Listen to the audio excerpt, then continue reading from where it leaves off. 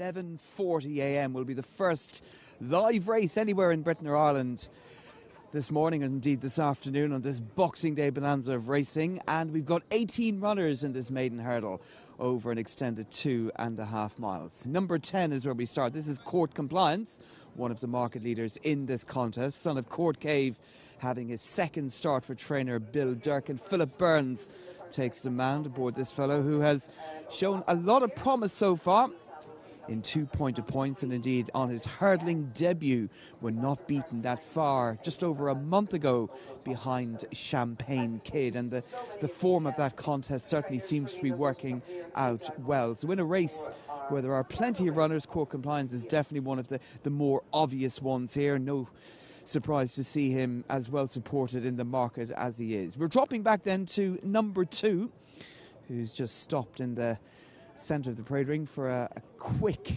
bridle adjustment. This is Dipped in Moonlight for Emmett Mullins. Ricky Doyle takes the mount aboard this daughter of Zarak. Now, she is not the biggest in the world, but she's a point-to-point winner, a winner on the flat, a bumper winner as well. She's quite a versatile performer, as many horses from the Mullins team tend to be. And of course, Emmett is saddling It's on the Line in the Hunter's Chase a little bit later as well. So that's Dipped in Moonlight.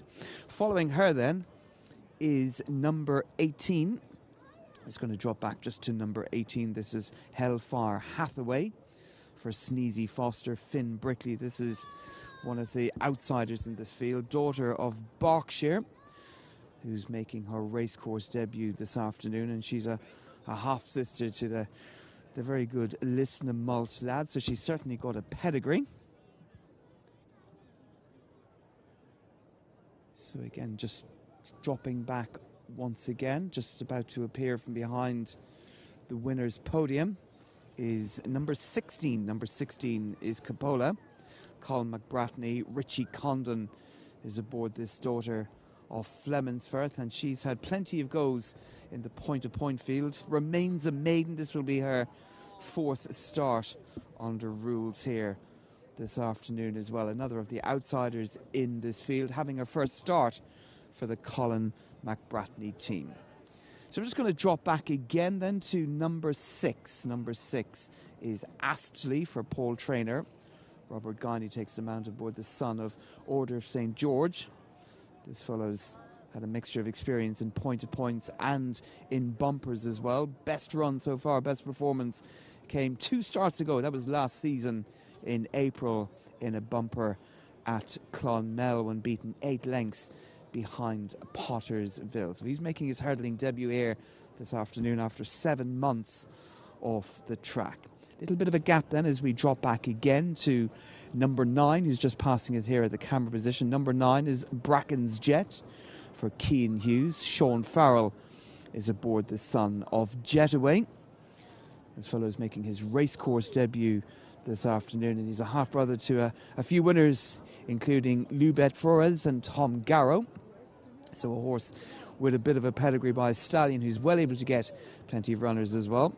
Dropping back then to number 4, who's just about to round the bend at the very top of the parade ring. This is Albus for Gordon Elliott and Jordan Gainford. Gordon Elliott has sent plenty of good horses here over the years, including the likes of the Storyteller and Jerry Colomb.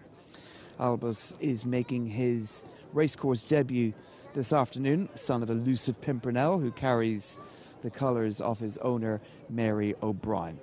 Dropping back again then to number 14, Sept Etoile, the other Gordon Elliott runner in this field, the choice of Sam Ewing, a son of Dr. Dino, who's just had 1 go so far on the racecourse. That was about 6 weeks ago here, over 2 miles. When 4th, beaten 13 lengths in a maiden hurdle, won by Johnny Orr. So it was an encouraging performance on that occasion from Sept Etoile. We drop back again then to number 17, Gordon Elliott up again, this time with Dunsey Rock. Paddy Cleary takes the mount aboard this daughter of Poet's Word. This filly, a 4-year-old, making her racecourse debut, and she's certainly not wanting as well, for pedigree comes from the family of Central House, and by Poet's Word, who's been doing very well so far with his first National Hunt crop of runners. Sire, of course, of Oh My Word, the really impressive winner of the bumper at Navan a few weeks ago as well. So that's number 17, Dunsey Rock. So as you can see, the riders just making their way into the parade ring. Runners will be leaving very shortly to make their way down to the 2 mile, 4 furlong start ahead of this, our first race of the day on Racing TV.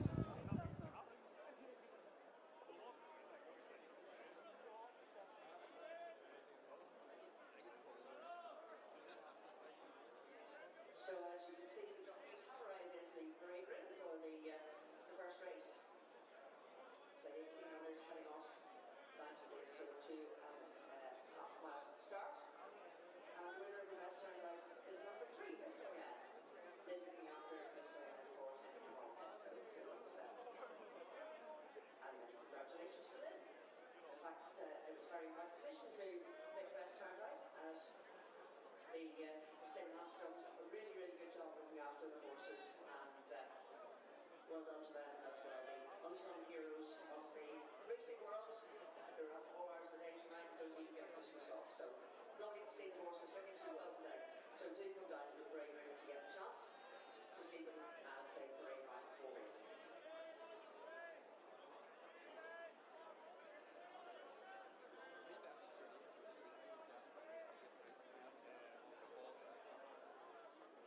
So that's the bell going, that's the signal for the jockeys to mount up and horses and jockeys to head off down to the start. 18 runners for our first race, the Irish Stallion Farms EDF Maiden Barrel.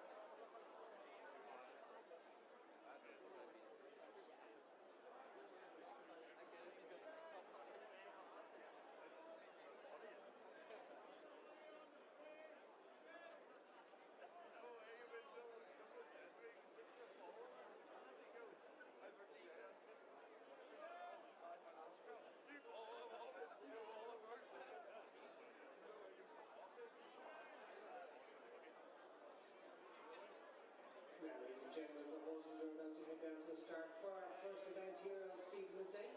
It is the Irish Stallion Farms European Venus Photos Maiden Barrel. 18 goes post, your non-runners, horse number 13 keeps it changing going. The rest of the riders are correctly apart from first class.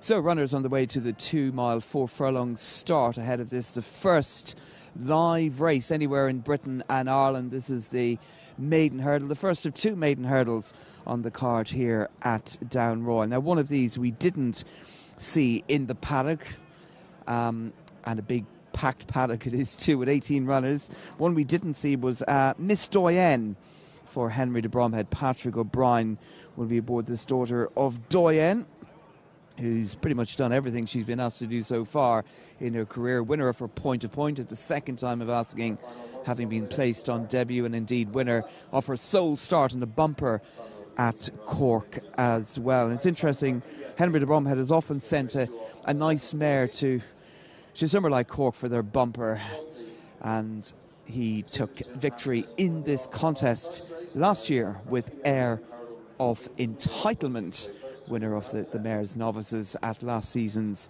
Cheltenham Festival. Henry de Bromhead will be bidding for a 3rd success in a row in this particular race. Odds is 5-6. Dipped in Moonlight is under 30. Miss Doyen 5-1. C'était Soir 5-1. 25s and bigger than the rest. 5-6 Court Compliance for William Durkin. Philip Burns takes the ride. Is pretty solid at the top. Weatherby off this for a maiden hurdle with 14 in that, so we'll be off to Niall off the back of that. But beautiful days all round, really, including over in Ireland for this 11:40 at Down Royal, where Court Compliance is pretty solid off the back of that impressive effort. Bernard at 25-1, and is unsurprisingly a good bit shorter here. All yours, Bernard. Tom, thank you very much. Yes, Court Compliance, certainly one of the standouts of this field of 18 based on what he's done so far in his career. And this does look like a good opportunity for him to score a first career success.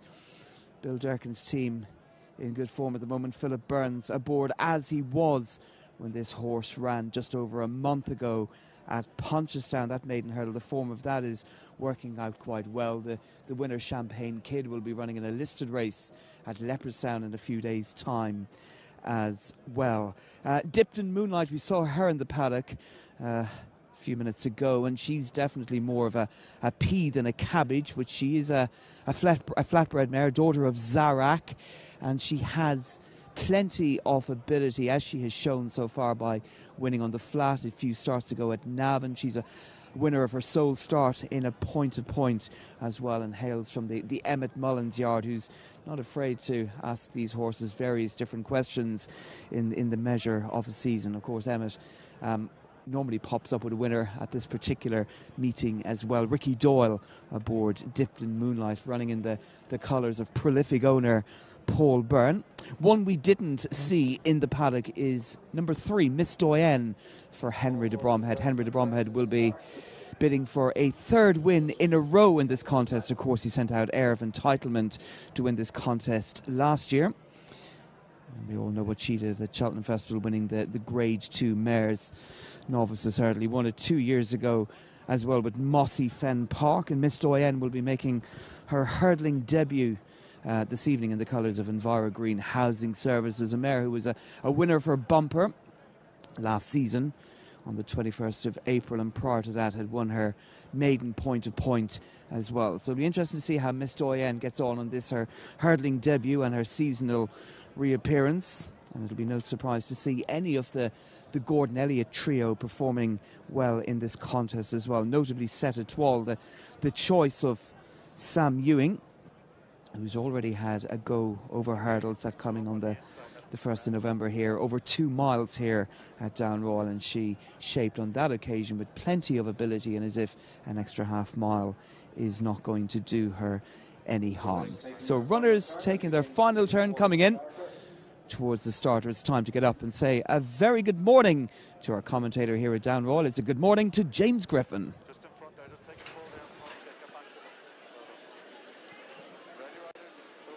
Coming forward, and they're off and running for the traditional curtain raiser on Boxing Day in Down Royal, the Irish Stallion Farms EBF maiden hurdle. And first to show as they get away from the starting tapes is Miss Doyen, who in second place on the inside is Cork Compliance, is Handy in company with Dipped in the Moonlight, Augusta George. And in behind is Bluey's Unicourse, Bracken's Jet, just ahead of Arima Dreamer and Mr. Devlin, Septa Twal, Albus, and then comes Summersby Roost as they meet the first, Miss Diane, and then Dipped in Moonlight. On the outside, the grey is Bluey's Unicorse. In behind and fourth is Cork Compliance. The grey with the black and white and the pink cap is Augusta George.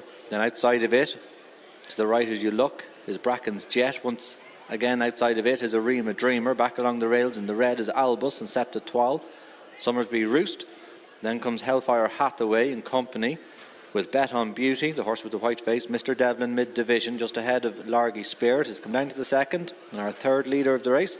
That's Bluey's Unicorse, Dipped in the Moonlight, and Dipped in Moonlight to Cork Compliance Miss Diane, Albus, Septa Twal, and then comes Summersby Roost, Augusta George, Bracken's Jet and Arima Dreamer.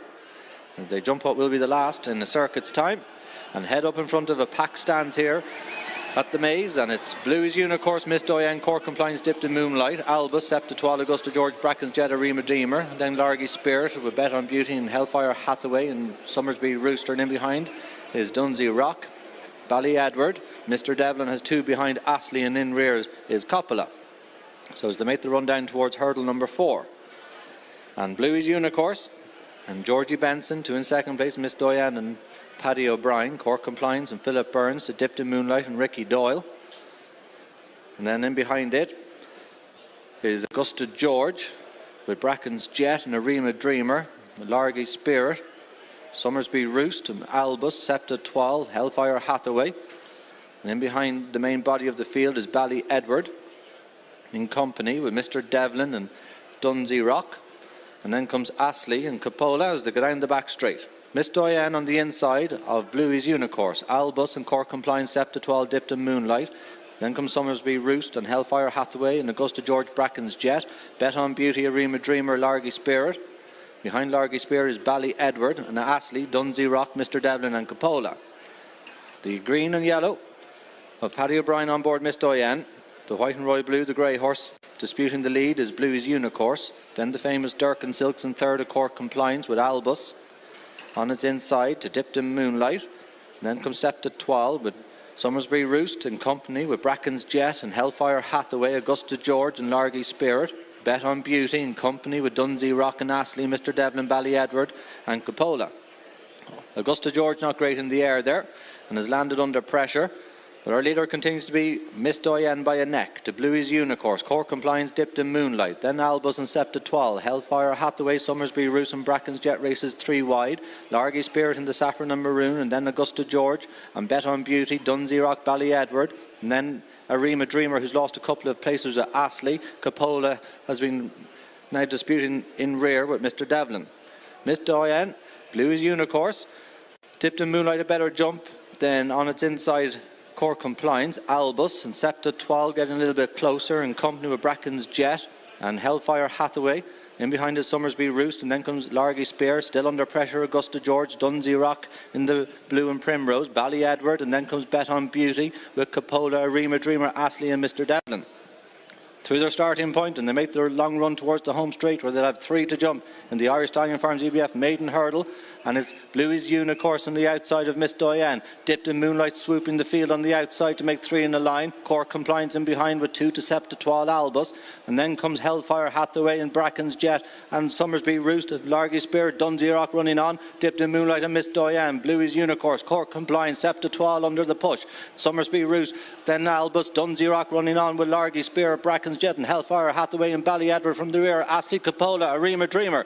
Downhill they run inside the final quarter mile, Dipped in Moonlight, Cork Compliance back in the bridle, Septa Twal, Miss Diane, push comes to shove, and then comes Largy Spirit running on with Summersby Roost, Dunsey Rock and Albus and Bluey's Unicorse down towards the second last hurdle, and as Cork Compliance with the hoop jacket inside the final furlong, and Cork Compliance challenged by Septa Twal at the last, and a Septa Twal who takes off and lands with the lead to Cork Compliance, Miss Diane, and then comes Dunsey Rock, but Septa Twal, it's a local win for the Sloan. Septa Twal scores, Cork Compliance, Miss Diane, Dunsey Rock, Dipped in Moonlight, Ruth Summersby. Victory goes to Septa Twal on second start over hurdles. Wins for Gordon Elliott and Sam Ewing. The choice on jockey bookings you fancied from the Elliott team coming into this contest already had the one go over hurdles here at Down Royal almost 2 months ago, stepping up an extra half a mile in distance. He has travelled really well throughout this contest. Interestingly, as the more the race wore on, the better he was probably going. Court Compliance has eventually finished in second. It was a good performance as well from Dipped in Moonlight, and also Miss Doyenne, who made a nice hurdling debut for her trainer Henry de Bromhead. But we said it a few times before this contest, Gordon Elliott often sends a decent one up to Down Royal to contest this possible race.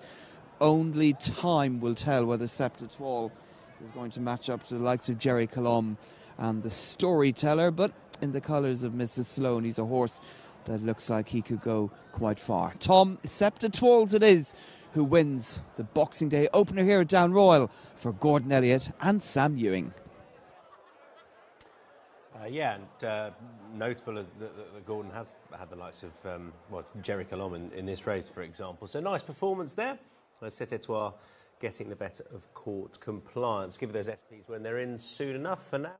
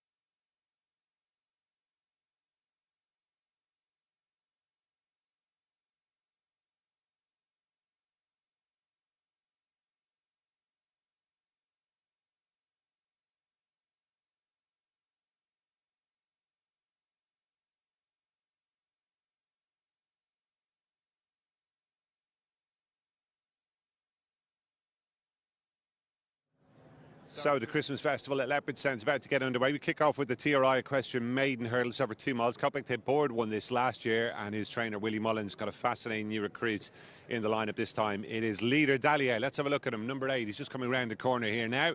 He'll be carrying the colours of Michael Burke, and he's a 5-time winner in AQPS races in his native France. He's by Cocorico, a horse who might well come into his own, perhaps going a bit further in time, but ahead of what could be a huge day for his trainer, he's sure to be one of the market principals on his Irish debut here today. Just behind that one is number 21, that's Shoda, a filly trained by Joseph O'Brien. He's a 2-time winner on the level and rated 88 in that discipline. The latest of those successes came at Clonmel in September, where she beat a good yardstick and not just any eagle. Butler's Secret was back in third that day. She's had a couple of spins over hurdles already. We'll need to step up on what she's done in both of those, though she did make the top 3 each time. Richie Deegan rides her this afternoon. Gordon Elliott's got off to a flying start on St Stephen's Day, or Boxing Day if you prefer. He's won the opener up at Down Royal, and he's well represented in our first race here. The pick of his runners might well be number 1 Ballyfat. He'll just come into shot in a moment, just behind the podium as I speak here, but will re-emerge at a second Ballyfat. Obviously, bear with us, a crowded parade ring here at Leopardstown, but he's coming towards us now. And Ballyfat protecting an unbeaten record today. He's won a point-to-point and a couple of bumpers, the latest of those at Punchestown in November. Did well to come out on top that day in a tactical affair under Josh Halford, who'd also ridden them to victory at Down Royal before that. He does look a horse who will appreciate more of a test of stamina in time that he's going to face here this afternoon, but that's not to say he can't be competitive. He's sure to be well schooled, and the point-to-point experience should stand him in good stead as well. Behind him is his stablemate number 10 Playtime, who was a winner on the flat for Andrew Balding, quite lightly raced in that discipline by See the Moon, who's sired plenty of decent national hunt dual purpose types. Handy enough horse, this fella, rated 80 on the level, but certainly one worth keeping an eye on for future reference. And number 12, also for Gordon Elliott, behind that is Straight John, debutant in the Robcour colours by Dr. Dino, who will have Jake Cohen in the plate. He's a half-brother to a very useful horse in Botox Has, and might well be up to winning race in due course, so it would be a surprise if he were good enough to score today. 14 just after that is Timto, who was an impressive winner at Bumper at Thurles back in the spring for Pat Doyle. Changed hands after that and joined owners Robcour. Henry de Bromhead trains in there, but he was turned over to 7-2 on his first run for the new yard on his hurdle debut at Gowran Park. And that was a shade disappointing. You see he's got a bandage on his near foreleg there, Timto. Can't actually recall whether he wore that in the Gowran race, but he's got a bit of a question mark over him today, for all that the better ground might suit him here. A few more just streaming past us ahead of our opening contest.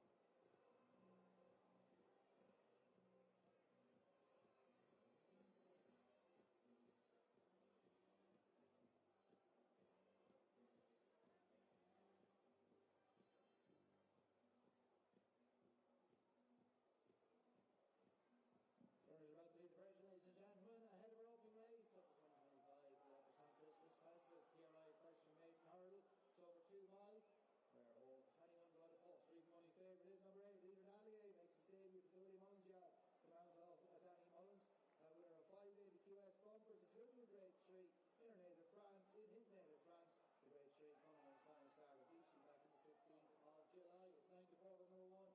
Ballyfat from the Gordon Elliott stable. Completing 3 starts, 1 is Pine a Pint, and he's 2 from 2 in bumpers. He's the mount of Jack Kennedy.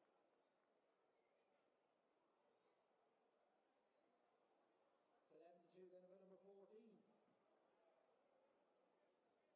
Tinto from Henry de Brom has sailed the Manataro. Keeves is a Pine a Pint winner for Pat Doyle. Finished runner-up then to Philip Rothwell's Chase the Moon and hurdling a stable debut at the Gorn Park back in November. Prize for the best turnout goes to Room Charge number 15, War Room, son of Jerry Kane yard.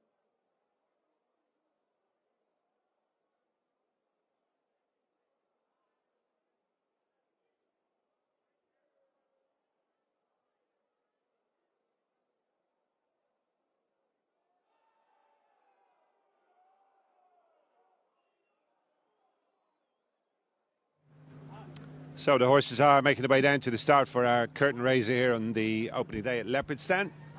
A race that 12 months ago, of course, was won by Quebec des Boards, who sadly won't be strutting his stuff here today due to a setback that's kept him out of our Grade 1 feature event, the Racing Post Novice Chase, but hopefully he'll be back in action before too long. His stable, though, have got the market leader in the shape of this French recruit leader, Dallier, 5-time winner. Very well fancied to get off to a flying start here on Irish soil today. Interesting as well that Willie Mullins is cracking on with this horse. Often gives them plenty of time when they come from France. I personally view that as a positive.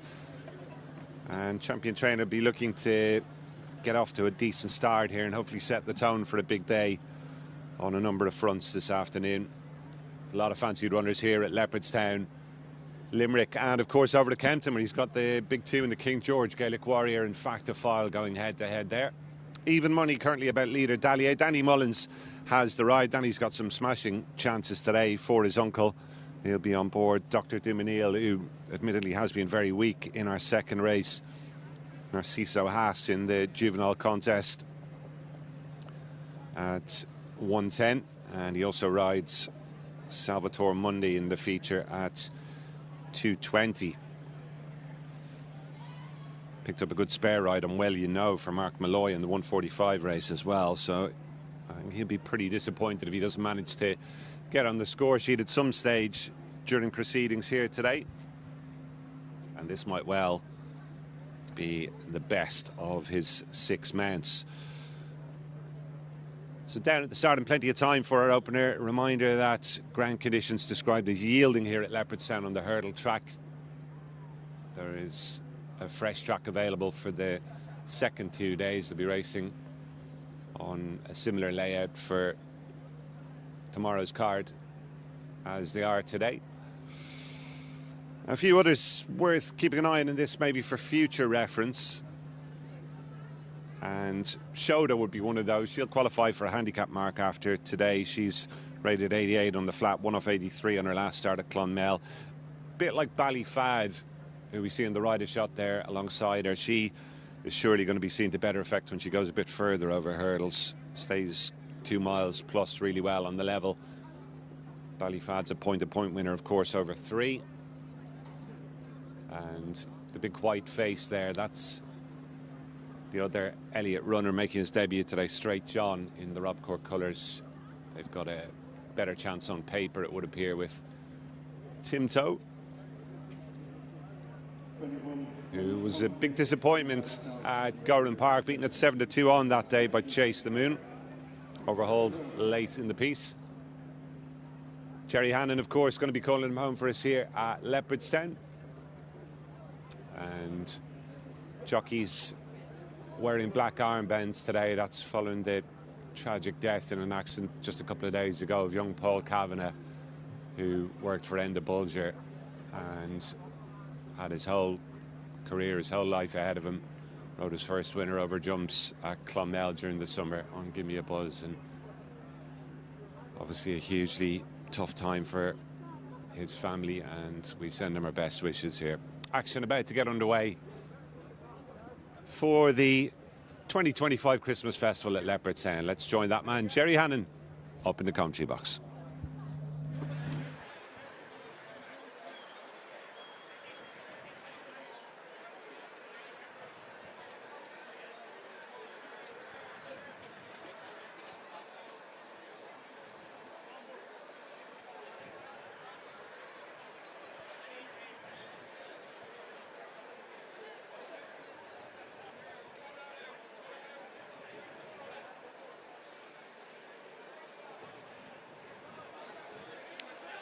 White flag raised. Led off in the festival opener, the TRI Equestrian Maiden Hurdle. For 4-year-olds over 2 miles, and it's belly fed. They first to show in front from leader Delier. Lexio on the outside of the grey. You're out of line. Prominent to the inside is Shoda, with in between horses Timto. And then Mont Saint Michel and Straight John and La Tattoo Madrigue. And Wild Words, Gone Wild next, and Save for a Rainy Day. And on the outside is It Will Do Rightly. Followed by Las Brisas Boy and Moonlight Paradise. And then Thank You for the Days, Frontier Rose next. Followed by Playtime. And War Rooms next on the outside of Le Midnight Dancer. As they make the run towards the second flight, Potter's Pal, another one of the back markers. The leader by a couple of lengths is Belly Fad over flight number 2. Slight mistake there by Straight John. Belly Fad on to number 3, leads leader Dalier disputing second with Shoda, who's keen on the inside. Then followed by Timto, and You're Out of Line, and Mont Saint Michel and Lexio over flight number 3. Good run to the 4th. It's Belly Fad the leader, followed by leader Dalier in the striped colours. One out from the rail. On the rail is Shoda, being followed round the bend by Timto. On the inside, picking up some ground, is Mont Saint Michel, being followed by You're Out of Line. And Wild Words, followed by Save for a Rainy Day and Straight John. Lexio has been knocked back into mid-division, then Gone Wild and La Tattoo Madrigue. Las Brisas Boy and Frontier Rose, and Thank You for the Days, It Will Do Rightly. And then Playtime with 2 lengths to Moonlight Paradise, who's followed by The Midnight Dancer. With the final couple, Potter's Pal and War Rooms. Down the far side they go towards the first of 4. And it's Belly Fad and Jack Kennedy maintaining an advantage of a length and a half. Into second is Shoda and Richie Deegan. Third is leader Dalier and Danny Mullins, followed by Timto, who jumps the flight in 4th. A mistake there by Mont Saint Michel as they pass the halfway stage. It's Belly Fad the leader, followed by Shoda and leader Dalier. After these 3 is Timto, pink cap with a single black star, as they go towards the second last of the flights in the back straight. Belly Fad up over from Shoda, rejoined for second by leader Dalier.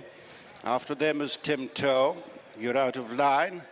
Wild Words has been taken out of the race and slightly inconvenienced Lexio in the process.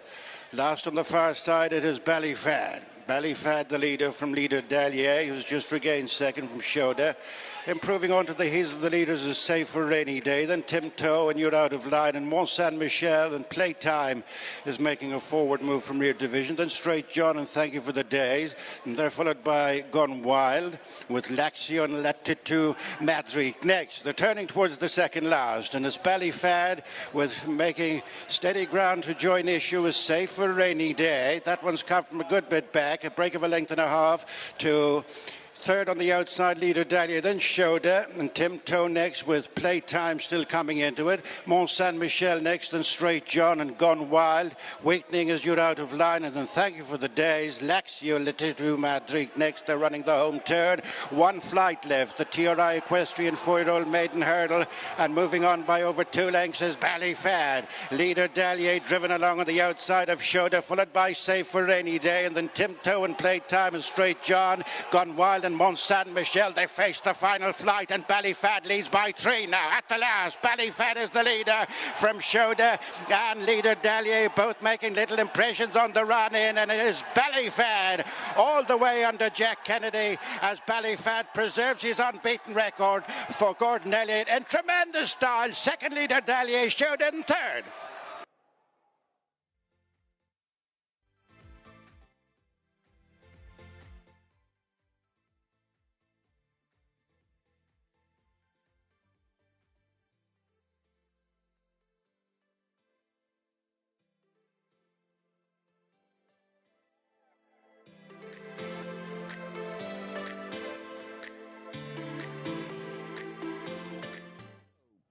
For Henry de Brom, had a really interesting runner here by Master Marvel, a horse with plenty of experience, but more crucially a maiden with plenty of good form.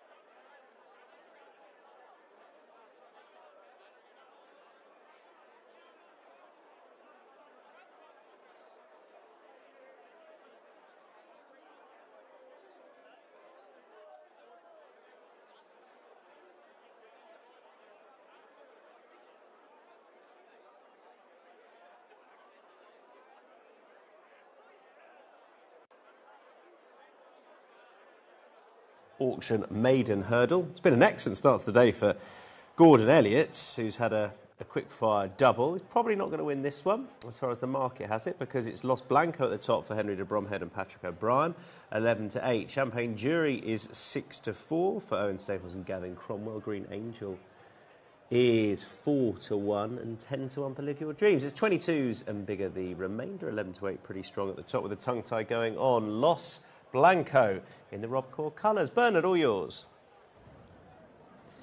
Tom, thank you very much indeed. Yes, a nice bunch of horses in this, our second maiden hurdle of the afternoon, restricted to horses that have not cost any more than 45,000 euros at the sales. And Los Blanco, well, he looks particularly well bought, a son of Masked Marvel, who of course Henry de Brom had trained Mascala by the same stallion to win at the Cheltenham Festival a few years ago. He also trained Down Mexico Way to win this contest last year. And Los Blanco, as you said, Tom, tongue tie on for the first time, has made the frame in all 4 of his starts over hurdles so far.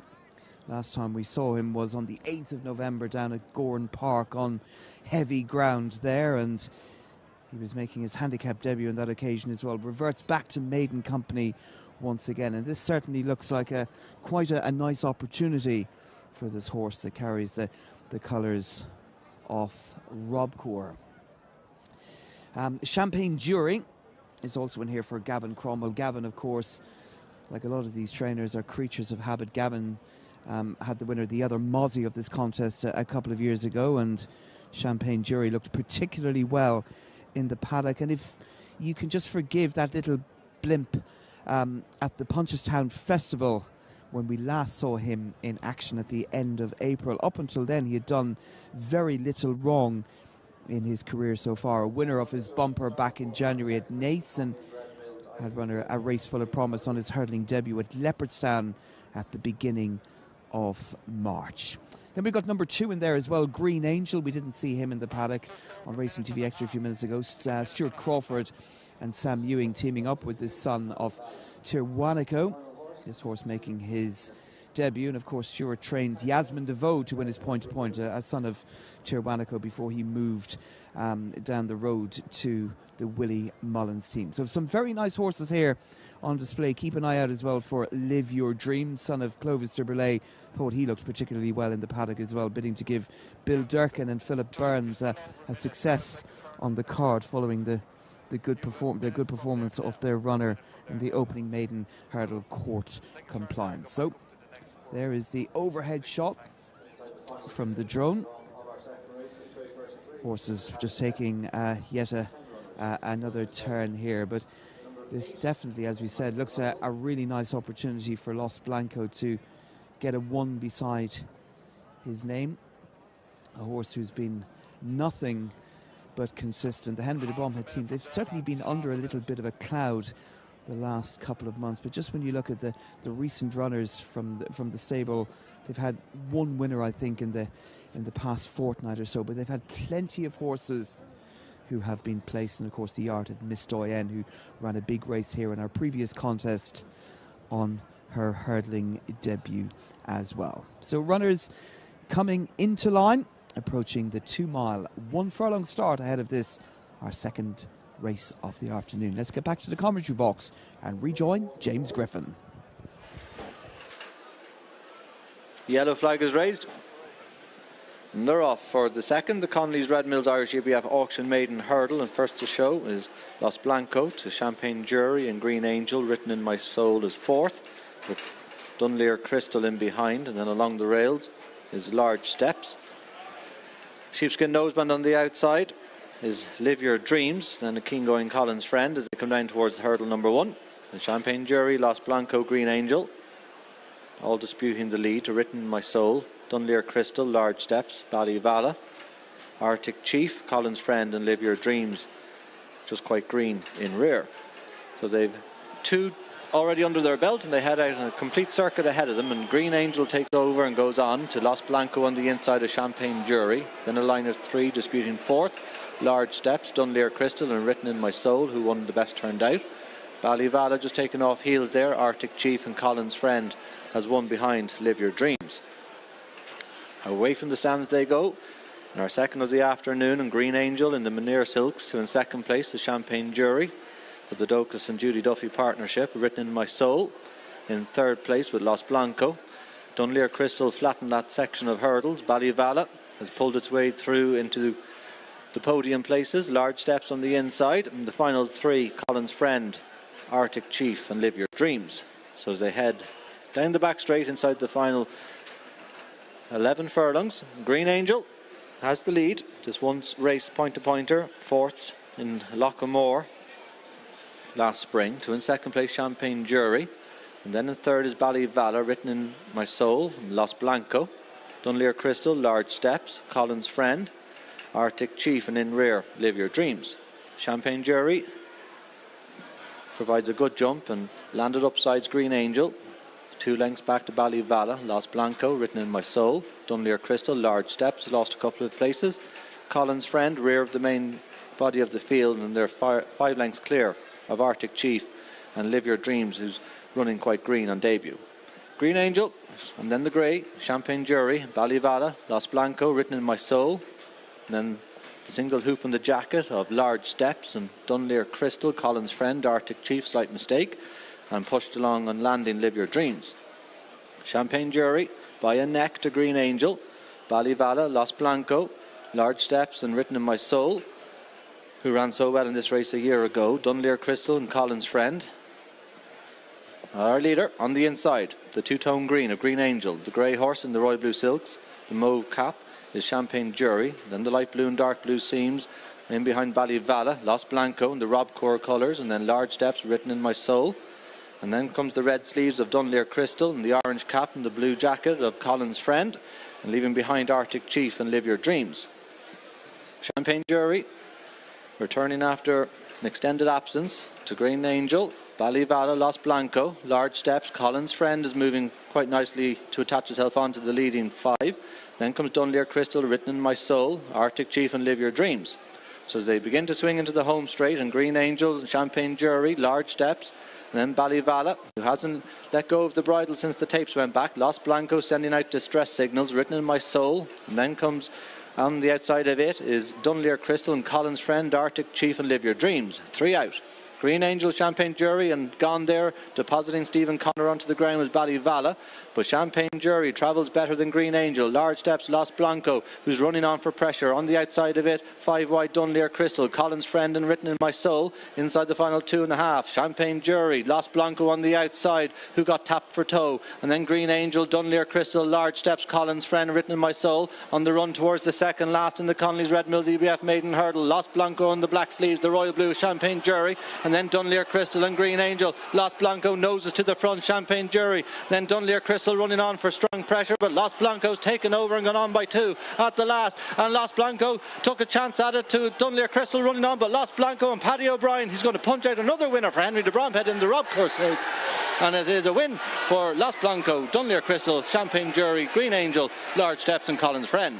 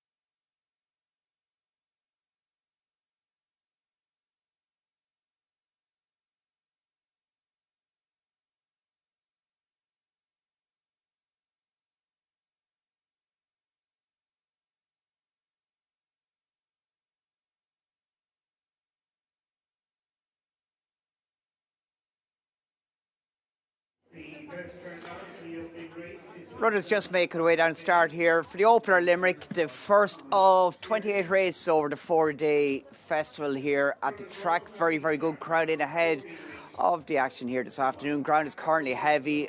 I'd imagine with the dry weather we experienced over the last 3 or 4 days, it could be quite tacky, could be quite sticky holding ground. We'll learn more about that as the day goes on. But our market leader is number 1, Bertute. They're in the same ownership is his ownership companion, number 6, Modavion, trained by Gordon Elliott. Gordon on the roll already. Winners in the opener at Down Royal and at Leopardstown, with Ballyfad producing a very, very taken performance to win that maiden hurl, and looking like a very smart prospect. And a horse in shot isn't a bad one either. This horse he shaped with promise on his hurling debut at Punchestown back in mid-November. He's back here 43 days off. That is our current third in the market behind his ownership companion, number 1, Bertutea. Trained by Willie Mullins, this horse, he created a good impression when winning on the all-weather back in January over 1 mile and 3 furlongs, and his 2 runs at Altai were very satisfactory, including staying on second last time way back in April when third to Midnight Cowboy. A lot to like about that performance. The form of that race has been working out well since. Bertutea just in shot there alongside the hurling debutant Kilmeaden in the yellow Magner Silks is second in the market. Gelded since we saw him last, finishing second at Listowel on the flat to the progressive type in Saratoga, and he is the mounted JJ Slevin. Donnacha O'Brien, the trainer, his first ever runner over hurls. Breeders' Cup winning trainer, of course, and Kilmeaden, a progressive horse who stays well. Interested to see how he performs here this afternoon. You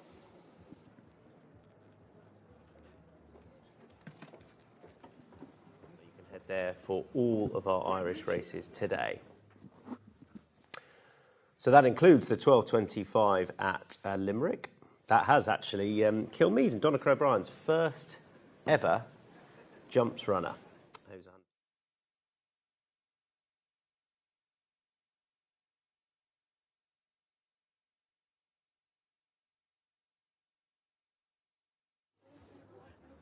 Rudders just getting it start here for the opener at Limerick, and it's an interesting race in its own right, but a footnote ahead of that just to mark the passing of rider Paul Kavanagh, who sadly lost life in tragic circumstance at Limerick, close to track here on the night of Christmas Eve. He was marked by his colleagues here in a moment's silence, and we extend our best wishes to Paul, all of his family and friends at this trying time. Paul Kavanagh rode his first winner in Ireland at Clonmel for trainer Enda Bulger, whom he was based with, and also a winner in the UK, and lost his life tragically in a car crash ahead of the Christmas period. And we very much extend our sympathies and thoughts with all of his friends and family at this trying time. May he rest in peace. Runners wise for making away for number 5, Kilmeaden on the inside. Has gone just a shade in favouritism here on track as well. Trained by Donnacha O'Brien, his first runner over hurls here today. Galileo horse who's progressive on the flat indeed. He got better as the year went on when he went up in distance, and he seemed to try with a cut in the ground, which he got. Went second to the progressive Saratoga back at the Listowel Harvest Festival. He makes his debut here today. Hasn't been gelded since we saw him last. He runs in the yellow and black star of the Magner Silks. Market rivals outside him including Bertutea, number 1, trained by Willie Mullins. Race of the 4-day Limerick Festival as they race uphill towards the first of it. On its outer, Bertutea taking closer order on the outside of Kilmeaden, Donnacha O'Brien's first runner over hurls, and they all jumped the first of the 8 flights with varying degrees of fluency. So shortly to make the bend of the end of the back straight. Long run before they reach flights 2 and 3 in the straight. And it's crooked path, taking them along at a steady enough early gallop by half a length to Modavion, who races second with Bertutea, and Sean O'Keefe on that one's outside. Followed then in 4 on the inner by Kilmeaden and JJ Slevin, who's in company as they make the far turn with Dawn Cumming and Sean Flanagan for local trainer Eric McNamara. They're followed by Sycamore Cove with on outside is Elman, a length then to find Royal Belief, and the back 3 as they continue the downhill run towards the straight. Red Veil on the inside of Padre Bay, and the back marker is Arizona Robbins. So as they swing in towards flights 2 and 3, and it's crooked path, taking them along at a continuing steady early pace, leads by a length and a half, 2 lengths over Mo Davion, Kilmeaden in the yellow jacket on the inside. On the outside of this duo races Bertutia as they jump flight number 2. Slight mistake by Kilmeaden. Upsides that one, Dawn Coming, with Elman taking closer order towards the outside. And this leading 6 have about half a dozen lengths of an advantage over the remainder of the field, headed over that flight by Arizona Robbins and Sycamore Cove next. They're followed by Royal Belief, with on the inside inside Arizona Robbins, and between those two just the back marker of the 11 as they race up past the winning post is Royal Belief. So as headed past the winning post and shortly to make the right-handed swing to bring them towards the entrance to the back straight, and just coming towards the halfway point.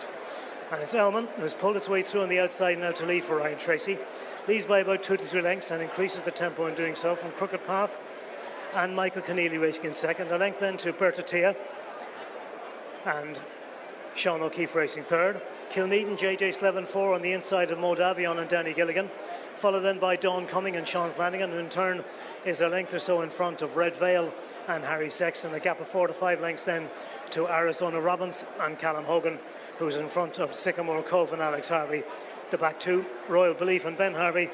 The back marker, Padre Bay and Tiernan Power Roach, as they straighten into the back straight and jump the first of the 3 flights that wait them therein. It's Elman the leader by a length to Crooked Path. Second on the inside of Bertutia and third. 4 jumping that middle flight in the back straight is Mo Davion, who's slightly awkward at it. Kilmeaden races 5 on the inside of Dawn Cumming, who's just made up a length or 2 ahead of Arizona Robbins, with Red Vale just in front of that. And they've gone clear of the chasing trio, or the trailing trio at this stage. Sycamore Cove followed by Padre Bay and Royal Belief. As they come, Crooked Path races second on the inside of Bertutia in third. Mo Davion a close 4 with Kilmeaden, despite some less than fluent jumping, is still well in touch 5 on the inside, followed then by Dawn Cumming. Red Vale is next on the outside of Arizona Robbins, and the leading 8 have closed up, have tightened up considerably, only about 6 to 8 lengths separate them, but Elman just tries to quicken the tempo again as they race downhill towards the turn into the straight inside the final half mile. Bertutia races second on the outside of Crooked Path, now being ridden in third. Mo Davion just in behind those in 4 and a couple of lengths to Kilmeaden, being ridden along in 5 ahead of Dawn Cumming, and behind Dawn Cumming races Red Vale. Swinging in, 2 flights left to jump inside the final 2.5 furlongs. Elman with Bertutia and Sean O'Keefe moving through on the outside. Crooked Path not done well on the inner, but Bertutia takes over and goes on by half a length down to the second last. Bertutia lands half a length in front of Crooked Path in second, Mo Davion third. Followed was Elman and brought down Kilmeaden. Down to the final flight is Bertutia, who's out in front and gone on by 2 to 3 lengths off the last. Bertutia fluent over it from in second place. Crooked Path slightly awkward, but it's Bertutia going to get the Limerick Festival off to a winning start for Willie Mullins. Sean O'Keefe on board as Bertutia wins by about 6 to 8 lengths in the end. From in second place, Crooked Path. Dawn Cumming was third, 4th was Mo Davion, and 5th behind those was Royal Belief. And looking back at the second last, both riders are up, but one of the horses is yet to rise. Bertutia off the mark in really good style.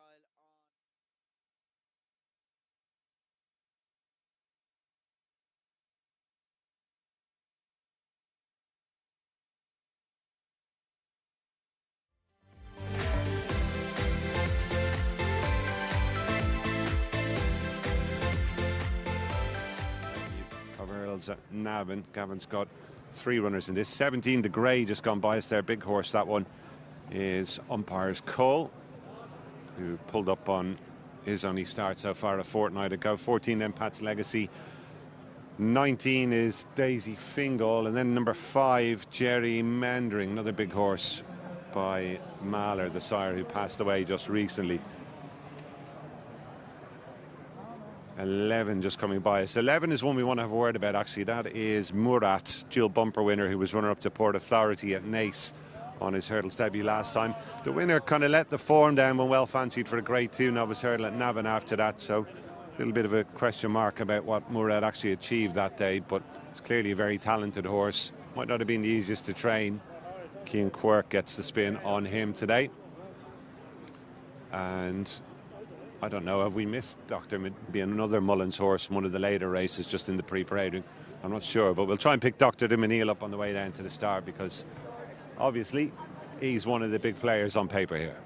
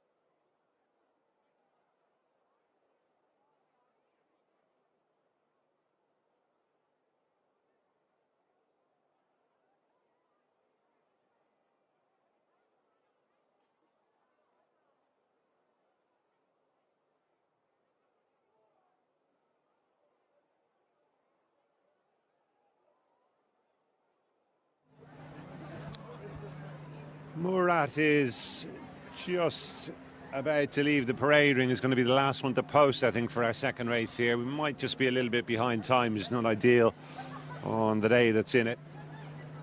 Murat, who is an 11-2 shot currently in what the market is telling us is a 3-horse race. This one, the 3 bumper winners, Dr. Dumenil, El Kairos and Murat dominating the market, 20-1 bar those. And hopefully we'll be able to have a look at Dr. Dumenil in just a moment. He's been quite weak ahead of his hurdles debut here. Willie Mullins has got on the score sheet, I think, down at Limerick in the first race there. But champion trainer and his nephew Danny out of luck in our first race with the French import leader Dallier.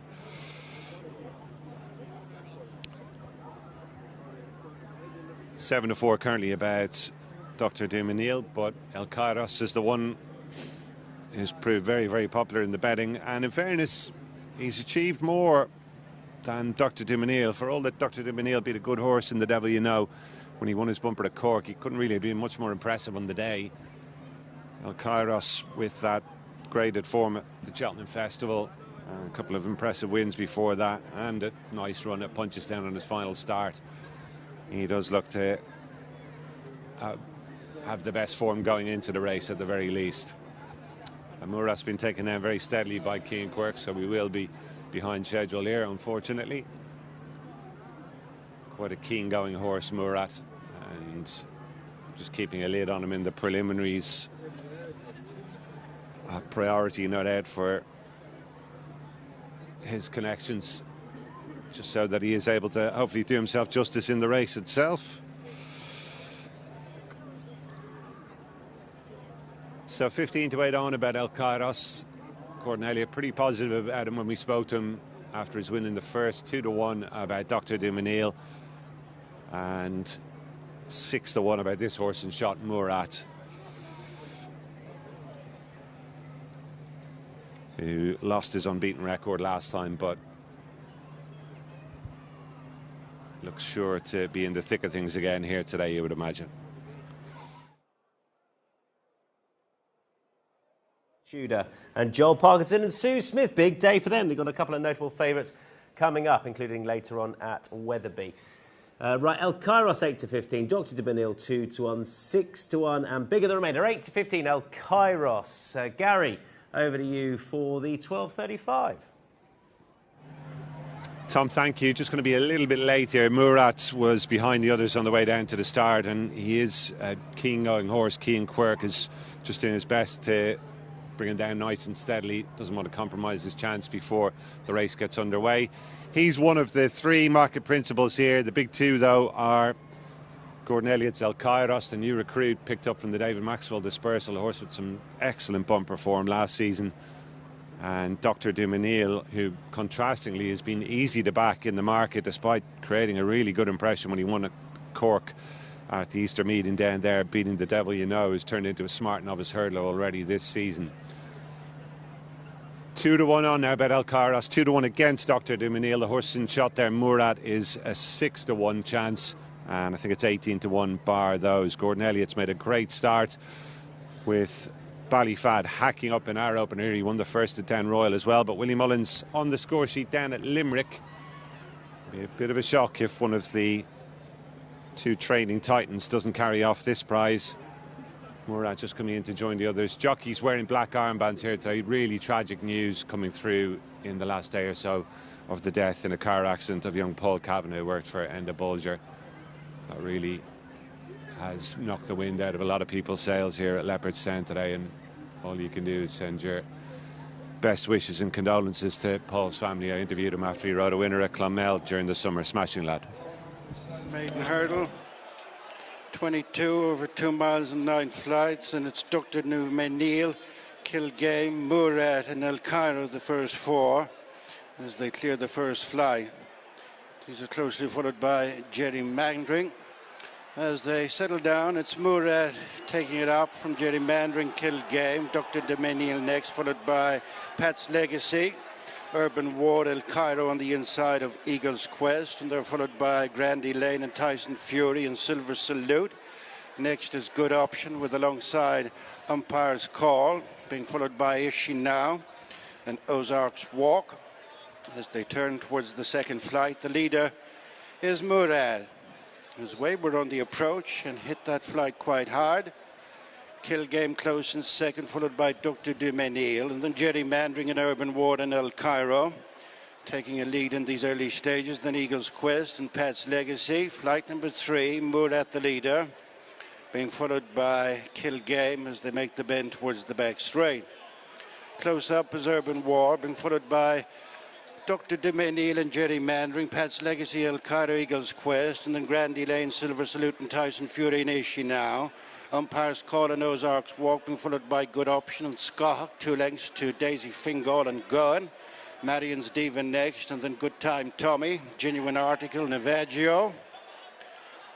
They're well strung out with 9 furlongs to go and building up a sizable advantage of 6 to 7 lengths is Murad.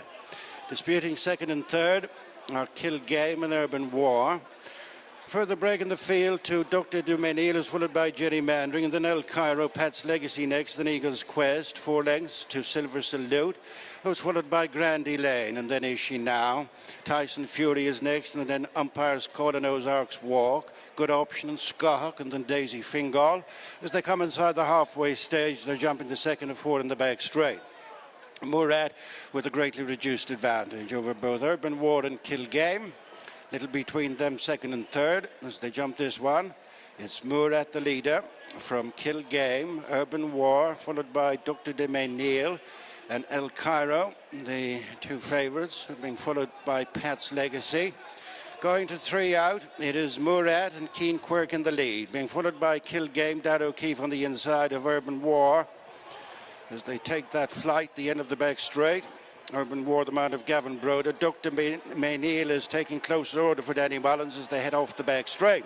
Murad by 3 to 4 lengths from Kill Game into third is Dr. Dumenil, with El Cairo going forward.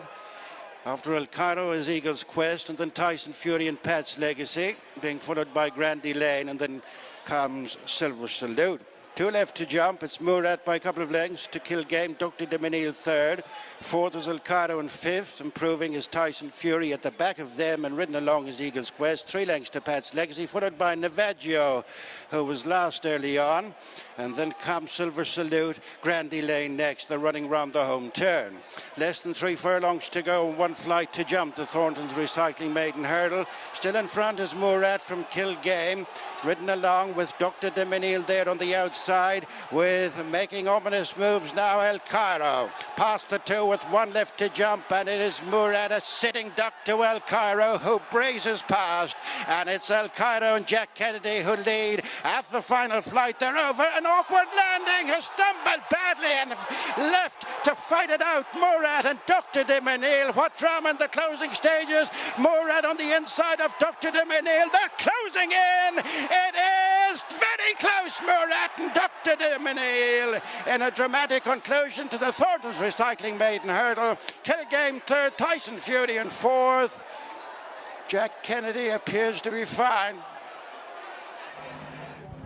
Well, how about that for drama? El Kairos was on his way to a really impressive hurdle debut victory and was set to complete a double for Gordon Elliott and Jack Kennedy when, following a mistake at the last, he just seems to have ultimately tripped himself up, and it has led to a photograph between this horse Murad and Dr. Dumenil. I think Murad might have just shaded it. Jack Kennedy cutting a disconsolate figure.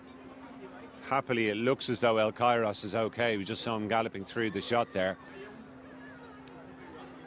First impressions were that Murad might have just held Dr. Dumenil, and I think I'd stick by that, for all that it will be a judge's verdict. Judge here today is Brendan Sheridan. But here we are coming down to the final flight, and hard not to be really impressed by the way El Kairos just left them standing there going to the last. Jack Kennedy opted to play it safe. He let him go in and pop it, and well, It looked at various intervals as though he was going to manage to stay on his feet, but in the end he just toppled over and left the finish to his two big rivals on paper. Still waiting for it to be called, but Murat might just have done enough here. And he has. Big cheer goes up as Murat's confirmed the winner. Not for the first time. He looked a pretty awkward conveyance on the way around Murat. I wonder, did El Kairos just jink at the photographer on the inside there as well? Jack Henry, I'd imagine, cannot believe what happened just there. And all you can say is that Connections have clearly got a really exciting prospect on their hands in El Kairos. Here we are again. Wraps the hurdle, kind of lands on all fours, and then it's very, very hard to explain what he's done there. He's kind of jinked one way, then the other. He was so lucky to avoid Murat coming along behind him. And hopefully the horse is A-OK after it. But ultimately it's Murat who goes on to win. Dr. de Menil, who was weak in the market, couldn't quite take advantage of the fall of El Kairos. I'm sure he'll improve for the run. But it is Murat who's won it at 11-2.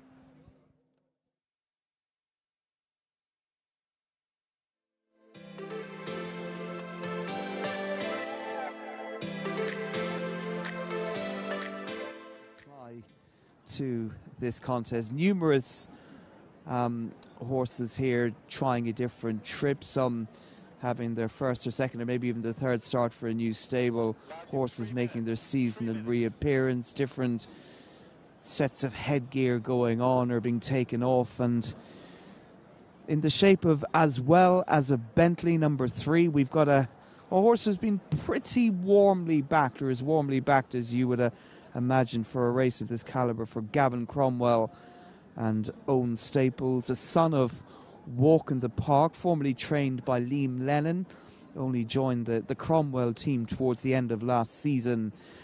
His first couple of runs for the Cromwell team at Fairyhouse in Kilbeggan, actually, or should I say Kilbeggan, last season, and Downpatrick back in October, they were actually not too bad at all, beaten 7 lengths behind Turkey and Ham, and then 5.5 lengths behind Someone's Wish.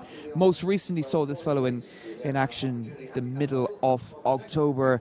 He was beaten 23 lengths on that occasion, but that was over 2.5 miles, and more crucially, the going was heavy on that occasion as well. So if you can forgive that run on heavy ground 5 or 6 weeks ago, As Well As a Bentley is a horse having his 4th start for the Gavin Cromwell team, and it's just hard to be very enthusiastic about him as a favourite.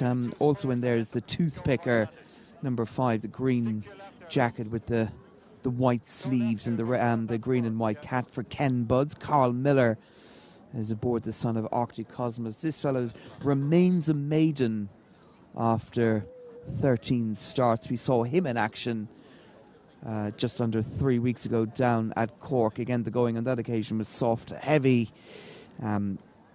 Was beaten only 5.25 lengths on that occasion.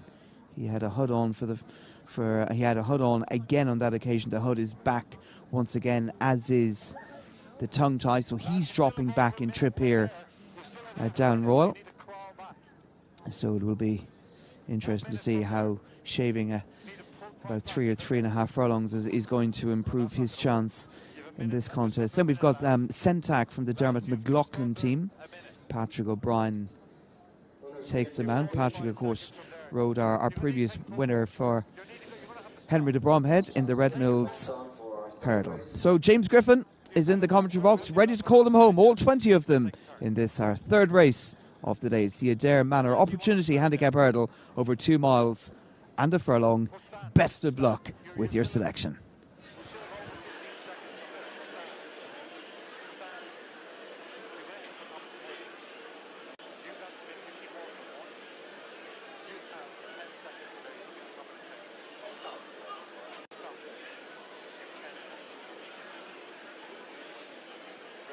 Yellow flag, and they're off. Sunwalk, one of the first to show. On the inside as they settle down is What He Show, and also handy away is Mary's Pride with Sentak on the pace as they make the run towards the first. Uncle Gerhard along the rails. Sentak has the lead with Sunwalk, Uncle Gerhard, What He Show, Mary's Pride. Then Monroe's Hollow, Ballinerla Girl, Give Her Holly in behind. In mid-division for Back to Cali, Patrick Street, the Toothpicker. And then also in mid-division is Sticky End as they quickly come down towards hurdle number 2. Sunwalk to Bruno from Mars, stand side Sentak, Uncle Gerhard, Mary's Pride, Monroe's Hollow, What He Showed, the Toothpicker and company with Patrick Street. In the Adair Manor Opportunity Handicap Hurdle, and the jockeys wearing black armbands in memory of their former weighroom colleague Paul Kavanagh, conditional jockey who passed away over the festive period. But Sunwalk has the lead to Bruno from Mars in second, Monroe's Hollow, Uncle Gerhard, and then comes Mary's Pride and Sentak, the Toothpicker, Patrick Street, Ring Creevy Diamond, Back to Cali, Ballinerla Girl, Give Her Holly mid-division in company with as well as a Bentley and the Sticky End, then the orange of Chester Bay Lad in company with Vandra, and then 2/3 of the way back is Boston Bobby and Kingdom Calling, and in rear letters to Juliet. Sunwalk in the green and orange, Bruno from Mars, Monroe's Hollow, and Uncle Gerhard the leading quartet. Sentak flanked either side by Mary's Pride and What He Show. Patrick Street the Toothpicker, Back to Cali, Ballinerla Girl, Give Her Holly, Ring Creevy Diamond, and then as well as a Bentley is Sticky End, a Vandra, and then comes Boston Bobby with letters to Juliet, Chester Bay Lad, and in rear Kingdom Calling. Down the back straight and heading towards the final 10 furlongs of the Adair Manor Opportunity Handicap Hurdle. And still our leader continues to be Sunwalk, who took a right chance at that. Hands the advantage to Bruno from Mars on stable debut for Conor Maxwell. Uncle Gerhard in third. Monroe's Diamond 4, Sentak, and then comes What He Showed, the Toothpicker on the inside and the green and white outside of it. Mary's Pride, Back to Cali, Patrick Street. Ballinerla Girl, the red with the green sleeves. And then comes behind it Boston Bobby, Give Her Holly. Behind Give Her Holly is Ring Creevy Diamond and a Vandra, as well as a Bentley, letters to Juliet, Chester Bay Lad, Sticky End and Kingdom Calling. Top to tail, no more than 15 lengths, but our leader is Sunwalk to Bruno from Mars, Uncle Gerhard to clear third. Monroe's Hollow, Sentak. Then comes What He Showed, the Toothpicker travels particularly well in the hands of Carl Miller. And then Mary's Pride, and then behind it is Boston Bobby and Patrick Street. And then Ballinerla Girl, Back to Cali, Give Her Holly in the Barney Curly Silks, then Patrick Street and Ring Creevy Diamond of Vandra, letters to Juliet been sneaked into the race, Chester Bay Lad, Kingdom Calling as well as a Bentley and a Sticky End. Sunwalk on the inside, the white face of Bruno from Mars, Mary's Pride, Sentak, Monroe's Hollow, What He Show, Uncle Gerhard, and Sentak has attempted to run out and has buried Paddy O'Brien into the wing, but Sunwalk by a half to Bruno from Mars. Uncle Gerhard in the stripes with the white cap, then comes What He Show, Monroe's Hollow with the check sleeves on the inside is the Toothpicker, and then comes Patrick Street Back to Cali, and then trying to get much closer is Boston Bobby, and likewise trying to get into it is Back to Cali with Give Her Holly, but there's a bit of room on the inside for the Toothpicker if he wants it. Continues to travel well, but our leader Sunwalk, Bruno from Mars, What He Show, the Toothpicker, Uncle Gerhard, Patrick Street, Monroe's Hollow, Mary's Pride, Boston Bobby, Give Her Holly, and then on the inside Patrick Street taking off heels, then Back to Cali, Kingdom Calling, Chester Bay Lad interfered with the loose horse, Reminders for Ballinerla Girl, Evandra, and then Ring Creevy Diamond. At the third last, the top of the home straight, Sunwalk, Bruno from Mars, and then comes with the green stars, Boston Bobby, and behind Bruno from Mars, Monroe's Holly, Uncle Gerhard, the horse with the white face, the hoop of black and white is Give Her Holly, but Bruno from Mars along the roadside to Sunwalk, and then the far side continuing to run on is Boston Bobby, Monroe's Hollow, Give Her Holly with the headgear, Uncle Gerhard, Patrick Street, Kingdom Calling from the rear, and then the Toothpicker, Mary's Pride, down towards the second last and Sunwalk, Give Her Holly, and then the far side Boston Bobby at the second last. Boston Bobby, a chance and gone there is Bruno from Mars, and our leaders Boston Bobby, Sunwalk, to in third Give Her Holly, Uncle Gerhard, Kingdom Calling, and the far side Patrick Street at the last, and it's Boston Bobby, Sunwalk, our long time leader. Was the better jump, Sunwalk, Boston Bobby near side, Boston Bobby, Conor Clark the far side, Sunwalk, and Sean Cleary Farrell at the line is going to be Boston Bobby, Sunwalk, Back to Cali, then a running on is Sticky and Give Her Holly, Kingdom Calling, Uncle Gerhard, Monroe's Holly, Chester Bay Lad, the Toothpicker, Evander, Patrick Street, and looking back, Ivan Ryan has got to his feet. Well, all sorts of drama in our handicap hurdle, the first of our handicaps on the card here at Down Royal. The winner is Boston Bobby for Conor Clark and Philip Rothwell. The Rothwell team horses running well, had plenty of placed horses in the run-up to Christmas. And this fellow in here off a mark of 76, Conor Clark, in the saddle.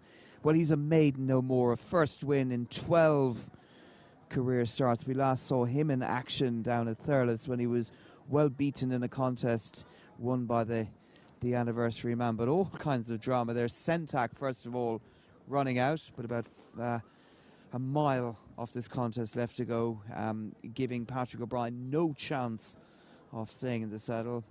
And hopefully Paddy is okay. It just goes to show you the vagaries of this game. Winning a maiden hurdle in the previous contest for Henry de Brom head aboard Los Blancos 1 minute, and then getting unceremoniously dumped into the wings the next. But there were plenty of horses here coming with a chance. As James said in commentary a number of times, the toothpicker really was travelling conspicuously well for Ken Budds under Carl Miller. He is showing up quite well for a long way, but in the end it was Boston Bobby who reached for the final flight of hurdles, who has won. A horse who's, prior to being well beaten at Thurles in November, had run at the same venue in October when brought down in the contest won by Besteville. So a lot of these horses, not exactly the most consistent performers in their own right. I would treat the form of this contest with caution as well going forward. But it's another winner this season for Philip.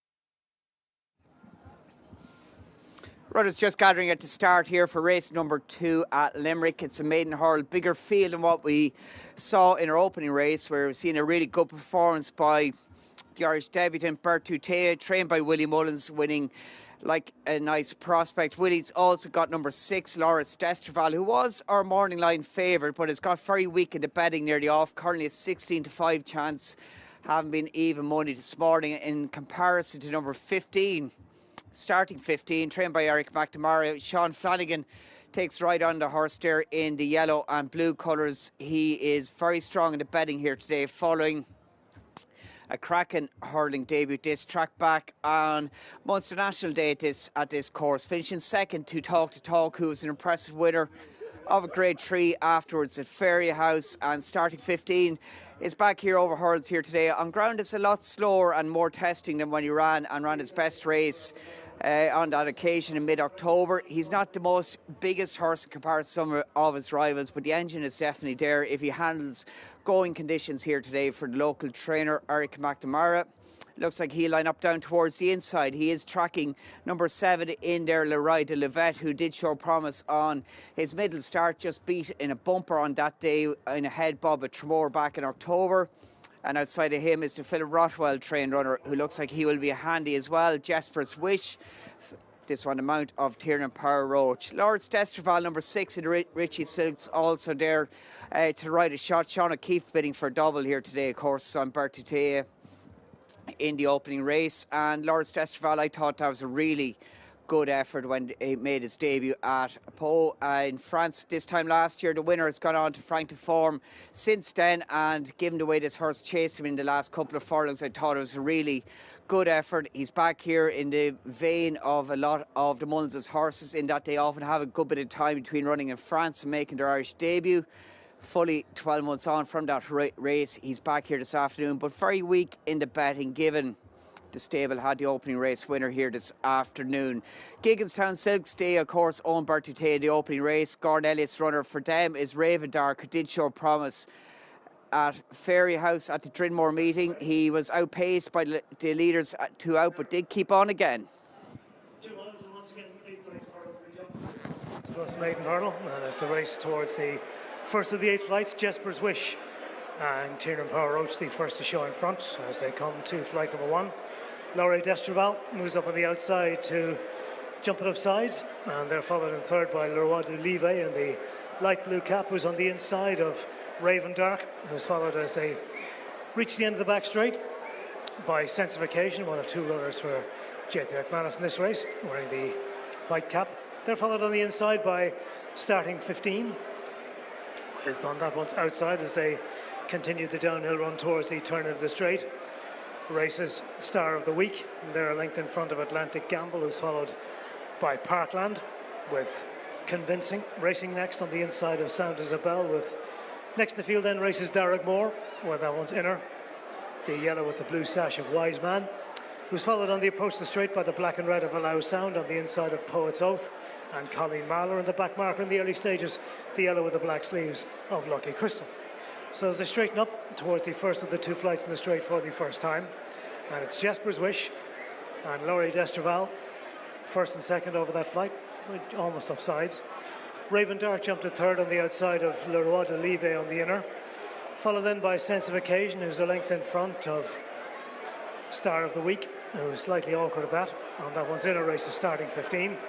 And they're followed a few lengths back by Atlantic Gamble, who's in front of Parkland. Next in the field then, on the inside, races Darragmore, who's taking a little bit closer order. Followed then by Sound Isabel, who's in front of Wise Man. Convincing races next in the field around the inside of those. And they're followed a few lengths back by the few stragglers in the early stages. Poet's Oath heads those in front of Allow Sound on the inside of Colleen Mahler. The back marker continues to be Lucky Crystal. So approaching the halfway point and making the swing towards the entrance to the back straight, Jesper's Wish with Laurie Destraval on that one's outside. A length, 3 parts of a length in front of Raven Dark, who's third on the outside of Sense of Occasion, with on that one's inner. As they straighten up into the back straight is Leroy de Live with Star of the Week next, followed then by Starting 15. So the leading 7 or 8 with Atlantic Gamble on those on the outside of those, covered by about half a dozen lengths as they jump that next flight. They're followed by Darragmore, who's on the inside of Parkland, and Sound Isabel as they jump the middle flight in the back straight. And behind Sound Isabel races Wise Man, who's in front of Darragmore, who's jumped back to the field, and behind those is Poet's Oath.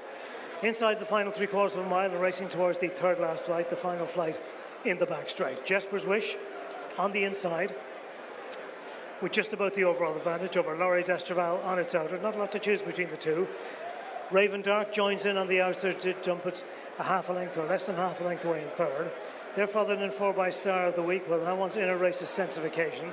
Next in the field then is Starting 15, who's in front of Leroy de Live, who's lost a couple of places, although not that much ground. And behind those Atlantic Gamble, the race has settled down to be between this octet as they race downhill towards the turn of the straight inside the final 3 furlongs. And Laurie Destraval has moved through in the centre with Raven Dark on that one's outside. They lead by half a length over Jesper's Wish being ridden along now in third. Sense of Occasion, Starting 15 and Star of the Week on the outside though. So an open up looking race with only about 2 lengths separating the leading 6 as they head into the straight. 2 flights left to jump, and it's Laurie Destraval. Raven Dark on the outside. Sense of Occasion looks for room. Starting 15 and Star of the Week both travel well on the outside as they race down towards the second last. Laurie Destraval with Starting 15 and Sean Flanagan now moving up on the outer and lands with a slight advantage. Star of the Week in third. Jesper's Wish next, but it's a race down between the final 2 flights. It's Starting 15 who leads by half a length. Laurie Destraval on the inner at the last. Starting 15 stands off it and lands a length in front and is extending that advantage and racing inside the final 150 yards. It's Starting 15 going to get the week off to a flyer for Eric McNamara and Sean Flanagan. Star of the Week by about 4 lengths in the end. Starting 15 wins it. From second, Laurie Destraval. Third was Star of the Week. Jesper's Wish, Sense of Occasion and Raven Dark were next. Very, very popular.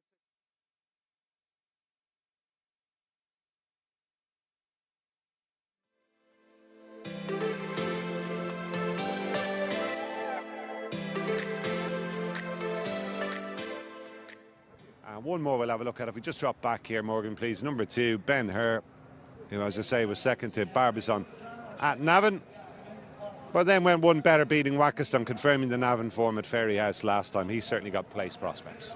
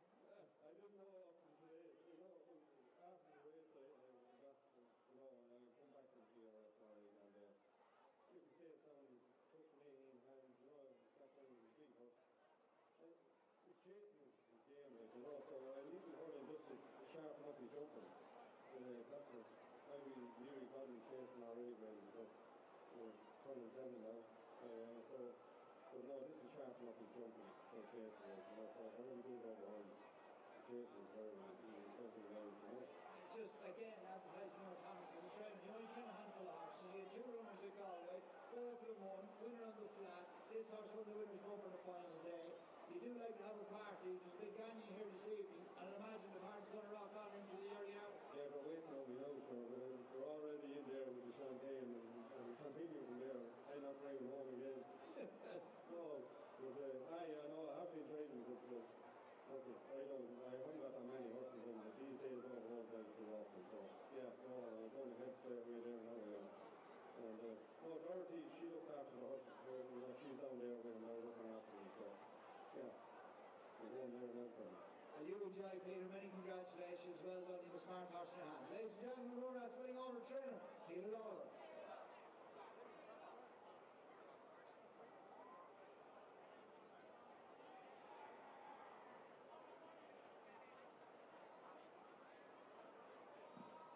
We move on now to our third race of the card. It's the Changing Times Brewery Juvenile Hurdle, a Grade 2 contest over 2 miles.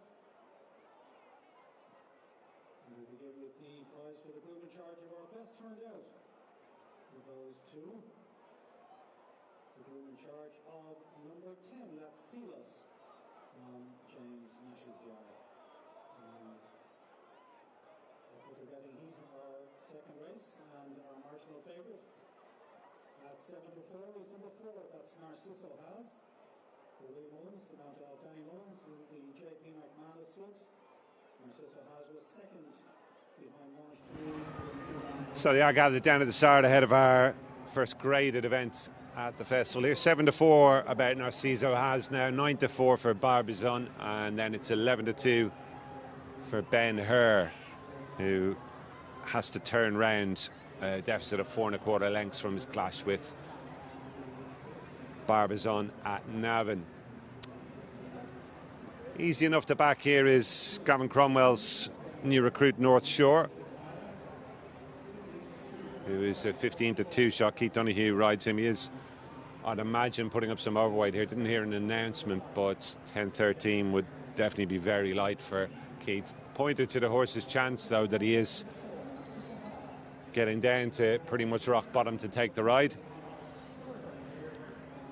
And then 17-2 about Quinta del Lago. He's a promising horse for Jessica Harrington. Won both starts so far. Won an academy race at Cork on debut, and then landed a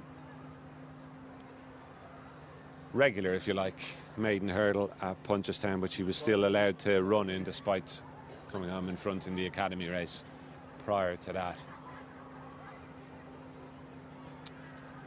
9-1 currently now about Quinta del Lago. So he's got his supporters here. Looks a reasonable edition of this race on paper.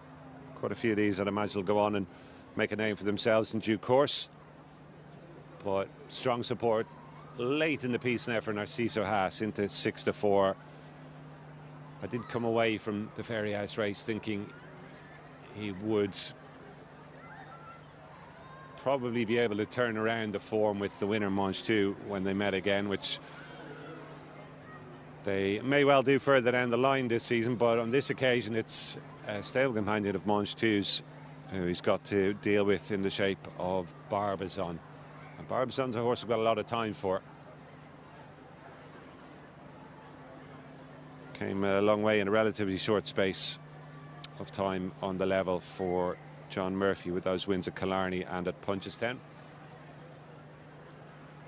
So they're making their way out onto the racecourse proper ahead of this Changing Times Brewery juvenile hurdle. And Jerry Hannam once again going to call them home for us. Hopefully we'll have no late incident this time around. All seems to be okay from what I can gather with El Kairos, and Jack Kennedy obviously none the worse, albeit I'd imagine still trying to figure out exactly what happened there. He's on Barbizon this time. Long walk into the tape.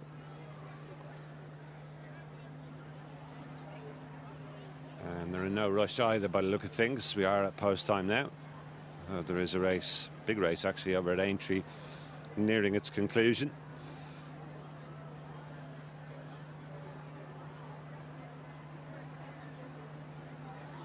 However, it shouldn't be too much longer here, hopefully, and we will join our commentator, Jerry.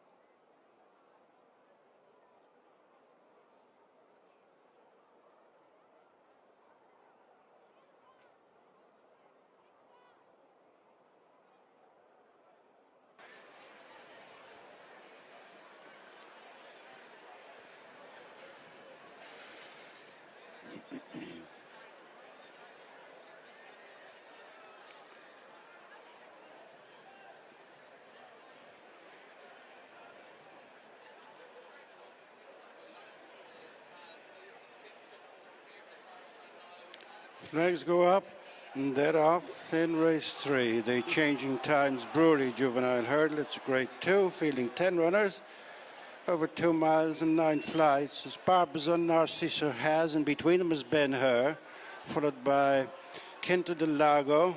On the near side is Puppet Master. With those two is Casper Hauser, who's being followed by North Shore, and then Adrienne Thelos, and dropped out by 3 lengths. The tail end of the field is in My Teens in the start cab.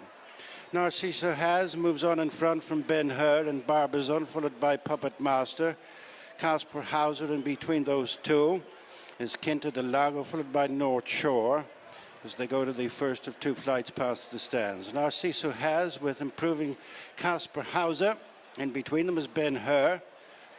Over in 4th place, Barbizon, followed by Puppet Master and Quinta del Lago, and the North Shore. Gap in the field to Adrienne, who's followed by Thelos, and trailing the field is in My Teens, flight number 3, at which the leader is Casper Hauser. Far from fluent there, Barbizon in 4th, and Casper Hauser and Kevin Sexton open up an advantage of over 2 lengths from Narciso Haas and Danny Mullins 2nd. And then Ben Hur, Donna Miner disputing 3rd, with Barbizon and Jack Kennedy on the inside. Followed by Quinta del Lago, unbeaten and 2 contested. Next is North Shore, and then Puppet Master, 2.5 lengths to Adrienne, with the final couple, Thelos and in My Teens. Less than 10 furlongs to go as they head down the back straight.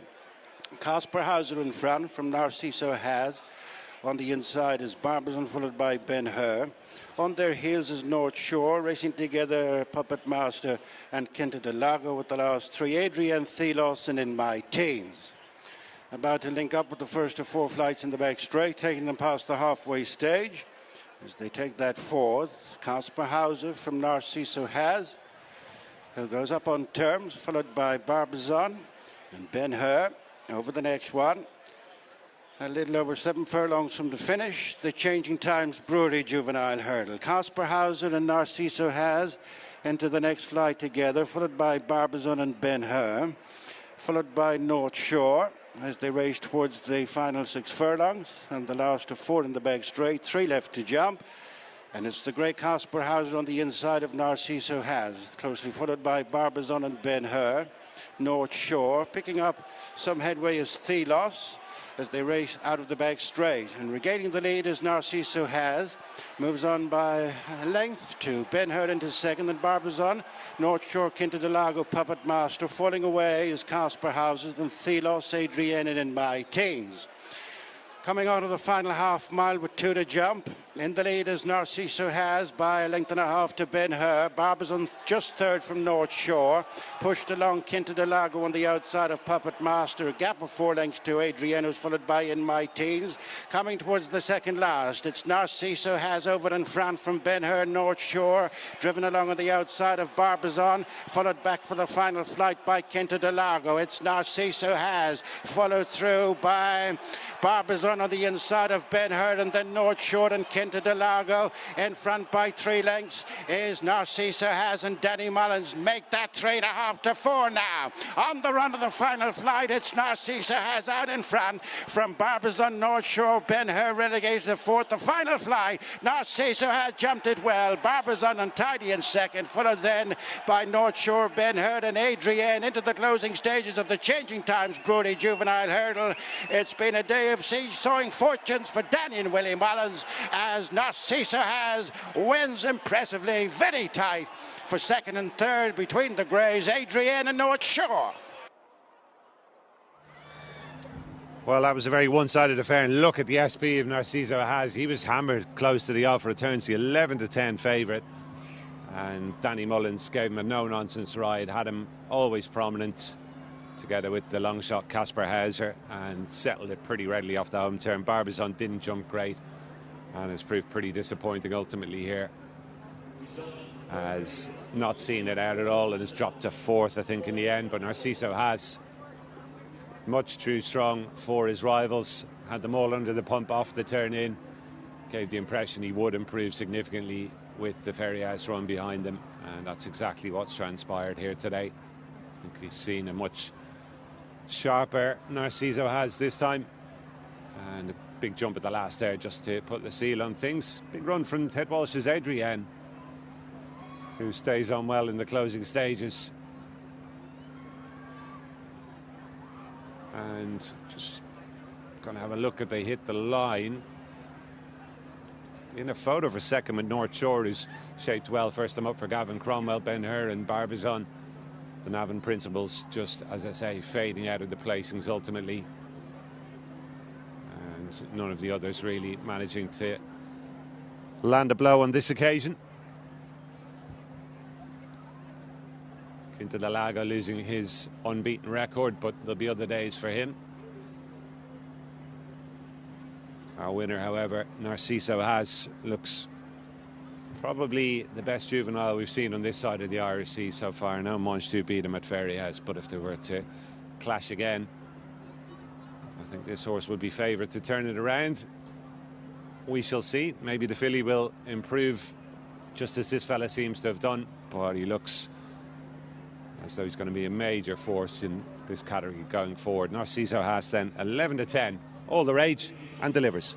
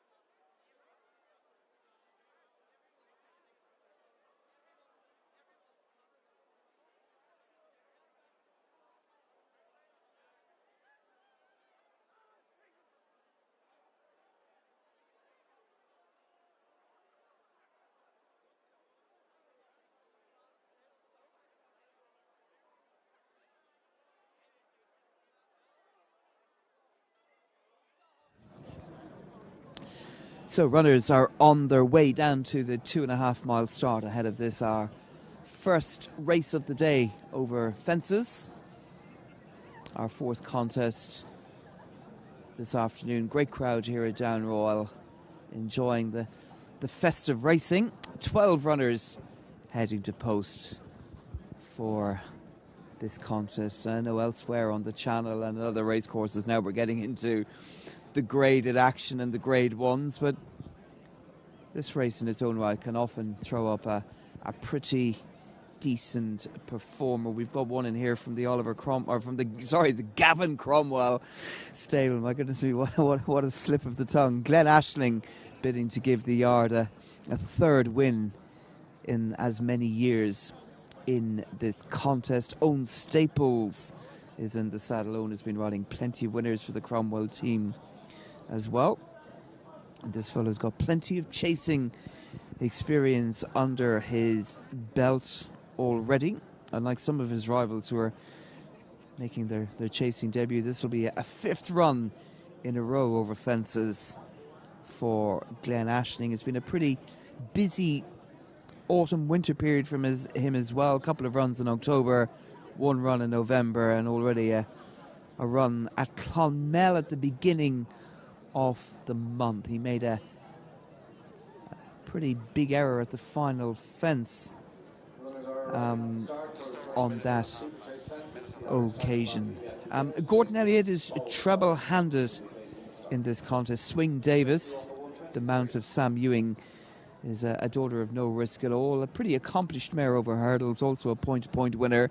She's making her chasing debut, carries the colours of Rob Coore, who've already been among the winners, courtesy of Henry de Bromhead's winner of our second contest earlier today. Swing Davis has really only had the one below par effort. She was pulled up in the Grade 1 Honeysuckle Mares Novices Hurdle when we last saw her in action at the end of April at the Ferryhouse Easter Festival of Racing.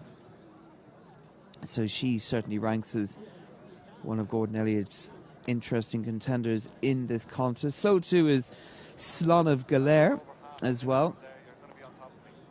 Ran not a bad sort of a race at Clonmel.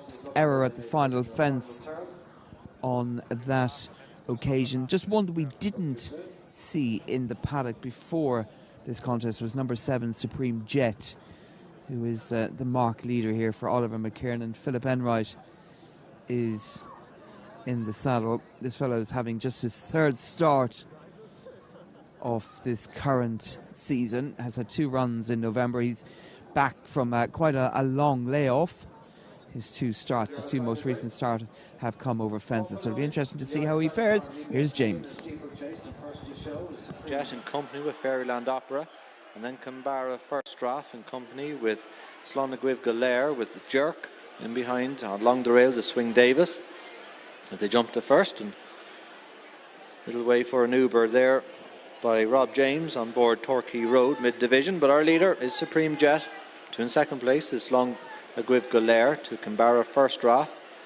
On the outside of it in fourth is Fairyland Opera with Swing Davis and Birmingham, Alabama with Jerk mid-division. And then comes Glen Ashling with Torquay Road in the final 3 of West Away, Bajan Excel and Clodder's Dream. So as they run downhill, only 2 in the home straight today for low sun preparations, but Supreme Jet to in second place Slán Galair, Fairyland Opera along the road, and then on the inside is Swing Davis, Canberra First Draft and Jerk. Then in behind Jerk races Glen Ashling with Birmingham, Alabama. Pushed along and landing there for a few strides was Swing Davis, likewise Bajan Excel, who is in behind Clodder's Dream. Down towards what will be the last in the circuit's time in the Irish Stallion Farms EBF Beginners Chase, and Supreme Jet to Slán Galair, Fairyland Opera, Canberra First Draft and Swing Davis. Glen Ashling has made ground. Birmingham, Alabama, Torquay Road and Jerk's lost a couple of places, and then in behind is West Away, Clodder's Dream and Bajan Excel. So Supreme Jet has the lead, and Philip Enright to in second place is Slán Galair, Jordan Gainford. Racing in third place is Canberra First Draft and Stephen Connor with Swing Davis, Sam Ewing, who was in the winner's enclosure already today. Supreme Jet, Slán Galair took a little bit of a guess, and then Swing Davis and Kinbarra First Draft as they make their way down towards the regulation fence. And then Owen Staples and Glen Ashling. Outside of it is Fairyland Opera and John Shinnick, and in behind is West Away with Josh Williamson and Torquay Road Rob James, Jerk and Paddy O'Brien likewise has ridden a winner on today's card. Clodder's Dream, Carl Miller, and in rear is Bajan Excel and Dara O'Sullivan, son of our trainer Claire O'Connell. Supreme Jet, Slonagwiv Galair, Kinbarra First Draft. Behind Kinbarra First Draft is Swing Davis with Glen Ashling. Fairyland Opera, Reminders back further in the field for Jerk.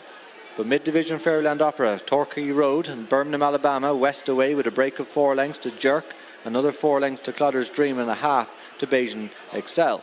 As they stream out over the first fence down the back straight, and Supreme Jet to Slonagwiv Galair. In third place is Kinbarra First Draft to Glen Ashling, Swing Davis, Fairyland Opera and Torquay Road, Birmingham, Alabama, West Away, and a break of 3.5 to 4 lengths to Jerk, Bajan Excel and Clodder's Dream. Supreme Jet in the dark blue and orange to the Hoop Jacket in second place of Slonagwiv Galair. On the inside in the predominantly red colours is Kinbarra First Draft. Outside of it is Glen Ashling in the orange and green with Fairyland Opera, the royal blue and the grey cap, and in behind it races Birmingham, Alabama with the spots on the body, and then Torquay Road, Swing Davis and Jerk, Bajan Excel, and in rear now is Clodder's Dream. Peck on landing Kinbarra First Draft, but our leader continues to be Supreme Jet by 3 parts of a length to Slonagwiv Galair. Behind Slonagwiv Galair races Glen Ashling, Kinbarra First Draft, and then Fairyland Opera with Birmingham, Alabama, Torquay Road, Swing Davis, West Away, the cheek pieces, and then in behind is Jerk, Bajan Excel and Clodder's Dream. Supreme Jet still dictates affairs to Slonagwiv Galair, Glen Ashling, and then Kinbarra First Drive. Behind Kinbarra First Draft is Fairyland Opera with Birmingham, Alabama, Torquay Road, West Away, Swing Davis, Jerk, Clodder's Dream, and in rear Bajan Excel. Over the regulation, and our leader continues to be Supreme Jet racing in the hood. Reminders further back in the field for both Bajan Excel and Swing Davis, but a Supreme Jet, Slonagwiv Galair, then a keen going Glen Ashling, Kinbarra First Draft, Fairyland Opera, Birmingham, Alabama, Jerk, Clodder's Dream, Torquay Road, West Away and Swing Davis, but Supreme Jet jumps to third last. 2 in second, Slonagwiv Galair, and then Kinbarra First Draft, Torquay Road and Glen Ashling disputing third, Birmingham, Alabama under a drive, and in behind is West Away, and then comes Fairyland Opera, Jerk, Clodder's Dream, and then Swing Davis, Bajan Excel. Downhill day race inside the final 3 furlongs in the beginners chase, sponsored by the Irish Stallion Farms and the EBF. Supreme Jets, Slonagwiv Galair, Glen Ashling, Birmingham, Alabama, Torquay Road for Kinbarra First Draft, West Away, Fairyland Opera, then Jerk, Clodder's Dream, Swing Davis and Bajan Excel. They continue to gallop downhill, and it's Slonagwiv Galair to Supreme Jet along the inside. Kinbarra First Draft at the second last and taking off with the advantage fractionally is Slonagwiv Galair, but handing it back to Supreme Jet, and it's Slonagwiv Galair, Supreme Jet, and picking up best is Slonagwiv Galair. 2 in second place now Birmingham, Alabama, Supreme Jet and Torquay Road clear of Kinbarra First Draft and Glen Ashling at the last, and it's Jordan Gainford and Slonagwiv Galair to Birmingham, Alabama, Supreme Jet, Torquay Road inside the final 100, and it is Slonagwiv Galair to Birmingham, Alabama. Torquay Road is flying stand side, and it's Slonagwiv Galair to Birmingham, Alabama. Slonagwiv Galair continues the fine run of Cullen Tra, Birmingham, Alabama, then Torquay Road, Supreme Jet, Glen Ashling. Victory goes the way of Slonagwiv Galair, who wins in the colours of JB McManus. One of 3 runners in the contest for Gordon Elliott, was up in the van throughout this contest, as was Supreme Jet.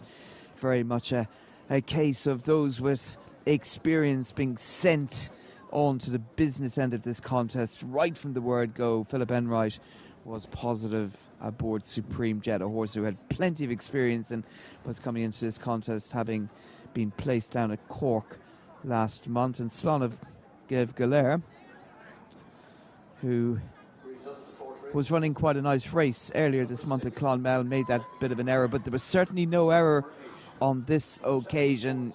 Jordan Gainford was good and positive aboard this fellow at the final fence, and good efforts as well.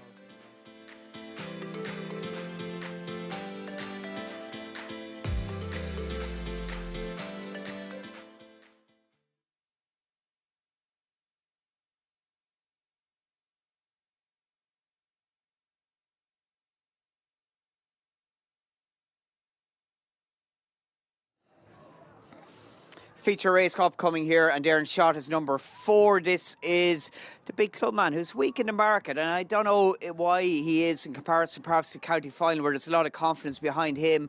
In Shot there, number 1 in the McManus Silks. The big clubman, he's got the proven great form, a really good effort in the Monksfield Novice Hurl when last seen at Navan. He kept on well again, over 2.5 miles behind Calypso's Chance, and produced a good effort from the last home. Did get in tight to 1 or 2 hurls in the home straight, having been held up like he was when he won over 2 miles at Wexford in a race that's worked out well, beating his subsequent winner in Parnell Street on that day. And I thought it was a commendable effort up in trip, and he looks well equipped to step up another 3 furlongs in trip here today. He's got the proven form. He's 11-4, but In Shot's a horse going from handicap company into graded company here this afternoon. County Final trained by Eric McNamara's team, in good form already here at Limerick, with starting 15, winning our previous race in the makings of a nice horse, the manner in which he won, and County Final on the back of being second in a handicap at Punchestown back in November. Very, very popular in the market here today, taking a big step up in distance. That would look well suitable for him, and he's got to transfer his form to this longer trip, and also proved he can step up and grade from that win, or excuse me, second place in a handicap at Punchestown. That side, the winner went on to win afterwards, and he was giving almost 2 stone to Coquito Bello. Then integrated company here today, lightly race type, County Final wide margin winner of a maiden hurl back in September at Navan. Is a very much a nice type in the parade ring. He was lovely and relaxed here, even with all the noise, music, crowd that we have here this afternoon on a packed Limerick for day 1 of the festival. And Sean Flanagan picks up the ride here today.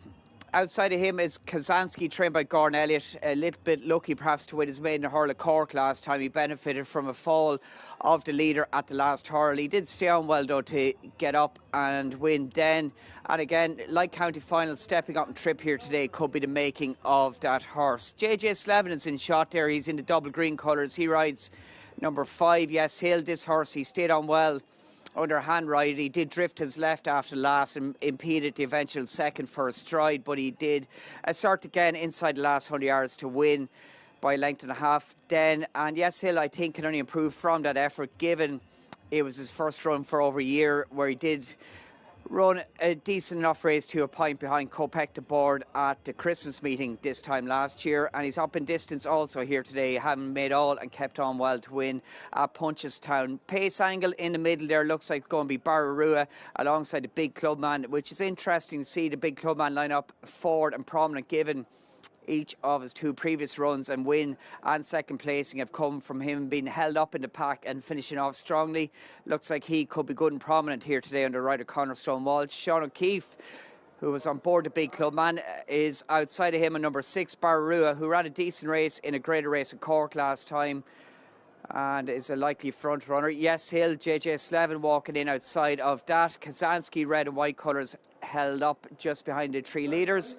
County Final in behind. Justin Hanlon is our commentator here for the day. Feature race upcoming. We'll get up for the call. And they're off. Barely breaking into a trot in the early stages of this 2 mile 7 furlong contest. 2 flights in the straight and then 2 complete circuits to race in this grade 2 defender novice hurdle. 12 flights in all to be jumped. And on the run towards the first, Bararua in the striped cap in the centre. On the inside, the spotted jacket and sleeves and cap indeed of the big clubman. Yeshi in the 2-tone green of Veneer and Suede on the outside of that doe as they jump the first, followed by Kazansky in the red with the white hoop, and County Final in the white cap on the inside. So it's come to flight number 2. And the far side, the big clubman. The stand side, jumping it rather awkwardly was Yeshi, and jumping it equally awkwardly between horses was Bararua, a length in front of Kazansky and County Final. So as they race up past the winning post, 2 complete circuits to race, and these 5 horses between them, the winners of 6 races and almost €76,000 winner place prize money. And it's Yeshi, who returned from an absence of a year to win his maiden hurdle last month. On the outside for JJ Slevin with Bararua, the only multiple winner in this race, having scored twice for Emmett Mullins, races in the centre for Sean O'Keefe, and on the inner, the big clubman, winner of a Wexford maiden hurdle before proving himself at this level when second in the Grade 2 at Navan on his last start. And they're a length in front of Kazansky, some unfortunate winner of a Cork maiden hurdle on his last start over 2. He steps up in trip here, and the inside county final second in a handicap on his last start for Sean Flanagan and Eric McNamara, the duo already on the score sheet today. So as they come to the first of the flights in the back straight, and Yeshi on the outside, just with his nose in front of Bararua, the big clubman on the inner, and length in front of county final on the inside of Kazansky as they jump the middle flight in the back straight for the first time. So continuing the uphill run, and coming towards the third of the flights in the back straight, flight number 5 on this occasion. And as they come to it, Yeshi and Bararua. Yeshi again, the better of the leaders in the air. Bararua, a slight mistake. On the inside is the big clubman, jumping safely in the early stages for Cotterstone Walsh. And they're a length in front of county final on the inside of Kazansky. So as they continue towards the end of the back straight, and shortly to begin the run downhill to bring them towards the turn in for the second time. And no real increase in the tempo. Yeshi and JJ Slevin lead by about 2 lengths to the big clubman. Second on the inside for Cornerstone Walsh, Bararua and Sean O'Keefe, who, like Sean Flanagan, has already been on the score sheet this afternoon. Races third on Bararua. On the outside, county final, tucked in on the inner, and Kazansky and Danny Gilligan just the back marker of the quintet as they swing in for the second and penultimate time. Yeschel and JJ Slevin the leader as they come to the first of the 2 flights in the home straight, flight number 6 this time, and leads by about a length as they come to it. Yeschel from the big clubman on the inside, county final in third, Kazansky and Bararua on the outside of the 5, and Sean Flanagan on county final in third, wishing that they'll probably go a stride or 2 quicker. And some of the crowd seem to think it's all over. Not quite. Still a circuit to race. The big clubman on the inside of Yeschel, a length in front of county final in third, Bararua 4, and Kazansky the back mark of the 5 as they head out on the final circuit. Just over 9 furlongs to race and 5 flights left to jump in the featured Grade 2 Defender Novice Hurdle. Yeschel, the big clubman, within half a length to a neck on the inside. They're a length in front of Bararua, who races third on the outside of county final. Kazansky just the back mark of the 5 in between horses.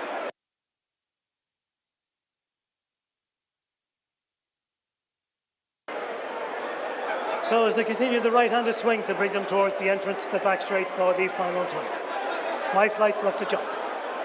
Yeschel has led from shortly after the start, leads by 3 parts of length. The big clubman travels well in second, Bararua third on the outside of Kazansky in county final. All 5 travelling within themselves this stage. Bararua just again a slight mistake and drops back to be the back mark of the 5, but only about 3 lengths off the lead as they head uphill towards the middle flight in the back straight. Just over 3/4 of a mile left to race, and the big clubman has moved through on the inside now to join issue with Yeschel. They're a length in front of Kazansky, now showing third on the outside of county final.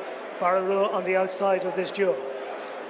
Continuing the uphill run, 5 furlongs left to race, 3 flights left to jump. The big clubman just shortened into it. Yeschel a better jump on the outside. They land together a length in front of Kazansky, who shows third on the outside of county final in 4, and Bararua just being nudged on for a stride or 2, the back mark of the 5 by Sean O'Keefe. So as they reach the top of the hill, inside the final half mile and heading downhill towards the 2 flights in the straight, and Yeschel travels well in front. The big clubman now just comes off it in second and being ridden. County final goes through on his inside. On the outside of the duo is Kazansky, and they're followed by Bararua in 4. Heading down inside the final 3 furlongs and towards the turn into the straight. 2 flights left to jump when they swing in. Yeschel and JJ Slevin. County final and Sean Flanagan on the inside. Kazansky in third for Danny Gilligan. It's between the 3 as they head down towards the second last.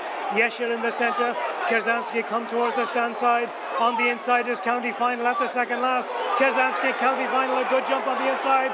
Yeschel between horses, and it's county final now, goes on by a length Kazansky and Yeschel at the final flight, county final. Shortens into it. Kazansky has another go on the stand side, and it's Kazansky and Danny Gilligan. County final battling back on the inside for Sean Flanagan. Kazansky in county final up to the line. Kazansky in county final. Kazansky from county final. Yeschel in third. 4 and 5. Barraroa and the big clubman. Thrilling finish and feature race of the day here today, and it was about jumping at the last county final. Missed it. Kazansky didn't, and it gave him the impetus and the momentum to just last it out in grueling conditions here inside the last 100 yards to record a nice success here today. Kazansky, who got off the mark in slightly lucky circumstance over 2 miles and 1 furlong at Cork last time, has relished the step up and trip here today and jumped very well in the main, and particularly over the last 2 hurdles. It looked like county final, who loomed up on the inside and made good progress, had on the back of jumping extremely well at the second last county final here under Sean Flanagan. Asked for his effort. A horse who was prominent, Yes Hill, just begins to weaken inside of his rivals. There's a jump out of rider Sean Flanagan's hands that handed the momentum and what appeared to be a winning advantage to county final. The winner, though, in comparison to the eventual second, got in cleanly to the last, got away quicker from it, despite showing a tendency initially to hang right under pressure. Indeed, the winning rider, just losing his reins momentarily, was able to keep him going to record a victory in tiring circumstances here today. County final back in second. He has run a cracker, all about the jump at the last. He didn't get in close. He got in close to it, lost momentum, and that handed the initiative to the winner, who's produced a likeable performance here today to get off the mark in Grade 2 company for trainer Gordon Elliott under rider Danny Gilligan. Here's the jump of county final at the second last out rider Sean Flanagan's hands. Yes Hill just begins to be outpaced in the middle at this point, and down to the last county final, just got in tight to it, went to his left. The eventual winner landing with momentum. The head on is interesting here. Now, there was and there is some contact between both the winner and a second for a stride or two. Neither rider appearing to have to stop riding. Sean on the second and Danny Gilligan in on the winner with the whip in each of the right hand.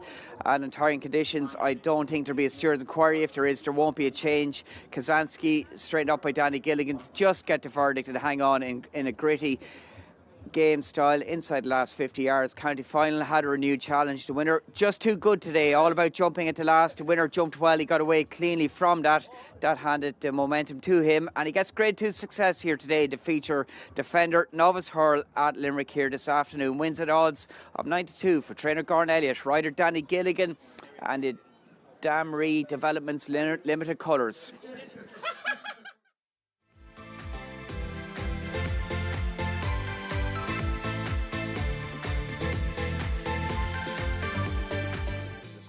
To pay very close attention to here. One I would expect to be winning plenty of races. Whether it's today or not, we shall see. It's under 2 minutes to post time then, as we reach the midpoint on today's card. Gordon Elliott and Willie Mullins both amongst the winners so far, and the two Powerhouse Yards enjoying a fine afternoon on a number of fronts as well. They both had winners down at Limerick, and Elliott's been on the mark up at Down Royal, and Willie Mullins, of course, striking with Kitzbühel in the big Grade 1 Cutto Star Novice Chase over at Kempton. So I think the fears that some people expressed about the form of the Mullins string going into the Christmas period largely proving unfounded so far. And well, they're not represented here. They've got plenty of chances to come over the rest of the day, with Salvatore Mundi in the big novice chase here. Where's My Jet, and a nice bumper horse in the last. Just speaking to David Casey there, looking forward to unleashing Helidam in our finale. So they are shaking a leg towards the tape here. Two Tony Martin horses hanging out the back, no great surprise there. And Spinola Bay, who's currently heading the market, looking likely to be prominent here. Jack Kennedy in the saddle today. Sam Ewing rode Spinola Bay last time, a horse who was quite well fancied against Kopek. They bored in a big valuable bumper at Fairyhouse in the spring of 2024. But he'd proven a bit disappointing prior to getting his head in front for the first time at Navan last time. Starting in handicaps from a low base there of 98, he might well have a fair bit more to offer. Edging toward the tape then, and it's Sherry Hannon once again to pick up the story.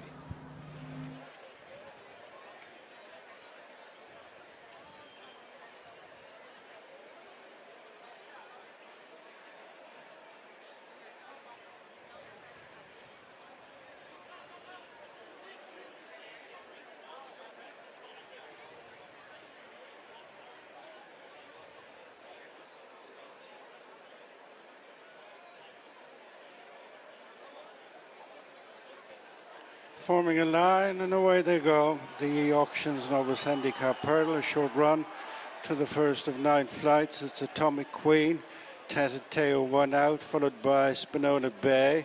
Wider still is the top weight Powerful, with in between horses as they organise themselves. It's Chief's Kingdom and Well You Know.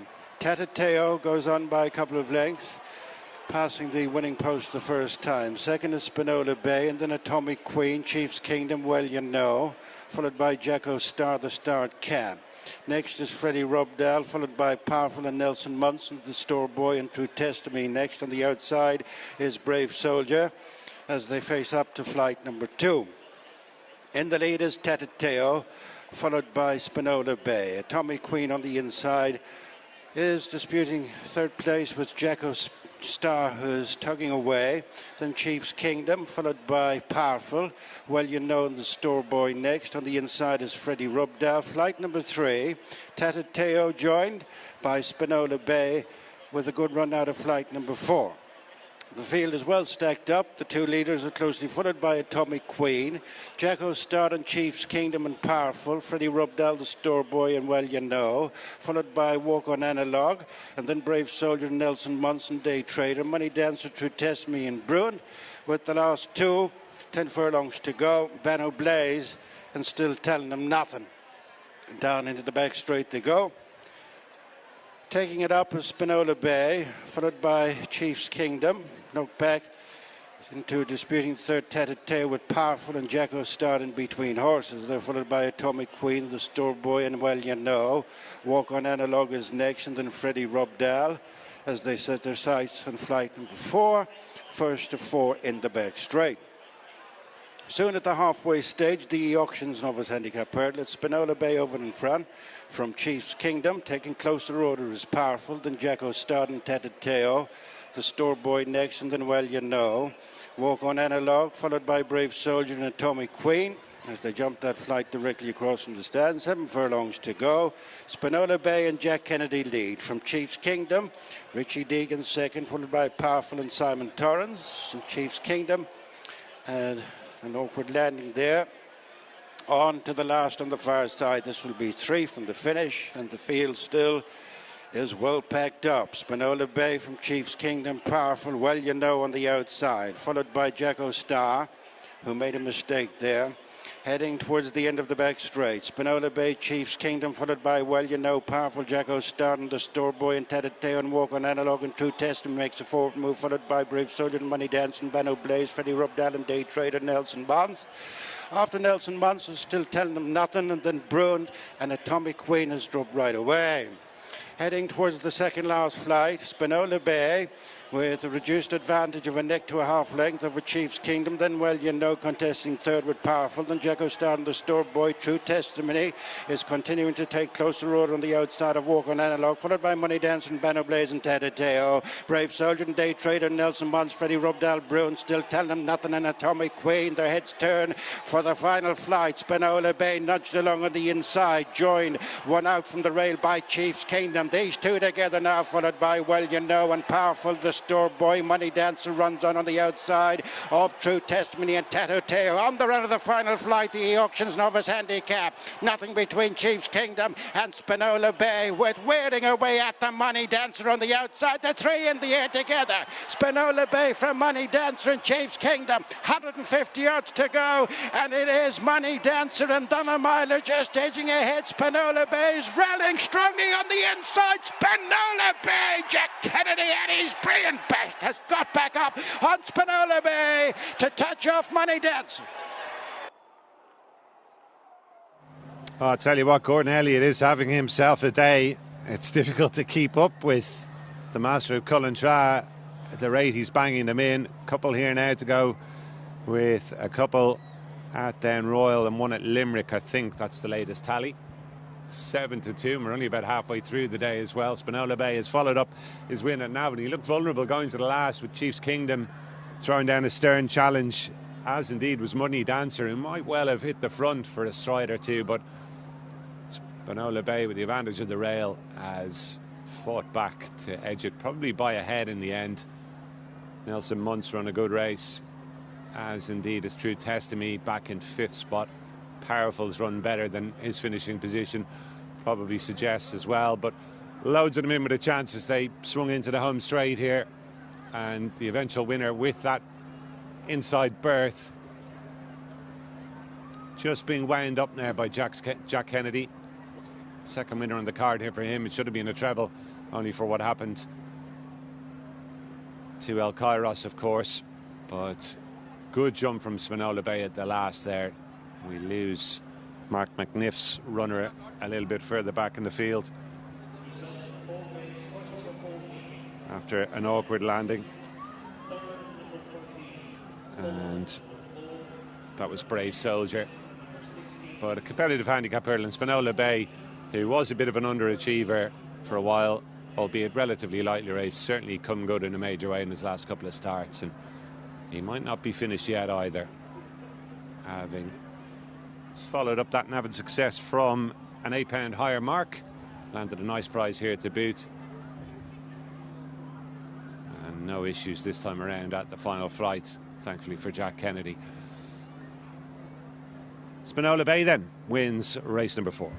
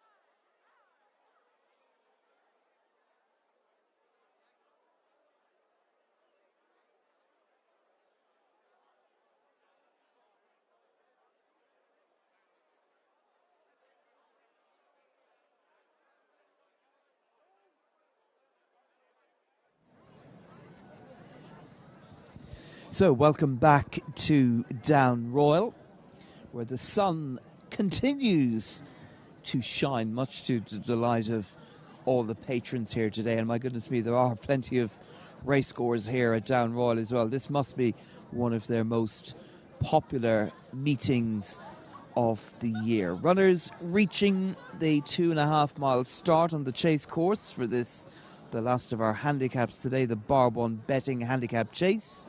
The next chase we'll have then is the Hunter's Chase, which we're very much looking forward to. Particularly aficionados of hunter chasing and point-to-pointing will really be looking forward to it. It's definitely the best Hunter's Chase run in the country, sort of this side of the new year.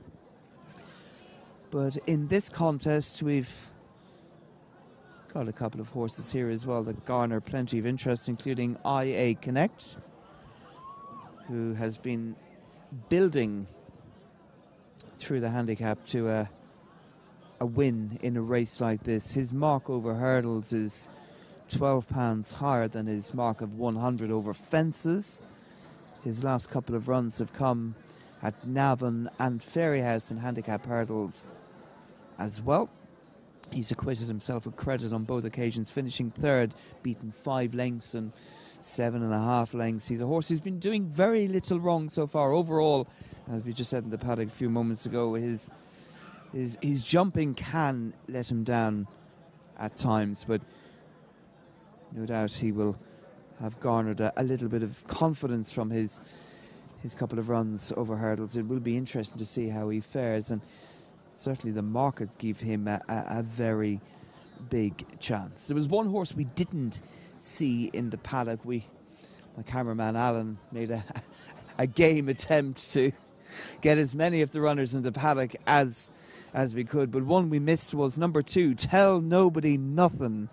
Noel Meade and Jordan Gainford teaming up here. Jordan off the mark for the day already with Slonigev Golair in our previous race, the beginner's chase for Gordon Elliott and JP McManus. And Tell Nobody Nothing, this fellow has shown plenty of form in handicap chases, was runner-up 2 starts ago at Nace. Didn't really know what to make of his run at Thurles when we last saw him, except to say that was over an extended 2 miles, whereas his run at Nace 2 starts ago was over 2.5 miles. So if 2.5 miles is his optimum distance, well, he's got his conditions. And interestingly, with Tell Nobody Nothing, the cheek pieces are off today. No cheek pieces today for Tell Nobody Nothing, and Jordan Gainford is in the saddle for the first time as well. Also, quickly need to mention Baltinglass Hill as well. Philip Rothwell, Dylan Robinson, trainer with a winner already. Today, overall, the yard are on a good form. This fellow is a maiden after 16 races over fences as well, Baltinglass Hill, but he's comes into this contest in pretty good form, having run well over 2 miles at Thurles in that contest that was won by Stonyford Lady. He was well ahead of the aforementioned Tell Nobody Nothing on that occasion. So we've just reached post time. The 15 runners are lining up. Looks like they're ready to go. Time to rejoin James Griffin in the commentary box.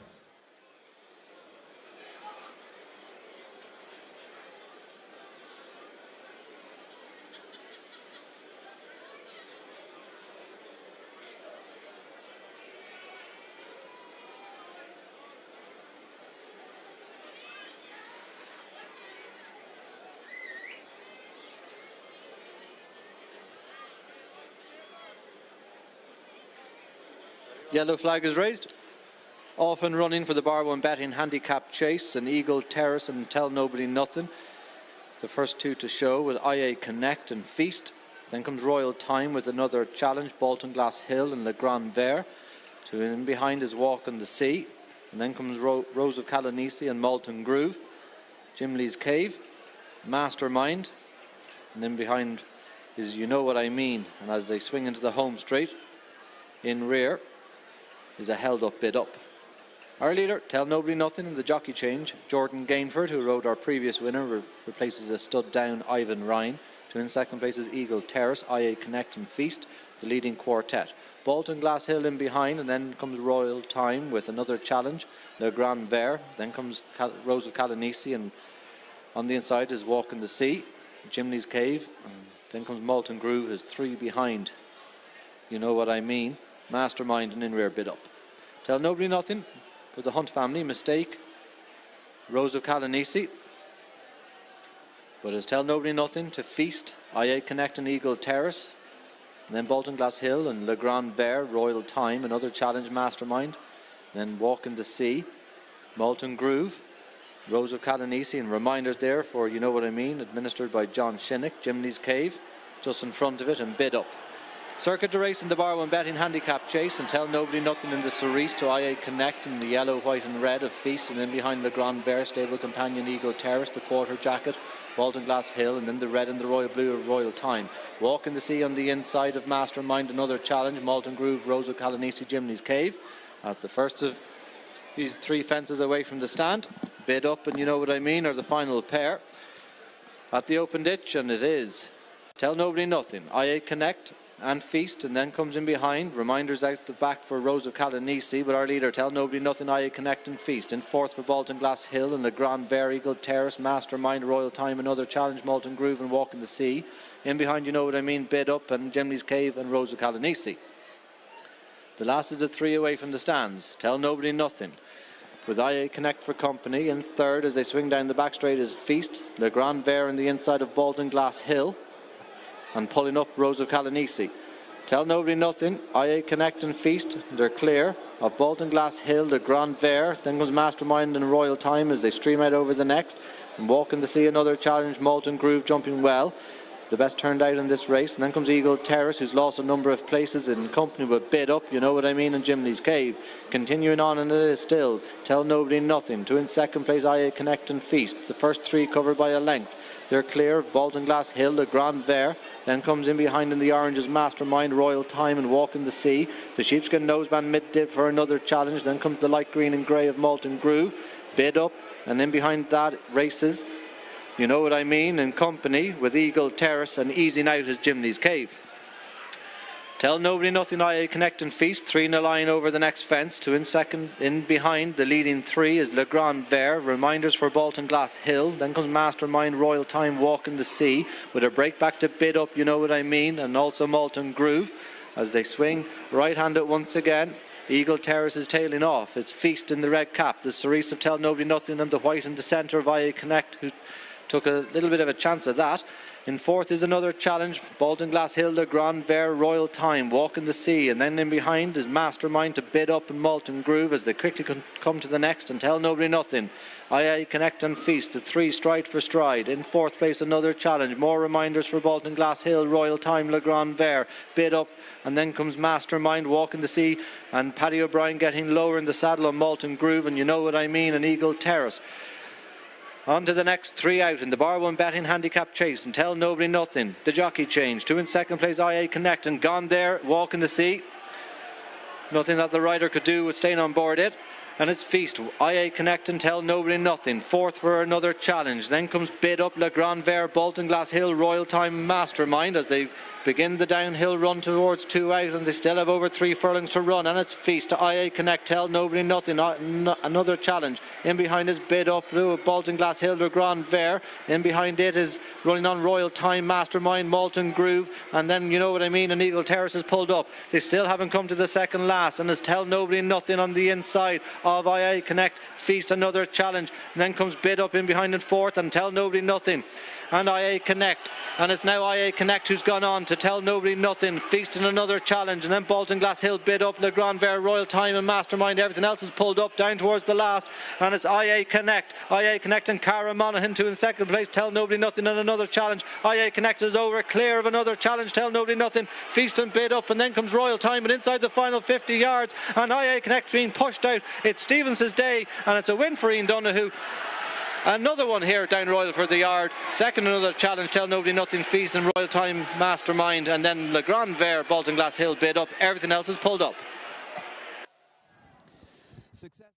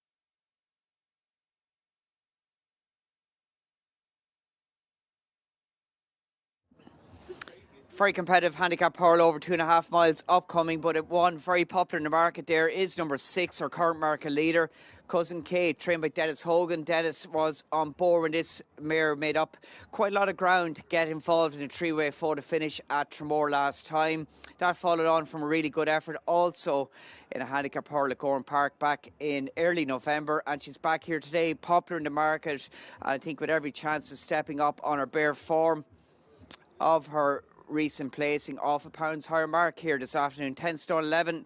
Sean Flanagan bidding for a double on the day here today, just denied on county final in her previous race.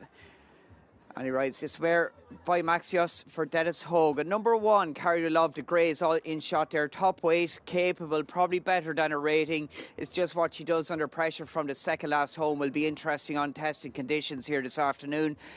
She's sure to be in a mix, and with trainer Pat Foley having 3 runners in this race, they're well worthy of mention. Miss Minnie B, a very progressive type, really good effort at Thurles last time, and given her proven form on heavy ground in the past, she would look more attuned to handling conditions here this afternoon than she did on more of a speed favouring track at Thurles last time she ran. Number 9 there is Western Sunrise, also popular in the betting, really good win last February at Ferryhouse, and she was last seen running there in June. She's popular in the market also here today. The Mount of Michael Kennelly takes off £7 in the colours of Frank Reynolds.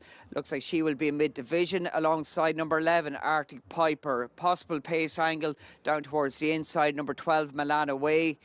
And in the yellow and blue colours there, Miss Agartha Yates, looks like that one will be good and prominent. And Katie Daniels for me at the current prices in third position in the red and silver colours there at this point in time. I think she's a filly off her current rating for King Collins, should have upside to her form as well, but this is a very competitive race. That window at Ferryhouse was a really good effort when she stayed on strongly to get off the mark, and it looks like she'll be good and prominent. Her market leader though towards the outside, Cousin Kate in the yellow and red colours.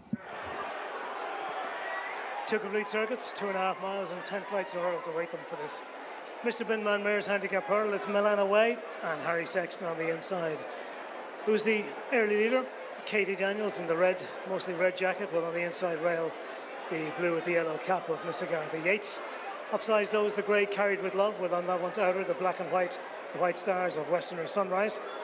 And close up with those on the inner, as they come to the first flight, is Miss Minnie B as they head into the back straight for the first time and head towards flight number 1. It's Milana Way, the leader, by about a length to Miss Agartha Yates, who settled in second on the inside of the third running Katie Daniels.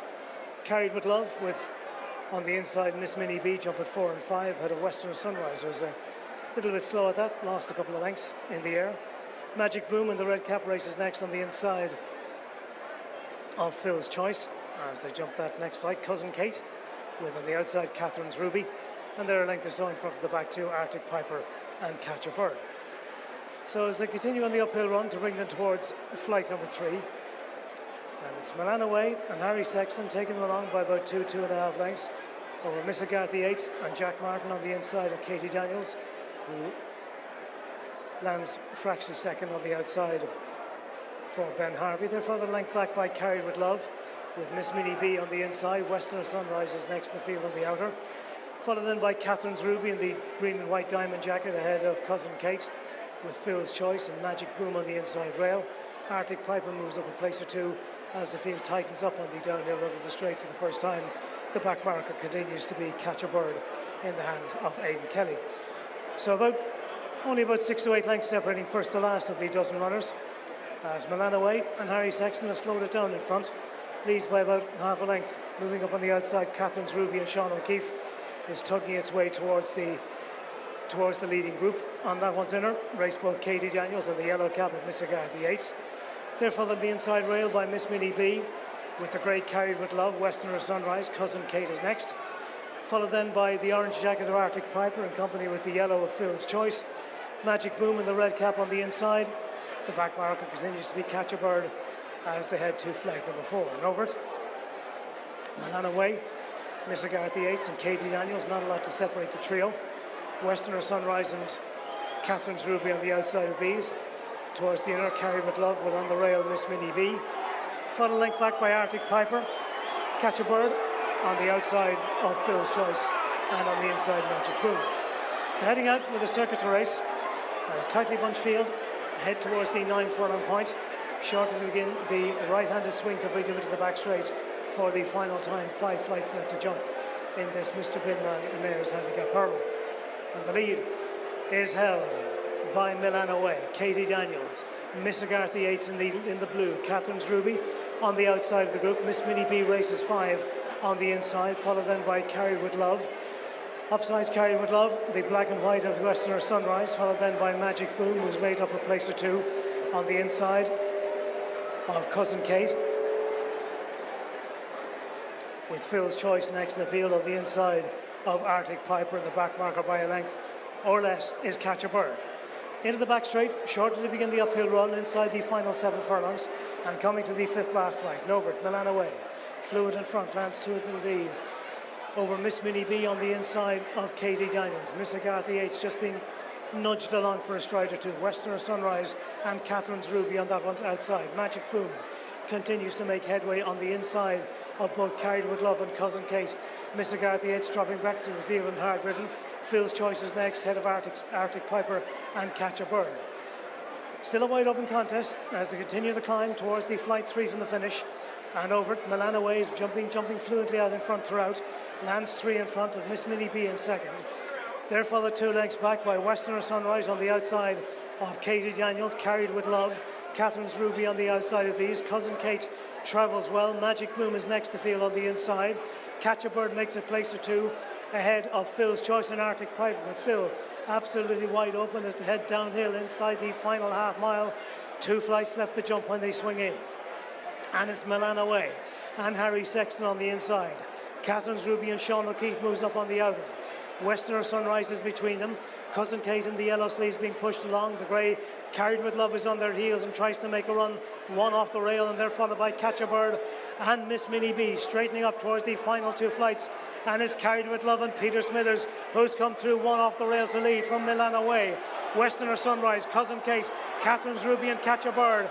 Down to the second last is Carried With Love with the advantage, lands half a length in front of Westerner Sunrise. Cousin Kate coming through on the outside for Sean Flanagan. Down to the final flight, Carried With Love, being collared now by Cousin Kate at the last. Cousin Kate gets in a bit tight but lands 3 parts in front of Carried With Love and Westerner Sunrise, and it's Cousin Kate who goes on close home, and it's going to be a double for Sean Flanagan on the opening day. Cousin Kate wins it by 3 in the end, from Carried With Love in second, third was Westerner Sunrise, and they were clear of Catherine's Ruby in 4, and 5th was Catch a Bird, a winner for Dennis Hogan. Cousin Kate wins in a really good manner, having been given a lot to do and just beat in a 3-way photo at Tramore when last seen the track off a pound's higher mark here today. She justifies strong market support to win under rider Sean Flanagan for trainer Dennis Hogan at odds of 9-4. Brought wide into straight.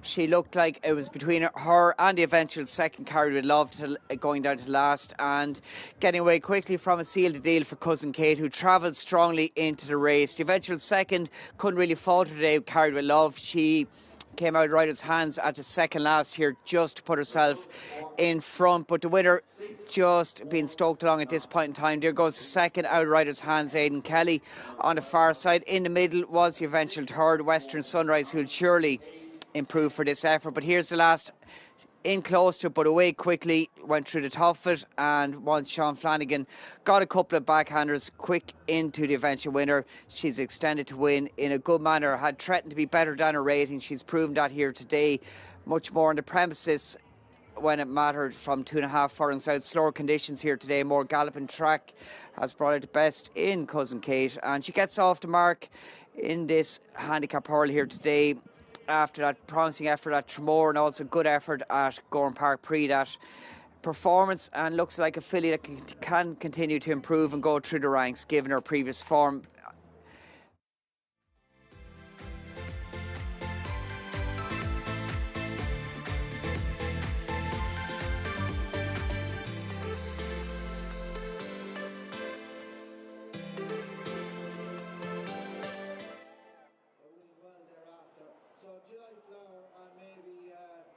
Irish Panthers the 2 weeks away place. But let's hope Romeo Coolio wins, and I think it'll be very hard to beat. That's a race decider. Just a quick word on the King George over across the water that's coming up shortly, and we'll have that on the big screens. That's a race for the ages, isn't it? A really, really strong renewal of the King George. Well, when you see the price of last year's winner, Bambridge, how big a price he was when Tom Nugent and Paddy Power was telling us this morning. He was something like a 14 Just minutes away now from our feature event on the first day of the Christmas festival here at Leopardstown, and Gordon Elliott and Jack Kennedy bidding, I should say, to continue their fine afternoon with Romeo Coolio a warm order to complete the hat-trick, preserve his unbeaten record over fences under the former champion. 8-13 currently about Romeo Coolio, 4-1 for his old rival Salvatore Monday, who's going down there under Danny Mullins in company with Shaheen. Danny won the Grade 2 juvenile hurdle earlier on board the exciting Narciso Haas. And it's then 9-2 about July Flower, Henry de Bromhead's talented mare.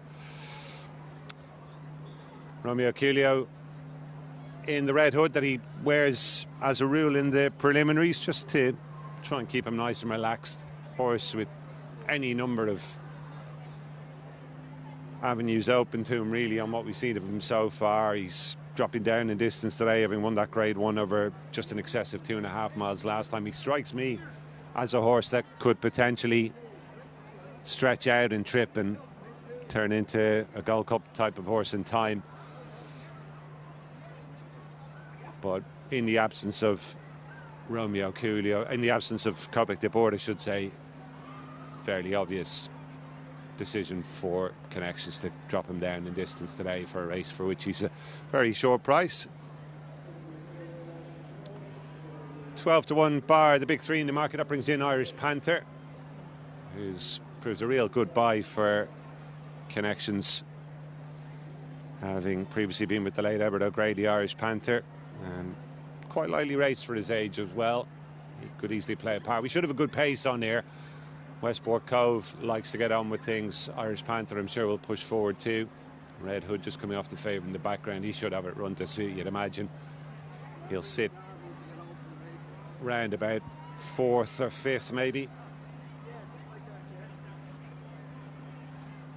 And Salvatore Monday, who can be a difficult ride, one would imagine. He's going to try and take his time as well. Danny Mullins on Salvatore Monday in the Donnelly colours, which we've seen carried to a brilliant big race double over at Kempton with Kitzbühel and Sergino. So the final seconds ticking down to post time. This race back on the programme this year, having been removed last season. And I think the field that's come together vindicates the decision to put it back on the programme. Favourite now at 7-4 on Romeo Coolio, and his owners KTDA Racing here in numbers to cheer him on, and hopefully this will go a bit smoother than El Kairos' Irish debut. Well, I say his Irish debut, his first run for Gordon Elliott did earlier on. He was set for a very impressive win in that maiden hurdle before eventually coming down well after the final flight. Here's Jerry Hannon.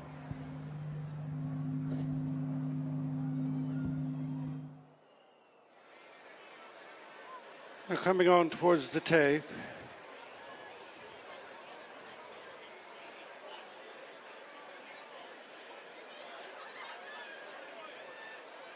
White flag raised, and that off. They're being recalled, in fact. Just came in a tad too quickly.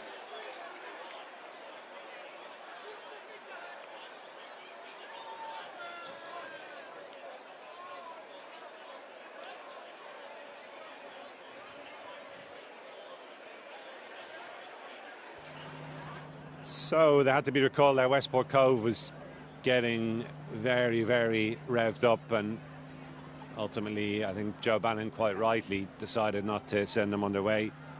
He probably moved about 3 or 4 lengths in advance of the other runners as they approached the tape. So back they go, but just a hint there that this should be a truly run affair. Not that we were in much doubt about that beforehand, with a horse of Westport Cove's free-going nature likely to help push things forward here. Coming in again then, hopefully this will be a bit smoother.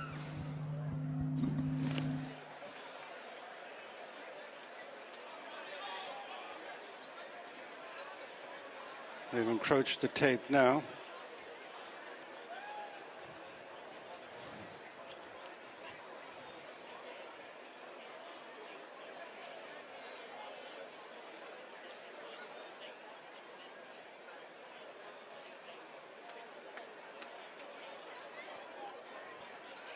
Turning in again. They're off in the featured fifth, the Grade 1 Racing Post Novice Chase over 2 miles, 1 furlong. A relatively short run to the first of 11 fences, and it's Westport Cove who was eager to make it. Comes on up the run in, leading Irish Panther, July Flower, Romeo Coolio in the black and white, and then Nürburgring, he's gorgeous. Salvador Mundi is 2 behind. Break My Soul and Shraheen. And Westport Cove leads by under 2 lengths.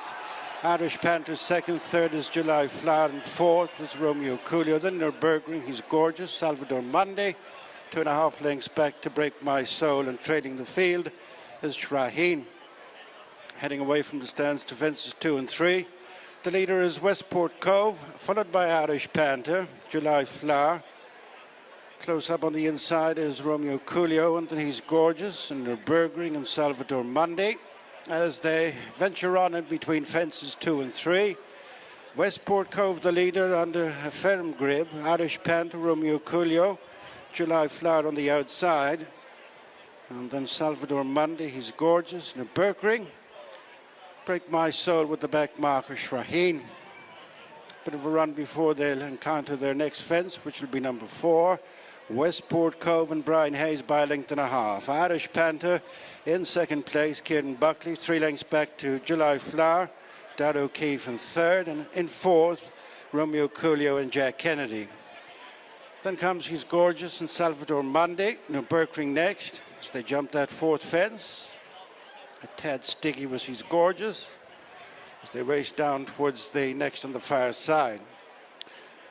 Soon at the halfway stage, the Racing Post Novice Chase, and it's Westport Cove, the leader, from Irish Panther, then July Flower and Romeo Coolio.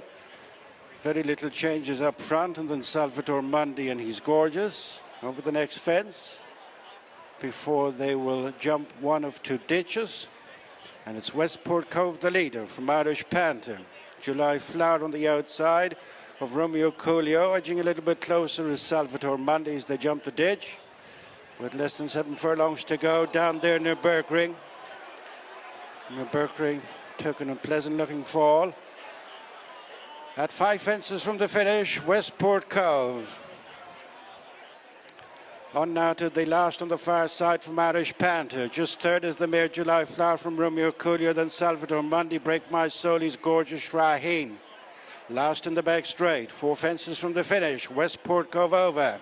By over 2 lengths to Irish Panther. July Flower is overtaken for third by Romeo Coolio, and then Salvador Mundi, Break My Soul, He's Gorgeous, and a gap to Shraheen. 3 left to jump. This is the last ditch. Westport Cove, followed by Irish Panther. July Flowers just regained third from Romeo Coolio. Not long after them is Salvador Mundi as they've got 2 left to jump, and Westport Cove has sacrificed the lead to Irish Panther. There on the outside, July Flower, and then Romeo Coolio in touch as Salvador Mundi over the second last. Whoa, Westport Cove got away with a bad mistake there. Irish Panther matched for the approach to the straight on the final fence by July Flower. Now shaken up in third is Romeo Coolio, followed by Salvador Mundi.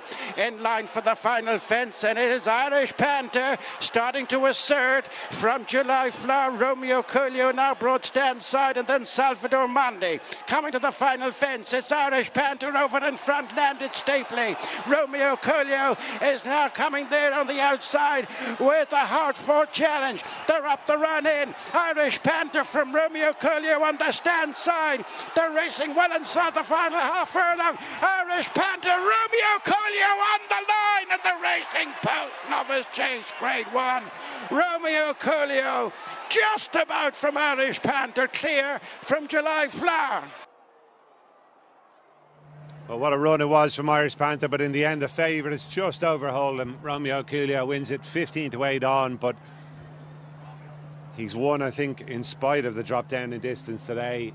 He was outpaced after the second last fence as the eventual runner-up in July Flower were setting sail for home at that stage. But to his credit, despite having been taken back off heels, Romeo Coolio has jumped the last well and eventually picked up the gallant Irish Panther.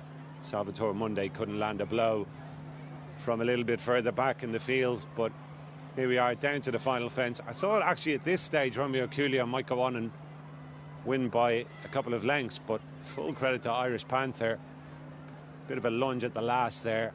Looks as though he might have bit his tongue, maybe, Irish Panther as well, but he's run a big race for his connections and only gained best in the dying strides.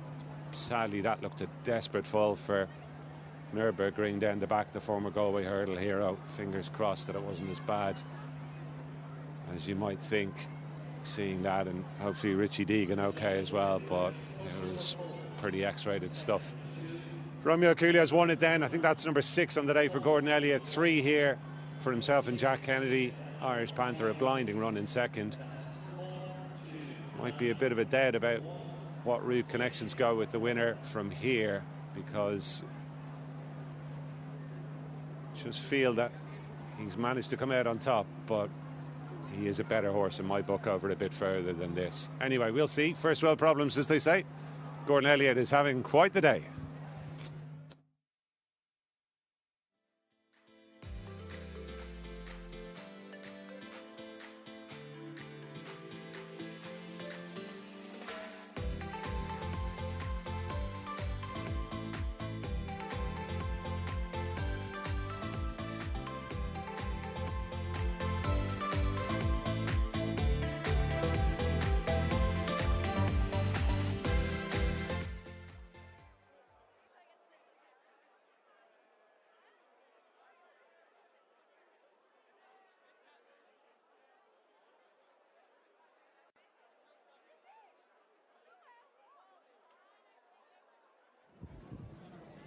So a great field going to post here. Field of 16 going to post for this, our second last race of the day. The sun is still resplendent here at Down Royal, and I know in a couple of minutes' time they're going to be jumping off in the King George at Kempton Park. But this race in its own right is, for many people, is one of the highlights of the festive period as well. It is the Hunter's Chase. Sees it's on the line, back again, bidding to win this race for the second time in 3 years. Of course, rounded off last season as the champion Hunter Chaser with success at Punchestown. Was runner-up, beaten just a neck behind Wonderwall. Sam Carling trained Wonderwall in the Fox Hunters at Aintree. And when we last saw him at Down Royal, that was this very race last year. He had finished second, beaten 4 3/4 of a length by Big Interest. Derek O'Connor, his regular rider, is back in the saddle again. Now, we had a good look at quite a few of these in the paddock. We did, however, fail to catch sight of number 7, Cons Rock, who's here for Terence O'Brien. Fellow, last time we saw him in action was on the 21st of November, when he ran right away with the Hunter Chase on heavy ground on that occasion, winning by 17 lengths no less, seeing his nearest rival on that occasion was west of Carrick. So Consrock certainly coming into this race in very good form. That win at Ferryhouse had been his first run as well for 11 months no less. And the Terence O'Brien team, well, they've had a fantastic sort of autumn-winter period as well. Also had success in the Troytown Chase at the end of November up at Navan as well. So flip-flopping favourites in the market between It's on the Line for Emmett Mullins and Cons Rock for Terence O'Brien. We also need to make mention as well of number 15, The Goffer for Gordon Elliott. Alan O'Sullivan is in the saddle. Now, this fellow has yet to win a race under rules in 19 starts. But he did win a point-to-point at Uma House in County Kilkenny back at the end of October. So we know that he is well able to fire on all cylinders. And the last time we saw him in action was in a Banks race at Punchestown at their big John Durkin meeting, when finishing not that far behind Desert Moor House on that occasion. So it's a nice mixture here of proven hunters, such as It's on the Line and I guess Cons Rock, and then the likes of the Goffer, who's still only an 8-year-old, a horse who's got some very solid form in the buck as well from his time as a chaser. Just getting word through as well that the second last fence here is being omitted owing to low-lying sun, which I guess is no surprise. The biggest surprise of all is that we still have sunlight at 2:30 p.m. this afternoon. The sun has been really it's been proper vibrant as well, so no surprise to see that the second last race, or the second last fence, is being omitted. So there will be 14 fences for them to jump in this contest. Gordon Elliott also, as well as the Goffer, is also represented with Will It Go Ahead in the colours of the Moran's Bective stud. Josh Williamson takes the mount aboard this fellow, whose most recent success came in a similar contest to Thurles back at the end of January. And this is his seasonal reappearance as well. He was third in the Fox Hunters. Here's James with the call. And then also Will It Go Ahead with Asphalt Cowboy and Fountain House. Bold Fury at the first. Big interest, It's on the Line.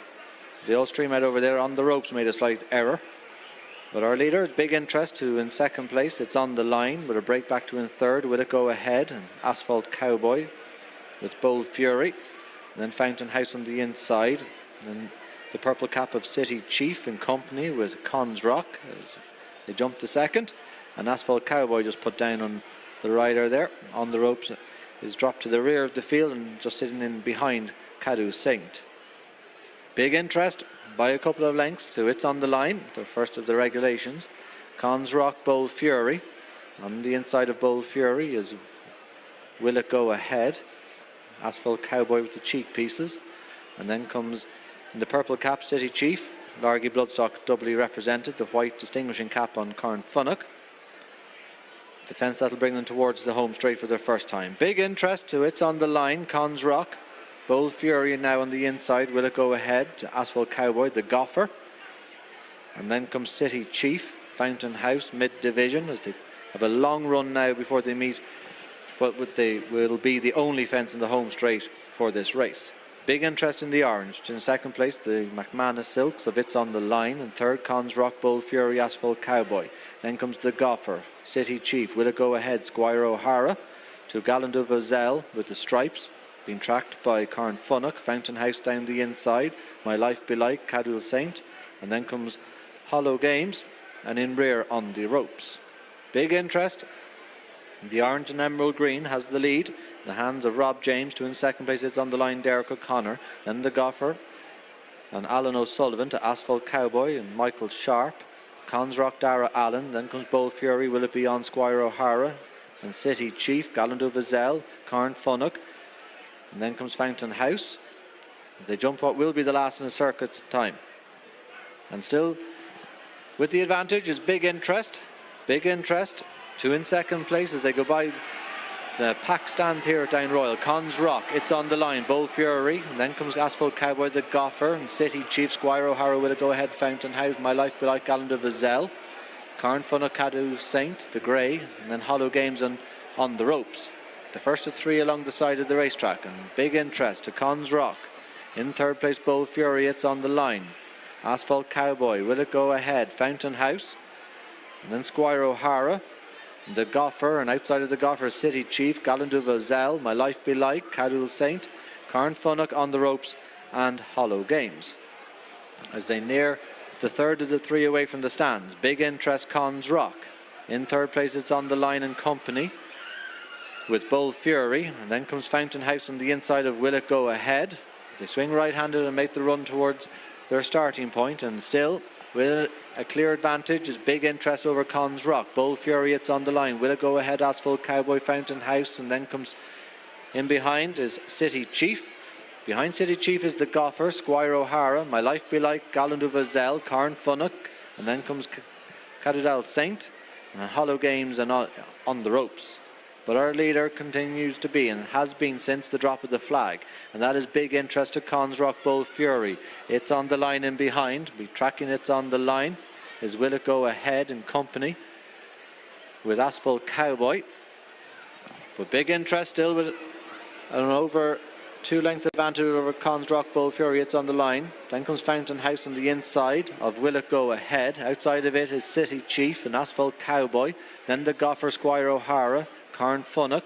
Behind Carn Funnock is My Life Be Like, Caddo St. Hallow Games, and on the ropes. Big Interest. Good jump there. 2 in second place is Cons Rock. It's on the line, was slow through the air. Bold Fury is a clear third. In fifth for Fountain House. Then the red distinguishing cap of Bective Stud on Will It Go Ahead. The Goffer, Royal Blue and Red. And then the Emerald Green and Purple. On the outside is City Chief, being tracked by Gallant du Vazel. And then comes Carn Funnock. Back on the inside is Squire O'Hara. Behind Fountain House in company with Asphalt Tire. My Life Be Like. And then comes behind it the Greys, Caddo St. Hollow Games, and on the ropes in rear. Big Interest by over a length at the open ditch to Cons Rock Bold Fury. And then a line of 3 inside out goes Fountain House. Will It Go Ahead? And it's on the line. And then in behind it, trying to get closer, is the Goffer. My Life Be Like has got into the race. And then City Chief, Asphalt Cowboy, Squire O'Hara on the run towards the second last. And the Bar 1 betting Hunter Chase and Big Interest setting out to make all to Bold Fury. Then comes Cons Rock. Will It Go Ahead? It's on the line. Never rule them out. Fountain House, My Life Be Like. Reminders for the Goffer, Squire O'Hara as they swing into the home straight inside the final half mile. In the Bar 1 betting Hunters Chase and Big Interest challenged by on the outside, the owned and trained by Ross Crawford, Bold Fury. 2 in behind, Will It Go Ahead? And Bold Fury has taken over and gone on. 2 in second place, Cons Rock. The far side, it's on the line. Will It Go Ahead? Big Interest boxing away. And then the yellow and royal blue, Fountain House, the purple and yellow. Coming with a run is My Life Be Like, but Bold Fury to Cons Rock. In behind, Will It Go Ahead? It's on the line. My Life Be Like, bypassing what should have been the second last, and it's on the line. Is now disputing the lead with Will It Go Ahead. The far side is Bold Fury, My Life Be Like, Cons Rock, Big Interest, Fountain House. Then the running on Confernock and the Goffer down towards the final furlong, and 1 fence to jump at the Bar 1 betting Hunters Chase, and it's on the line, and his ears are pricked to My Life Be Like. Will It Go Ahead? It's on the line. Together with Will It Go Ahead, but it's on the line. My Life Be Like, Will It Go Ahead? Cons Rock, Bold Fury, the Goffer inside the final 100 yards, and it's slow motion, but an ears prick slow motion. It's on the line. Will It Go Ahead? And it's on the line. It's on the line by 3 parts of a length to Will It Go Ahead, Cons Rock, My Life Be Like, Bold Fury. Then comes Carn Funnock, the Goffer, Big Interest, Squire O'Hara.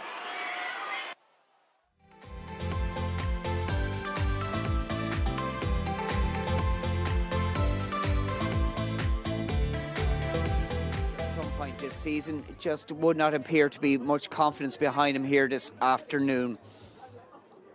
Favourite is Daredevil, second last in shot, yellow and red colours.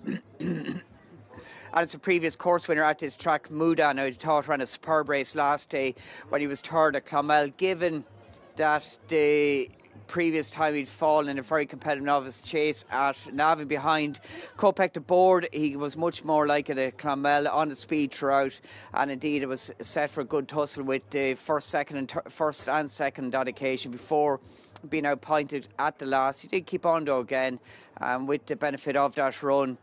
He should, one would think, be at his peak to strike here today. He seems to relish heavy testing ground. He's a dual winner on testing conditions, and as a likely race type, there's surely at the age of 6 more improvement to come from him. Again here today, rider Owen Walsh takes the ride for trainer Kieran Murphy. He runs in the colours of Mr. McCormack. Number 2, Another Way. Hard to know what to make him. It's a little bit like My Way of Thinking. We know he's well capable of being better than his bare form in recent runs. He just needs to show it. He is down in grade here today after a couple of tough assignments. Again, taking on likes Kopek to board and Pure Steel at Punchestown on John Durkin Day, being his last run 15 days ago. Another way, the mount of JJ Slevin. Darren shot his Ad Calum. Talk about stiff tasks running the hilly way at Cork behind the likes of Majborough, and the winner found a 50. That was understandably too strong for him. Denny was well beat in rear, but today back into much more calmer waters with Michael Kennelly taking off to his £7 allowance. You would not be surprised to see this horse outrun her odds given her previous form, which is of a decent standard. Gadsby Gray, worthy of mention. Just finally, given he's a proven course performer and can be very effective on testing ground, it's just a fact, a bit like my way of thinking.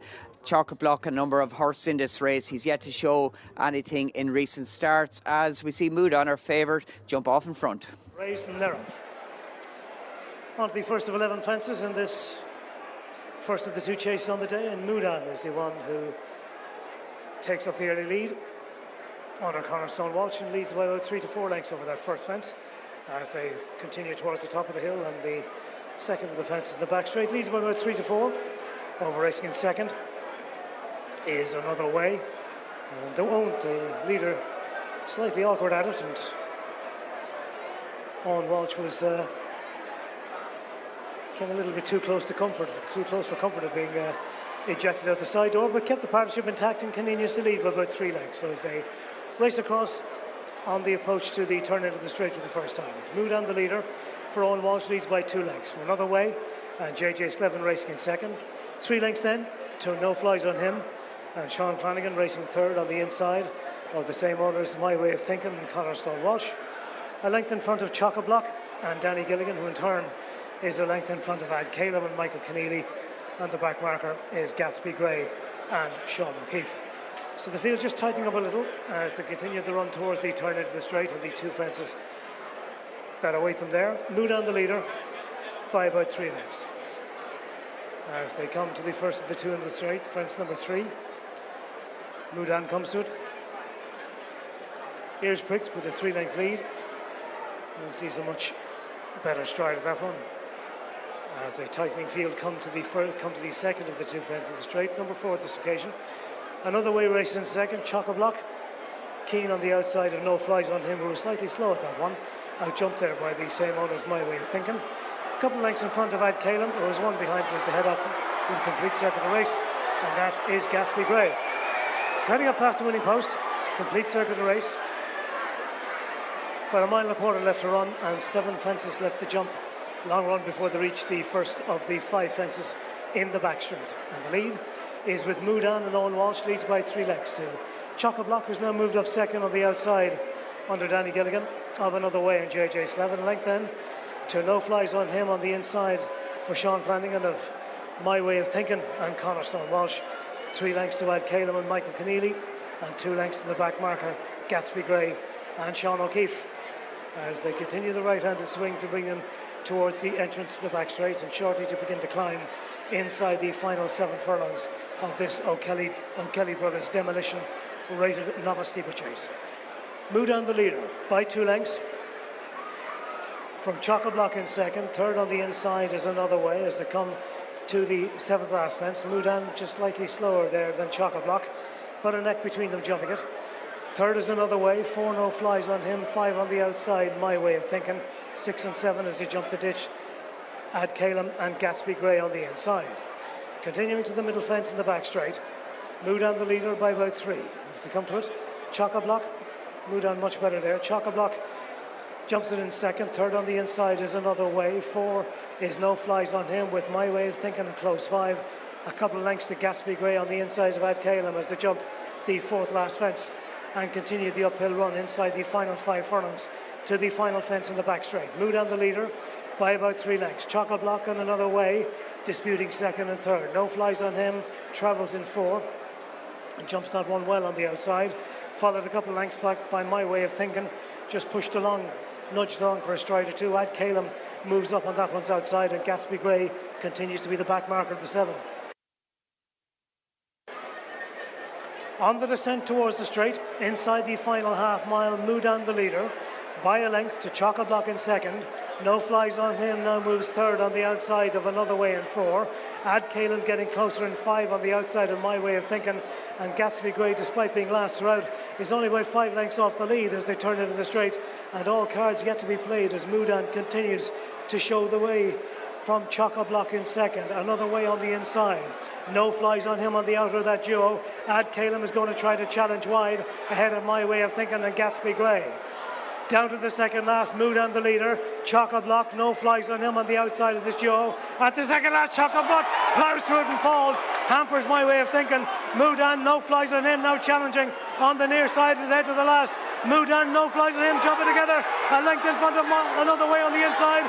No Flies on Him. Mudan between horses. Another Way on the inside. Mudan pulling out plenty on the centre. No Flies on Him on the stand side. Mudan and No Flies on Him. Another Way right on top of them on the inside. Close between the three. And they pull clear of, in fourth place was My Way of Thinking ahead of Ad Caleb.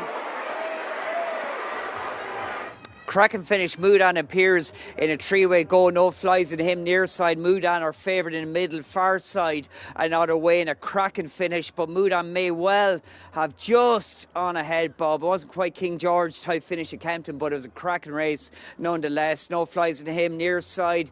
Another Way back on something like his better form here today at Limerick. But the winner on the back of a cracking effort at Clonmel last time. What appears to be winner, number 5, Mudan. Game in front. He did wonder a bit going to last fence, suggesting there was a bit more to thank for Mudan.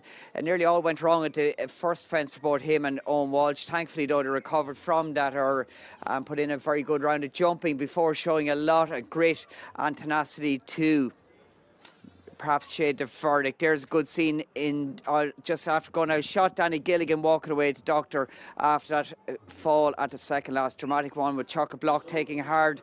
Our winner incoming, number 5, Mudan, does beat No Flies at Him. Another Way to far side, cracking nip and tuck three-way photo back and forth. My Way thinking, but at this point in time, winner, second and third, all with every chance. This is where we lose Chock-a-Block, who was showing a lot more life on his second start for Connections here today. He did get, as the race developed, in really close and never really took off at the second last fence. Good to see Danny Gilligan and the horse walk away after that. Or at this stage, John Mudan, he just showed a tendency between them two fences to run around slightly under pressure, and he really found for his rider inside last 150 yards, having appeared to be in somewhat of trouble when the eventual second made his challenge. Another Way also on the inside, but that seemed to spur on Mudan, and he's just got there and held on in a cracking finish to record a nice win here today at Limerick for trainer Ciaran Murphy. He wins in McCormick colours. Rider Owen Walsh on board here today.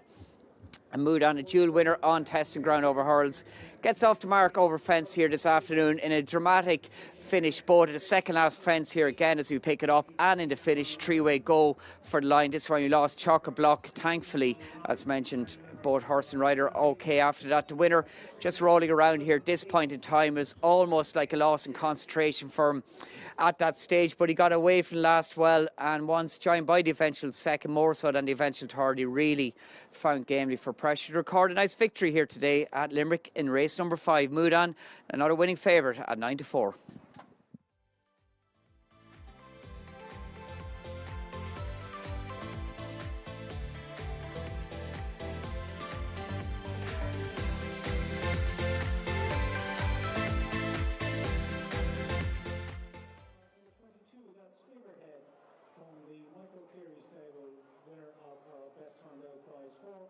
Race.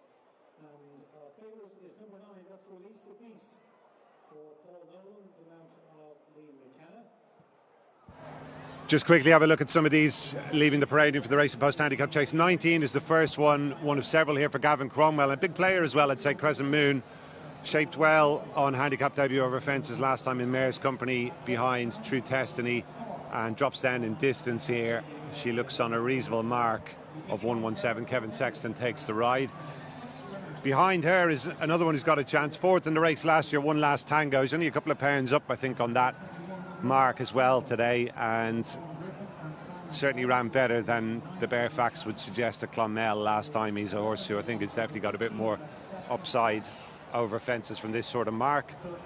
4 then is Theatre Native for Henry de Bromhead, down the field behind Panic Attack in the Gold Cup at Cheltenham last month. We'll need to bounce back from that today. And then we have number 10, another for Henry, the Folks Tiara, who won this a couple of years ago, but hasn't been a great form of late. 7 is on Pian Jarrag, the red cap there. Pian Jarrag, who won this last year, and in the same colours, different cap though, is Release the Beast, who ran well at Wexford last time out. 16, just gone by us there, is Salisbury Hill, who been a bit disappointing on his last couple of starts, but wouldn't be out of it on overall form. And the final one to leave the parade ring, just on our left here, is number 5.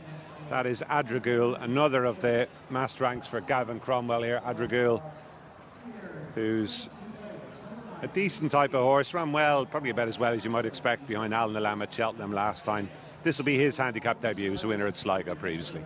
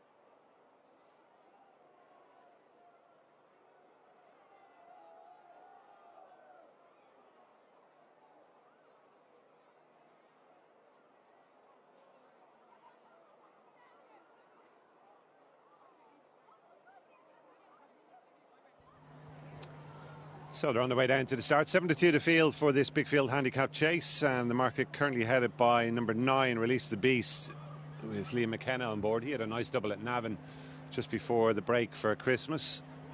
And riding here for Paul Nolan, who's also got on Pian Jarrag in the field for similar set of connections. 7-2 then, as I say, about Release the Beast, who was runner-up at Wexford last time. To be honest, while he's a lightly raced horse, I'd be inclined to look elsewhere myself here. I thought One Last Tango right down at the foot of the weights was very interesting here for Owen Griffin and Simon Torrance. He was 4th in the race 12 months ago. And another one who I thought had a great chance was Crescent Moon for Gavin Cromwell. Yard is very strongly represented here. Quietish day for Gavin today, but signs of late have been very encouraging in the main for his horses, and I'd imagine he'll be front and centre before the Christmas period is out. Didn't actually hear the jockey change for Golden Joy here, but Jack Kennedy sitting out his last mount of the day, just a little bit stiff and sore after that earlier fall from El Kairos, but dusted himself down to ride Romeo Coolio. However, giving this one a miss. Just looking down through it here,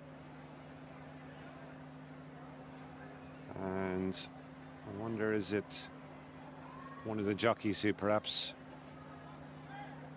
were on the non-runners, because there wouldn't be too many options in a big field like this for someone to pick up the spare.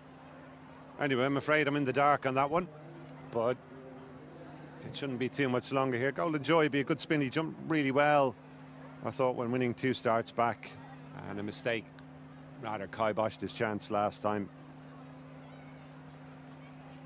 Jake Cohen we're hearing, thanks to Kat, my producer there, who's got the update for us. So nice spare for Jake to pick up on Golden Joy. Seasonal debut for him after finishing down the field at Cork last time. Jake actually rode him that day as well.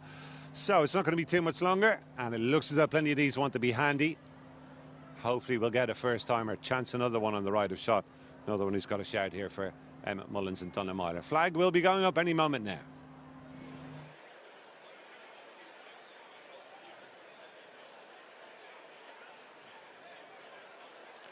White flag raised, that off the Racing Post handicap chase. The trip is 2 miles and a furlong. 11 fences to jump. It's Trust in the Park of the early leader from Don't Go Yet. Where's My Jet? Further over is Golden Joy.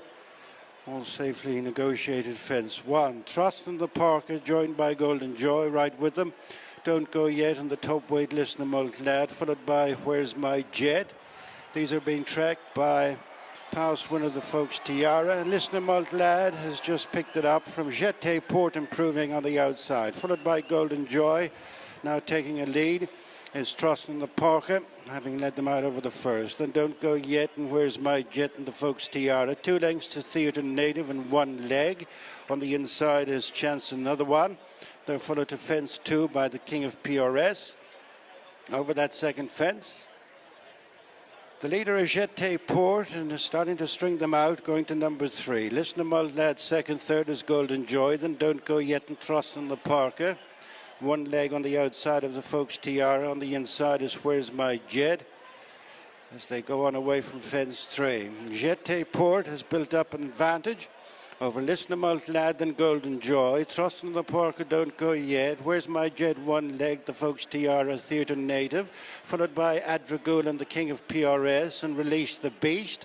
And they're being followed to the 4th fence by Chance Another One and then Crescent Moon.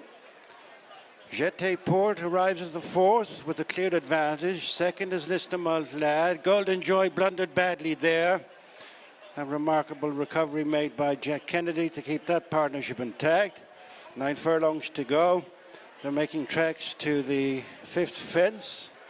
Right at the back of the field is last year's winner on Pian Darug.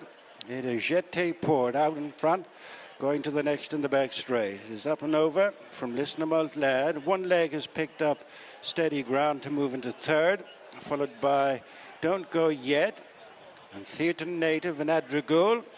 On now to the first of 2 ditches, and it is Jeté Port with a reduced lead from Listener Mult Lad, 1 leg, followed then by Adragul. Don't Go Yet and Theatre Native and Where's My Jet and Trust in the Parker is next, followed by Release the Beast, the King of PRS. Over the 5th last fence, 1 more left to jump in the back straight. And it is Jeté Port coming right back to the group. 1 leg out wide with Don't Go Yet, Adragul. Theatre Native is onto the heels of the leaders, followed by Listener Mult Lad. And they're followed by Release the Beast, the Folks Tiara, losing at that fence. 1 last tango. Out of the back straight, they're heading for 3 fences from the finish. The Racing Post handicap chase. 4 across the track now. Jeté Port, 1 leg. Don't Go Yet and Theatre Native, followed by Release the Beast and Adragul. The Folks Tiara and Trust in the Park and Seskin Flash, followed by Salisbury Hill and Listener Mult Lad. They're turning towards the second last. And it's tight now between 1 leg, Don't Go Yet and Theatre Native, followed by Adragul, who chases them up 2 lengths back 4th. Release the Beast, Seskin Flash next, followed by Salisbury Hill, with after them the Folks Tiara. Figurehead and the King of PRS and Jeté Port is tied up. Also losing ground is Where's My Jet, being followed back for the final fence by Grange Walk. Don't Go Yet, Theatre Native through on the inside. With the noseband is 1 leg, being followed by Release the Beast and Adragul. These 5 have tightened up on the run of the final fence, and 1 leg with coming there on the outside Adragul. And then Theatre Native, Don't Go Yet, Release the Beast and Seskin Flash. The final fence, 1 leg is headed by Adragul, and it is Adragul and Kieran Buckley who lead. Release the Beast is getting a second wind on the outside of 1 leg. 100 yards to go. It is Adragul in front and holding on here from Release the Beast and 1 leg. And at the line it is Adragul and Kieran Buckley, the winners of the Racing Post handicap chase. Second is Release the Beast, 1 leg. Third, Seskin Flash in 4th. And there is the winner for Gavin Cromwell. Adragul on handicap debut has struck here in the hands of Kieran Buckley, who got that great spin from Irish Panther in the feature race some half an hour or so, 40 minutes earlier. And Adragul travelled strongly to take over at the final fence and had enough in reserve to hold off Release the Beast. It might have been a bit unlucky, just got tightened up off the home turn and had to be taken back off heels at that stage. Release the Beast, switched to the outside, and Adragul was already making the best of his way home at that stage. Release the Beast had to find probably 3 lengths going to the final fence, and he couldn't quite peg him back in the end. Connections might feel it was one that got away, hard to know, but Adragul had done the hard work at that stage. Big run as well from one leg for Henry de Bromhead. Looks a difficult enough ride, but he ran a blinder for Brian Hayes back in 3rd spot. Adragul, though, home in front. Seskin Flash emerging with credit too. So a nasty fall for Simon Torrens from One Last Tango over on the far side. Let you know if we hear anything on that front. But Adragul returning at 11-1 has run out a decisive scorer here in our final jumps race on day 1.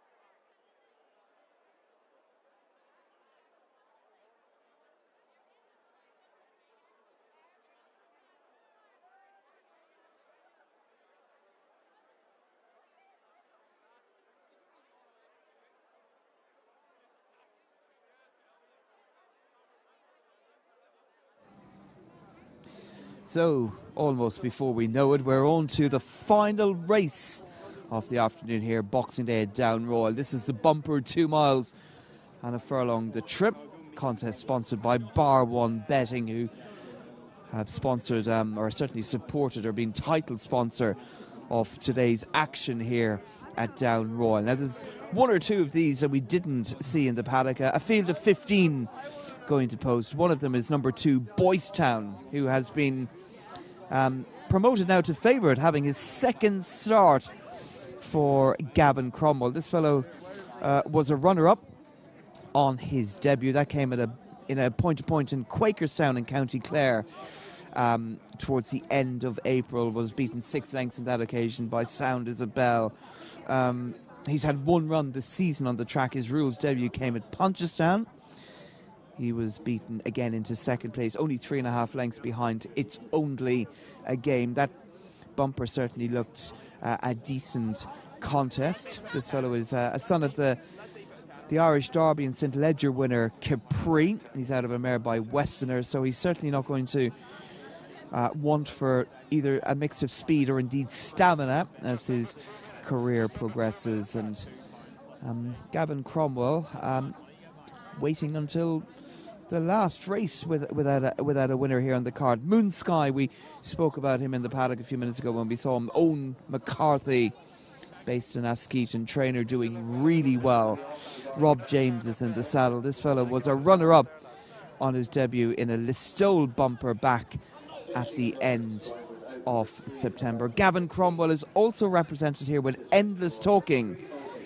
Derek O'Connor is aboard, the son of Affinity.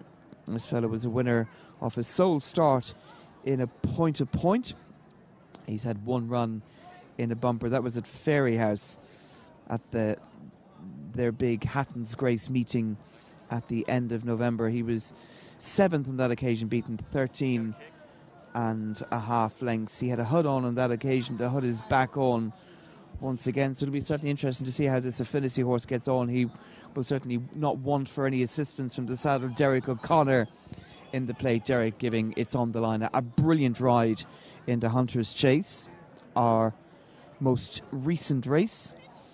Stuart Crawford has trained the winner of this particular race for the last 2 years, and he is represented here by Blue Denuff.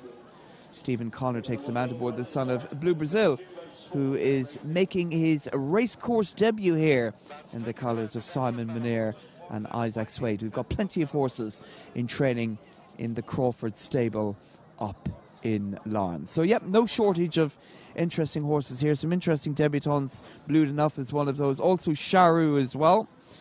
Makes his debut here for trainer Henry de Bromhead.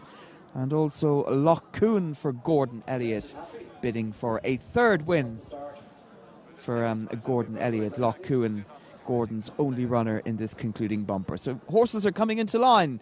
It's time to rejoin the excellent James Griffin to call them home in our 7th and final race of the day. They're off and running for the final race of the day here at Down Royal, the Bar 1 betting bumper. We race here again on the 20th of January, of course, and first to shows they settle down as Moon Sky to Boystown. Also Loch Coon is Handy, and then on Loch and Biog. And then outside of it is Coco's Legacy, with sitting in behind is Sharu, as they make their way up in front of the stands, and the clear leader is Moon Sky in the pink and black. To the grey horse is Boystown, Coco's Legacy a little bit keen. And back on the inside with a low head carriage is on Loch and Biog, and quite keen in the hands of Paddy Cleary. Along the rails is Blue Denuff, being followed by Kershaw and Long Goodbye. And then further out is Loch Coon, and then comes Jukebox Charlie with Sharu. And along the rails is 6 Mile Susie, as they steadily head out the Down Royal country in our Bar 1 betting bumper. Moon Sky to Boystown, Blue Denuff. Then in behind on Loch and Biog with along the rails is Long Goodbye, Loch Coon and the Blue and Primrose, and then the famous Eastwood Silks on board Coco's Legacy, being tracked by Sharu. And then comes Jukebox Charlie, Dory Miller, Kershaw in the yellow. Along the rails is 6 Mile Susie. And then in behind, as they continue away from the stands and head towards the final mile and a half, is Dark Eagle, Endless Talking, and then in rear is Pedro the Poet. Moon Sky, our leader, in the hands of Rob James. To in second place is Boystown and Owen Staples, Blue Denuff and Stephen Connor. And then fourth place for Loch and Biog and Paddy Cleary, with Bobby Doyle Murphy on board Long Goodbye, having a second ride on the racetrack, son of leading former lady rider Liz Doyle. Outside of it is Loch Coon, and then comes Coco's Legacy and 6 Mile Susie. And racing on the outside of 6 Mile Susie is Kershaw with Sharu in the colours of Randox founder Peter Fitzgerald. And then Jukebox Charlie and Dory Miller together, Dark Eagle, Endless Talking, and in rear is Pedro the Poet. Moon Sky still continues to make the running. to Blue Dunuff and Boystown. Lochcune and Lockenbiog and Long Goodbye. Outside is Coco's Legacy. And then behind is Kershaw in the yellow, and Charoo and 6 Mile Susie. And then comes Jukebox Charlie and Dara Allen replacing Luke Turner. And then comes Dory Miller with Endless Talking, Dark Eagle and Pedro the Poet. Inside the final mile in the bar 1 betting bumper, and Moon Sky, Boystown, 1 and 2 since the tapes went back. Blue Dunuff and On Lochcune, then Coco's Legacy, Charoo, the Green and Cream, and then Kershaw on the inside, Long Goodbye, Susie, 6 Mile Susie, and then Dory Miller and Dark Eagle, and Endless Talking, and then comes Jukebox Charlie and Pedro the Poet. Moon Sky, who was runner-up on its only run so far, to in second place Boystown, looking to improve upon 2 second places. Lochcune, the debutant, Coco's Legacy, Charoo on the outside, Kershaw on its inside on Lockenbiog, Blue Dunuff for Munir and Suede, and then comes Long Goodbye, 6 Mile Susie and Dory Miller, Endless Talking, Dark Eagle along the inside, and then comes Pedro the Poet and Jukebox Charlie. Swinging into the home straight inside the final half mile in the bar 1 betting bumper, and Moon Sky, Boystown, Lochcune, Coco's Legacy the leading 4. In behind is Charoo, who's going to come down the hill roadside, being tracked by Endless Talking from the rear, and then comes in behind that is on Lockenbiog and Kershaw looking for room, and Long Goodbye going backwards on Lockenbiog, but Boystown to Moon Sky. Then in third is Charoo, Endless Talking, Long Goodbye, Blue Dunuff, Lochcune, Kershaw for pressure over the road crossing. Inside the final quarter mile they race on Boystown to in second place is Moon Sky, and then comes Endless Talking and reminders for Long Goodbye, Blue Dunuff, Kershaw, Charoo and Dory Miller inside the final furlong, and Boystown away he goes, and Boystown is quickening clear to Moon Sky, Long Goodbye, Endless Talking, and then Kershaw staying on Blue Dunuff inside the final 100, and Boystown for the Park Lodge Developments Limited and trainer Gavin Cromwell streaking clear in the closer. The bar 1 betting bumper, Boystown breaks the run of seconds, second place for the stylish Bobby Doyle Murphy, and then Kershaw, and in fourth place the long-time leader Moon Sky.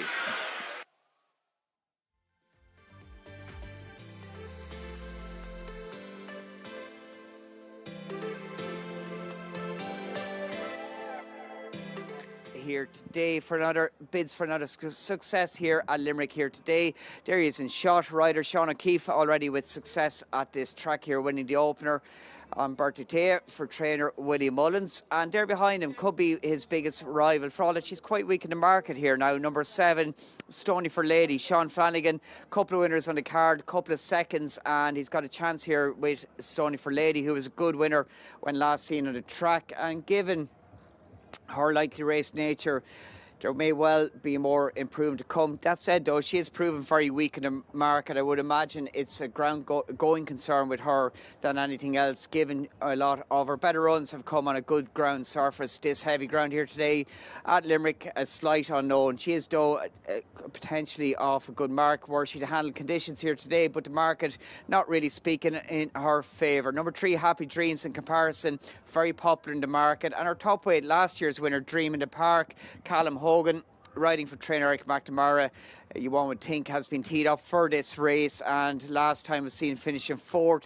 at Thurles in November. Stiffer test here, ground-wise, if you like, here today with a return to Limerick should suit this horse very well. The team are in great form. Eric McNamara, winner, and a couple of seconds so far here today.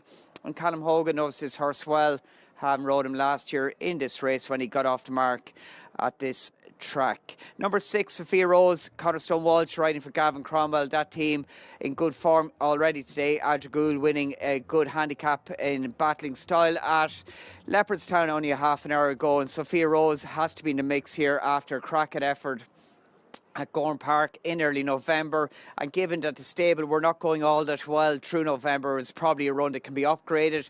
She's here today with Connor Walsh on board, off a rating of 105. Sophia Rose looks like she will just track the potential pace as the rest of the field began to link up, or just over post time. Number 4, Mount Frisco, trained by John Ryan, is a horse that gets through this ground very well, and he's a likely pace angle also. He's got rider Michael Kennelly taking off £7, and he too is a previous course winner here at Limerick. Number 11 down towards the inside, Kilbrin and Rocco, about to go forward. Mount Frisco very much in the mix. Could be plenty of pace on here for this upcoming handicap chase at Limerick. We'll get up Justin for the call. And they're off. Slightly raggedy start. Knockback Rambler was left a few lengths behind the remainder of the field as they jump fence number 1. And all jump but safely. And as they run uphill towards fence number 2, Mount Frisco on the inside is one of the first to show, with Stonyford Lady in the cheek pieces. Towards the centre, Happy Dreams, the favourite, is close up, with on the inside is Kilburn Rocco. And also prominent upsides these is Road to the Weir, with Doyen Lady not too far from the early pace as they jump the first 2 and begin the run across downhill to bring them towards the turn into the straight for the first time, and quite well strung out first to last, although the trailing Knockback Rambler is about 12 or 15 lengths behind the remainder of the field. But it's Mount Frisco who leads by about a length to Stonyford Lady. Racing in second, Road to the Weir is third. Happy Dreams races next on the inside of the crossbelts of Doyen Lady with the black cap. They're followed then by Sophia Rose with Kilburn Rocco, and that one's inside. Between those two races, little mix-up. Followed then by the seams of Truckers Crossing with T's Components Yes, in the purple with the yellow sash behind those towards the outside. On the inside rail races the top weight Dream in the Park, and they're followed by Don't Do Odds On with Carla's Big Jim, and the back marker by a fair few lengths is Knockback Rambler as they jump fence number 3, and all safely over. Coming to the fourth is Mount Frisco and Michael Keneally taking them along. It's going to land about a length and a half or so in front of Stonyford Lady, who jumps it in second. Happy Dreams on the inside in third. 4 is Road to the Weir, with between those two races Sophia Rose. Lady Doyen races next on the outside of Kilburn Rocco next to the rail, followed then by a little mix-up in Truckers Crossing, and behind Truckers Crossing on the outside races Carla's Big Jim with T's Components Yes, just drop back a couple of places. Don't Do Odds On, Dream in the Park is on the inside of that group, and they're followed a few lengths back by Knockback Rambler. So as they continue on and make the right-handed swing to bring them to the entrance to the back straight for the final time. 7 fences left to jump and coming up towards the halfway point. And the lead continues to be held by Mount Frisco, a length and a half, 2 lengths in front of Stonyford Lady in second. Happy Dreams third on the inside of Road to the Weir in 4. Sophia Rose is 5, a length in front of Doyen Magic on the outside of Kilburn Rocco. They're a length in front of Little Mix-Up with Truckers Crossing on that one's outside. Dream in the Park is next, followed then by Carla's Big Jim as they approach the first fence in the back straight. Behind Carla's Big Jim, over that is Dream in the Park on the inside of Don't Do Odds On. T's Components Yes being ridden for a few strides. Knockback Rambler continues at the back as they jump the regulation. Mount Frisco, good jump in front. Lands 2 in front of Stonyford Lady in second. Third on the inside, Happy Dreams. 4 is Sophia Rose, who's beginning to make headway between those into a more challenging position. 5 is Road to the Weir ahead of Kilburn Rocco. Knockback Rambler, a bad mistake back in the field, but is still relegated. T's Components Yes to be the back marker as they jump the penultimate fence in the back straight, continuing on the uphill run inside the final 5 furlongs. Mount Frisco the leader by 2 lengths. Stonyford Lady races in second. Third on the inside is the favourite Happy Dreams. Sophia Rose upsides that in 4. Kilburn Rocco, Doyen Magic, Road to the Weir behind those. They're followed by Truckers Crossing and Bacarda's Big Jim ahead of Dream in the Park, and behind those Don't Do Odds On. Inside the final half mile, 2 fences left to jump when they swing in. Longish run still before they get to those. Mount Frisco the leader by 3 parts of the length from Stonyford Lady in second. Happy Dreams third on the inside. 4 is Sophia Rose. Road to the Weir, Kilburn Rocco next. Truckers Crossing chases those, and they're gone on by a couple lengths to Doyen Magic, Dream in the Park, and Carla's Big Jim as the leading 6 begin to pack up as they approach the turn into the straight inside the final 3 furlongs. Mount Frisco on the inside, Stonyford Lady being chased on the outer by Sophia Rose, Kilburn Rocco. The split now comes off the rail for Happy Dreams as they race down towards the second last, and it's Happy Dreams who's come through into Sean O'Keefe to lead from Stonyford Lady on the stand side. Stonyford Lady, a bad mistake. Mount Frisco the far side. Kilburn Rocco chases them, but down to the final fence, it's Happy Dreams is out in front, and down to the final fence, Happy Dreams stood off it, lands 2 in front, and Mount Frisco in second. Third is Kilburn Rocco, Happy Dreams out in front by 2. Kilburn Rocco staying on well in second, but it's going to be a double with Sean O'Keefe as Happy Dreams wins by a length to Kilburn Rocco in second. Mount Frisco is third. Fourth was Sophia Rose, and they finished in front of Carlos Big Jim and Truckers Crossing. Not a winning favourite here today at Limerick. Indeed, it could be 1, 2, 3, 4. The fifth winning favourite out of 6 races so far here. The popular one again, Happy Dreams, number 3, loves it here, loves testing ground, and after a really good effort over hurdles last time, it's back here over fences to gain another course success at Limerick under rider Sean O'Keefe, who gains his second winner of the day following success in the opener for Willie Mullins and Bert Tutia, and he had a nice smooth passage around here, horse travelling well. It all opened up when both Study for Lady, who was brought to the outside, she came to the end of her run, unfortunately with a mistake here to second last, got entitled and was lucky to find a leg. That was the end of her effort. Study for Lady, it was left to the winner, who may well have just idled on landing from the last. He came out rider Sean O'Keefe's hands. There was definitely a feeling inside the last 100 yards this horse was just doing the bare minimum, and briefly number 11, the eventual second, Kilburn Rocco,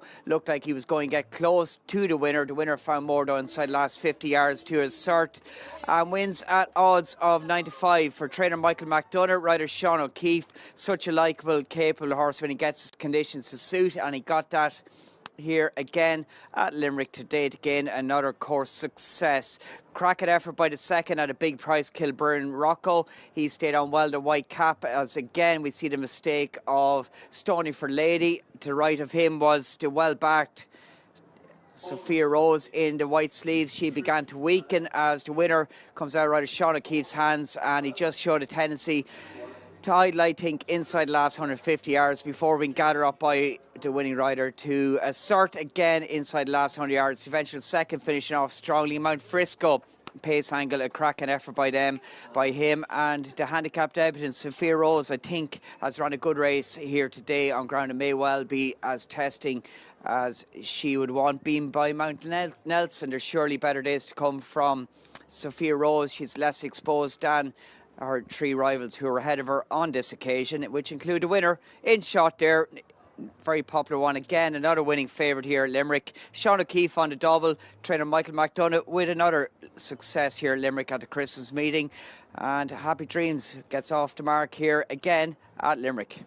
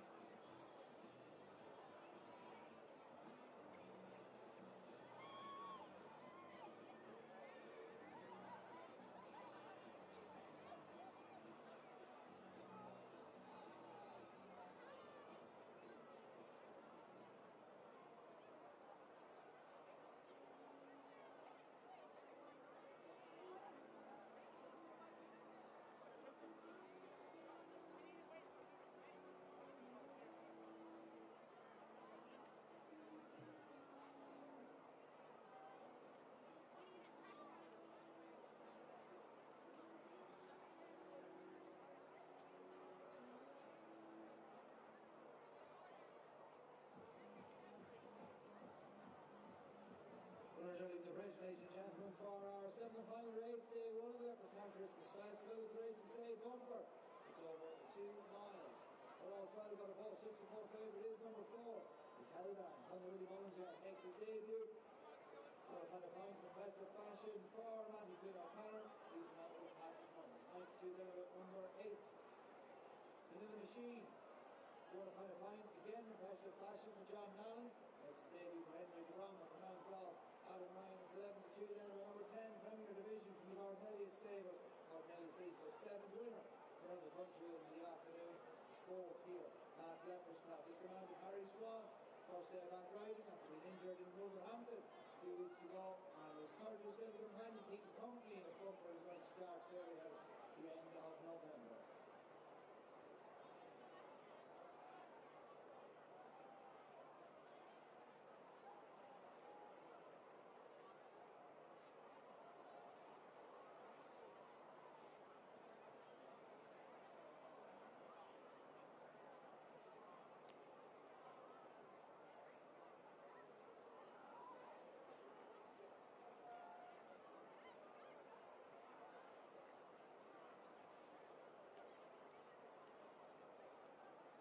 Prize for the best hour now goes to the group in charge of number 7, McAllister from the Ballynone yard.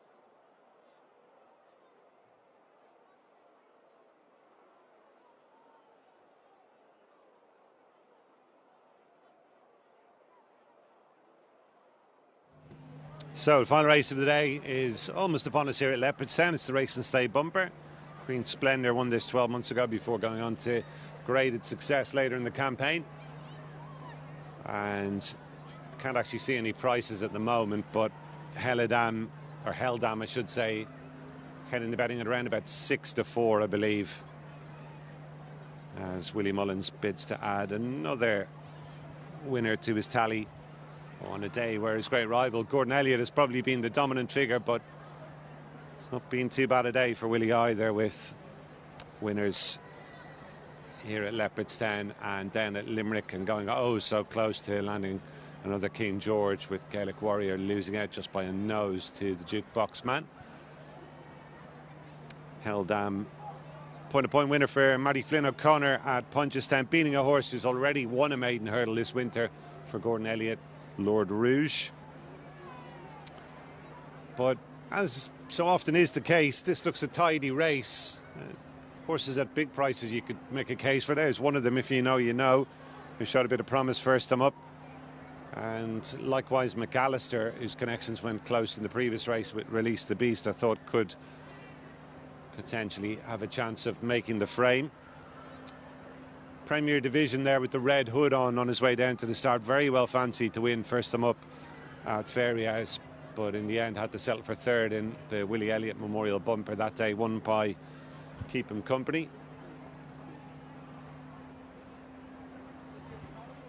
And the black and red there, that's the Morn Rambler for Noel Meade in the Pinkerton colours of Philip Polly.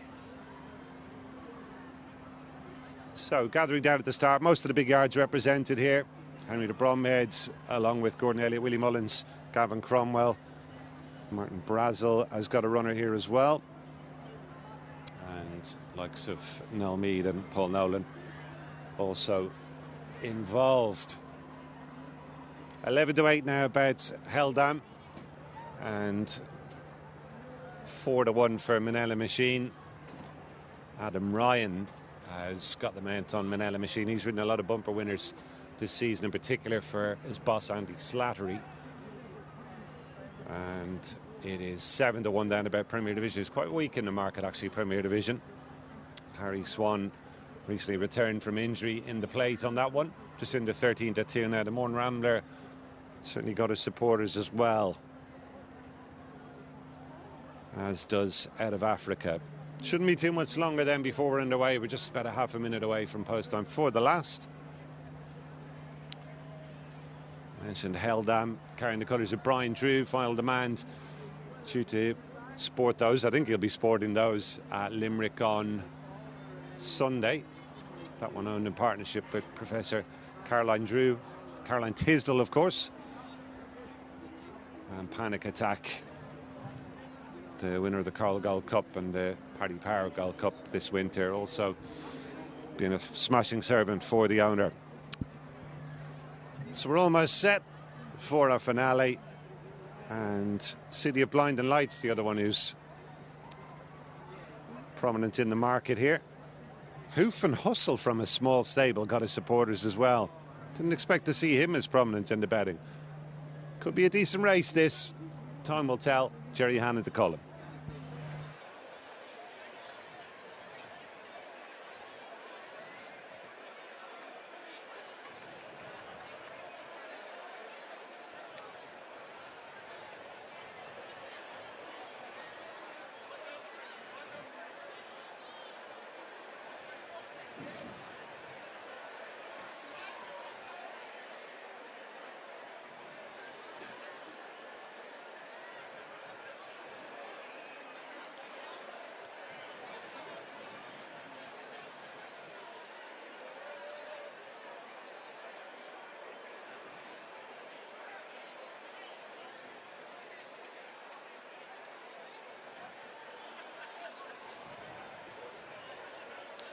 City of Blinding Lights runs in to join them.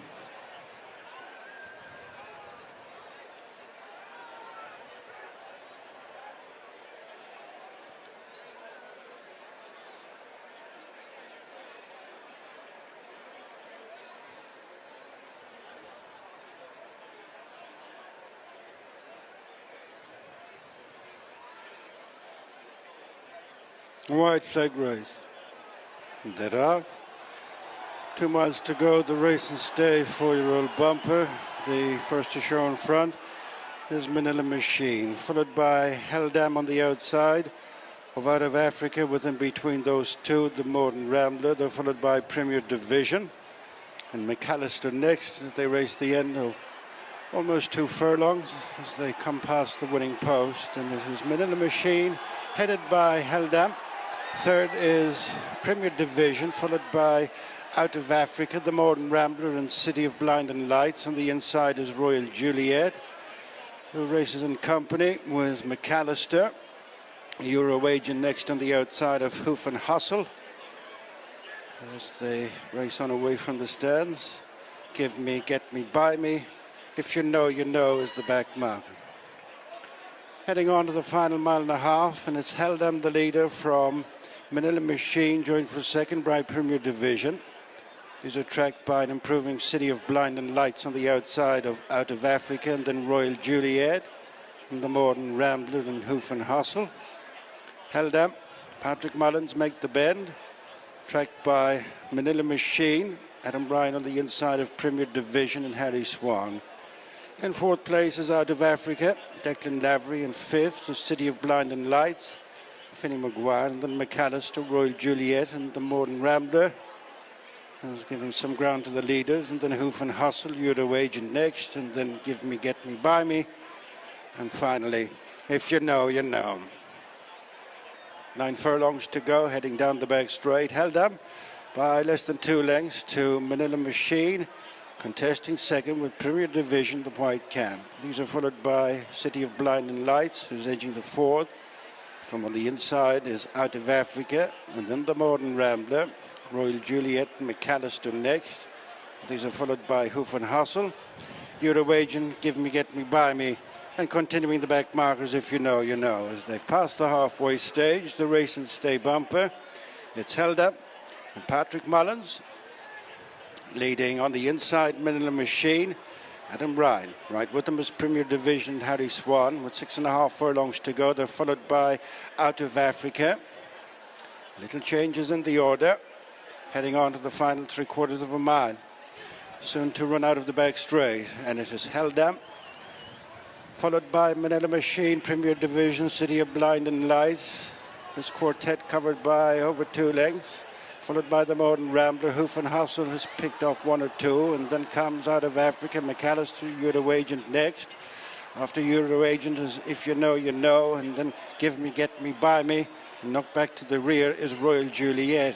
There's a change of leader as City of Blinding Lights and Finney Maguire go on. They have headed Heldam second, followed by Manila Machine. On their heels now is the Modern Rambler with Premier Division in between horses. This quintet go on by a length and a half to Out of Africa, followed then by Euro Agent, If You Know, You Know.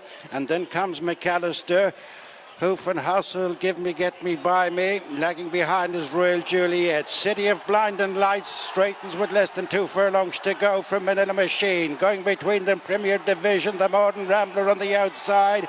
Relegated back to 5th is Heldham. City of Blinding Lights with delivering a challenge on the outside, the Modern Rambler. Then Premier Division over on the far side is Manila Machine. Well inside the final furlong, and underneath the stands rail, it's the Modern Rambler and Darren McGill getting on top from City of Blinding Lights and Premier Division. The Modern Rambler for Philip Polly, Noel Maiden, Darren McGill. Second, City of Blinding Lights, and third went to Premier Division. Well, some big reputations on the line, and it's the Modern Rambler who's come up trumps for Noel Mead. Noel, who went close earlier on in the car with Money Dancer. This one scoring at 8-1, coming with a run down the outside in the straight and pulling clear late on. In the colours of owner Philip Polly. The Modern Rambler, who had shown promise in a point-to-point at Portrush 2.5 months or so ago. Here we are down the home straight. City of Blinding Lights, clearly a very talented horse, but not straightforward. Gave Finney Maguire a torrid time, carted himself to the front. And if he will just maybe learn a bit of a lesson from this, Connections certainly have plenty to work with there. Premier Division's backed up a promising debut by finishing 3rd under Harry Swan, who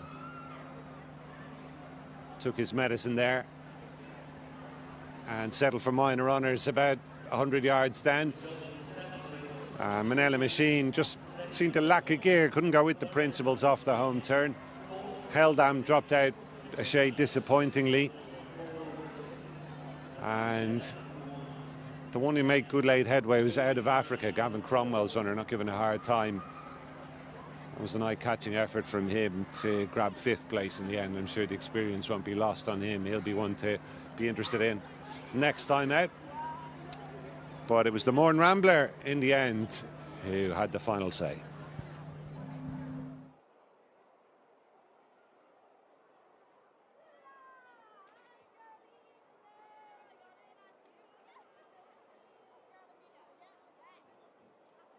Distances for the 7th race: 3 1/4 lengths, 2 1/4 lengths, 2 1/2 lengths, 2 lengths, and 3 1/4 lengths. That's 3 1/4 lengths, 2 1/4 lengths, 2 1/2 lengths, 2 lengths, and 3 1/4 lengths. Time for the race was 3 minutes 51.5. That's 3 minutes 51.5.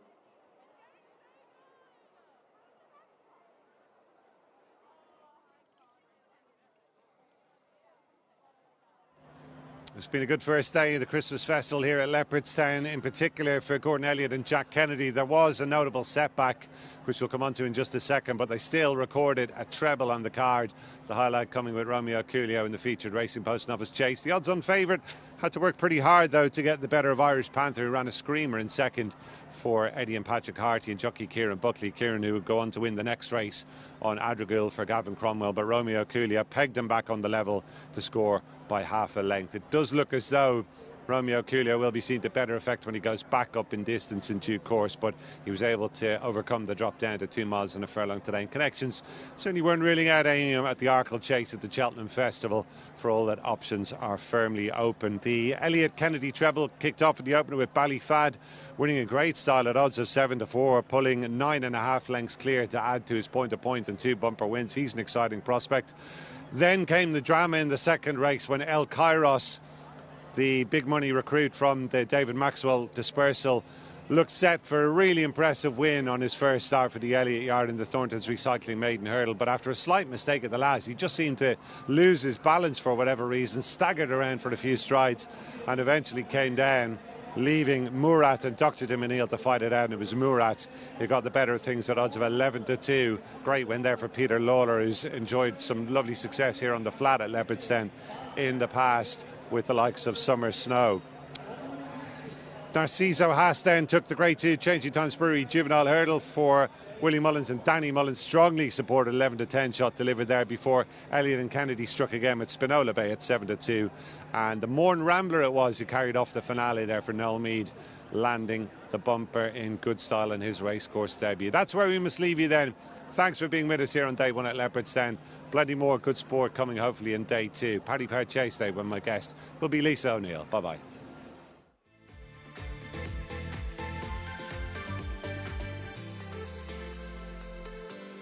Winning of a normal bumper based on his two previous efforts. He is the mount of Josh Halford here today. Directly behind him is number 11, Storm Queen, trained by Johnny Fogarty. Point-to-point winner by 5.5 lengths back in April. Was short in the market this morning, quite light in the market now ahead of post time. And it'll be interesting to see how that one performs here this evening. By Phoenix of Spain, former winner of the Irish 2000 Guineas. Number 2 is trained by trainer Sam Curling. Jury Time, the opposite of Storm Queen, has proven popular in the market on her track debut here today. She's by Jukebox Jury. David Doyle takes the ride, and this one was a winner under Derek O'Connor when last seen on the 1st of November, winning by 2 lengths on her 4th point-to-point start. Number 9, Quite in Brazil, is a Blue Brazil mare, and she's trained by Groda Loughlin, and she's making her track debut here today, yet to run under any rules, and she is light enough in the market currently in around a 50 to 1 chance. That's number 9, Quite in Brazil. Number 4 is Little Ivy, trained by Peter Fye. Jodie Townend is here today, take the ride for Peter, and this one currently a 16 to 1 chance. Well beaten 3 runs so far. 2 of them were in Maiden Hurl company, one of them in a point-to-point, and is mounted Jodie Townend here today, a mare by Jetaway. That's number 4, Little Ivy, and directly behind that one is number 5, very popular in the market for trainer Colin Ryan, Musique de Champs. Ray Barron takes the ride here today and is a current market leader, just about shading favouritism from 13 Torpedo Dragorostis, and Musique de Champs had run in the UK, finishing 3rd back there 2 starts ago in Newton Abbott, and was beat at Cork behind a smart mare Sal Shinna when last seen in July. Big market mover, needs to improve the form of that run, and it's interesting to see the market move for her on her return to action here today, fillied by Jukebox Jury.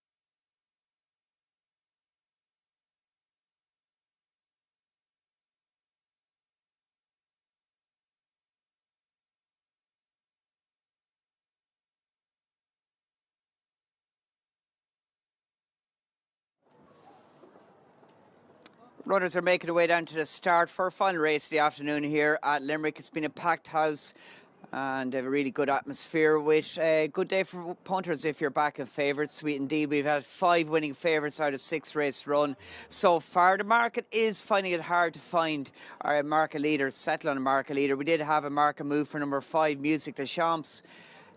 This time the betting opened after a previous race. That one is weakened out slightly, currently 72 on my screen.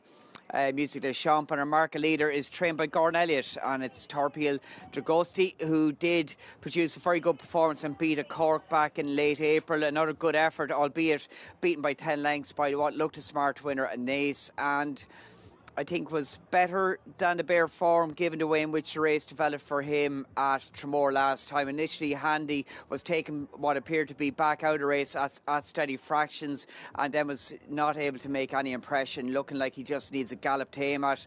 And today, with slower conditions and a more galloping track, if you liked, in Tramore, one would expect rider Josh Halford to be very positive on him here today, given his previous experience. Maybe Tramore was as good as Torpil Dragosti is, but we'll learn more about that here today. I just don't think everything went to plan on that occasion, and he's just about shading favouritism from a host of horses with previous form and point-to-points, one of which is harding up in the market, number 11, Storm Queen, who was a wide margin winner last April of a point-to-point on debut. Went off 6-4 favourite on that occasion. Rider Conor Moore takes the ride here today. Finney Maguire was on board when she won back on that occasion in April, and she's by Felix of Spain here today, a 4-year-old filly. Interested to see what she can do on deeper ground on this occasion.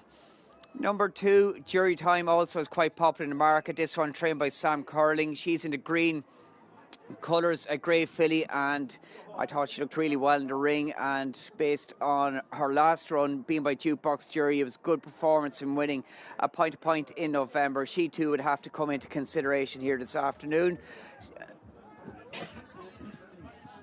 Excuse me. Number 7, Never Late, there is also one trained by Charles Burns that I think he's shown up a little bit better than bare result, perhaps to a point, but did fade quite tamely at Ferryhouse last time. Torpil Dragosti there in shot. Josh Halford takes ride, just about shading favouritism now at 2-1 for trainer Gordon Elliott, who's having a fantastic day across the meetings. Number 6 there towards the inside is Nan's Choice. Declan Queally takes the ride on this debutant here today. As we see, number 5, the market mover, Music de Champ, who is well beat on Irish debut at Cork behind Sal Shida. She also is quite popular in the market in a race that's got plenty going on here today market-wise. Storm Queen, also popular in the market now, into 130, number 11, following that success at a point-to-point back in April. And Jury Time, the grey there, she is in shot now. She's rejoined the main pack. David Doyle takes the ride for Sam Curling, and based on the promise of that win, she seemed to get better with racing in the point-to-point sphere. She has the benefit of a relatively recent run. She would be highly interesting as the field begin to circle and make their way forward to the tapes for a finale of the day here at Limerick. Flags are raised. Narrow. 2 miles a trip for the concluding mare's bumper on day 1. And moving through in the centre, it's Beautiful Beauty, who is the early leader, Darren Walsh, with moving through in the centre, Torpil Dragosti with Music de Champ. Taking close order on the inside, followed then by Storm Queen with Soldiers Town between horses. Close up, the grey on the outside, also taking quite close order is Jury Time. So as they head towards the top of the hill, shortly begin the descent towards the straight for the first time. And Storm Force has moved through on the outside in the hands of Conor Moore. Don't know if he does impressions as well, but he's leading the mare's bumper in the early stages by about a length. Jury Time has moved through on the outside to just dispute second, with between horses Torpil Dragosti. On the inside is Beautiful Beauty. They're followed towards the rail by Music de Champ. Walking Saint, and the red cap is next in the field, with the black and yellow colours of Lady Hotham is next. Towards the outside, taking a keen tug just in behind the leaders, the green and white of Little Ivy and Jodie Townend, with on the inside rail is Declan Queally on Nan's Choice, who's being followed by in the white and black towards the inner by Quiet in Brazil. Soldiers Town in the light blue with the brown hoop is close up the field, as is Never Late. So a tightly bunched field, head up towards the winning post with a complete circuit of the race, and it's Storm Queen the leader by about a length to Beautiful Beauty, Walking Saint, between horses Torpedo de Grossley. On the outside of these races, Jury Time. They're further length back by Little Ivy with Musique des Champs next to the rail. Lady Hotham in the hoops upsides that one with Never Late and Soldiers Town next. They're further towards the inside rail, just drop back a couple of places, Nan's Choice, but not that far off the lead. Followed then by Quiet in Brazil. And the back two as they pass the winning post are Pegasus Lane, and behind Pegasus Lane as they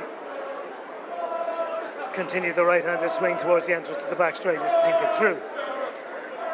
So past the mile point and heading into the back straight and shortly to begin the climb is Storm Queen the leader by a length to Musique des Champs in second, Torpedo de Grosty, Walking Saint on the outside of that duo.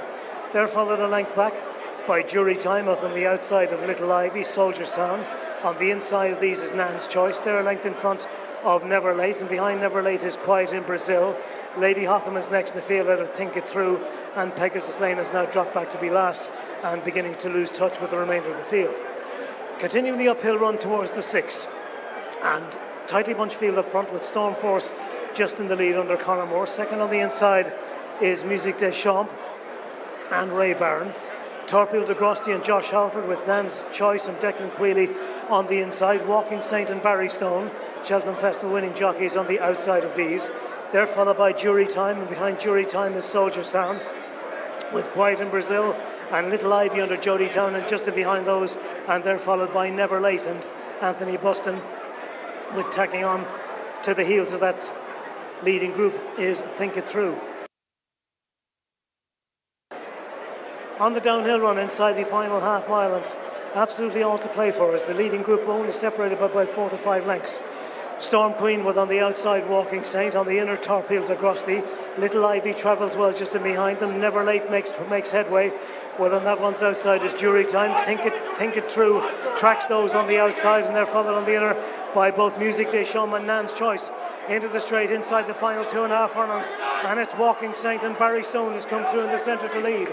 Jury Time, the great challenges on the outside. On the inside is Nan's Choice and Declan Queally, and it's Nan's Choice on the inside. Jury Time, Think It Through comes there, travelling strongly from Maxine O'Sullivan, racing down inside the final furlong. Jury Time on the far side is Nan's Choice. Between them, coming late is Never Late, and on the outside Think It Through, a 4-horse war up the line. Never Late on the far side, Think It Through the stand side between them, but it's Never Late on the far side. Never Late just gets there from Think It Through. Between horse in third was Jury Time, and they're followed through in 4 by Nan's Choice, and they were clear of Walking Saint and Scholars Town. Good night, folks. Some thrilling action today. Don't forget to join us again here tomorrow. Thrilling finish here to finale at Limerick for race number 7, and looked like Think It Through, who came there travelling strongly, was going to win, but the winner, who burst through and switched towards the inside, gives Charles Burns a winner 33 to 1 here today. There's local track in Limerick, underwriter Anthony Buston, and has kept on very strongly inside the last 100 yards to assert and builds on 2 runs that were far from promising, weak in the market, but he's off the mark here today, having tracked the leaders and travelled well throughout. Keep an eye on the newcomer, who ran a superb race down towards probably the worst of the ground, the light blue silk down towards the inside. That was a cracking effort by Nan's Choice under Declan Queally down towards the inside to track the winner and the eventual second. Bowmaker runs on the best, for me, the best of the ground and the freshest of the ground. The winner's actually done well to win, given he had a slight loss of momentum there at the second last hurl. The wings of the second last hurl, he just switched back in around a strong travelling eventual second. That was Think It Through. The far side was number 6, Nan's Choice. And in the middle, another superb run also by the graded jukebox Jury Filly. Jury Time is in a head bob for the minor placings, but has finished back in third. Cracking effort by Think It Through. The winner, though, you'd have to say has done well to win, given the scrimmage he had with both the eventual third here at this point of the run. He did sacrifice his run at that point. Ryder had to take his medicines. We went to switch back out, tracked the eventual second, and was asked to go and had to switch back towards the inside at the wings of the last hurl. So with that loss of momentum, and given the fact that he had to be regathered up on at least one occasion, it was a terrific performance by the winner to get up late on. Eventual second is ran a cracker, the third is ran a cracker, and I think the run of the fourth, number 6, Nan's Choice, could be readily upgraded given what part of the track Nan's Choice made her challenge on. She's definitely one to be watching with a view to the future and would look a ready-made winner. That said, the winner didn't look a winner based on his previous performances. He wins today, never late, at odds of 33-1. Trained by Charles Burns, locally trained. Wouldn't have seen that coming based on his 2 previous runs, but he's duly done it here today. Having seen it out stronger than he had on his last start, where he weakened quite quickly off the home turn. The eventual second, Think It True, superb run by her as well. She's been unlucky to run into the galvanised winner here today, much improved winner here this afternoon.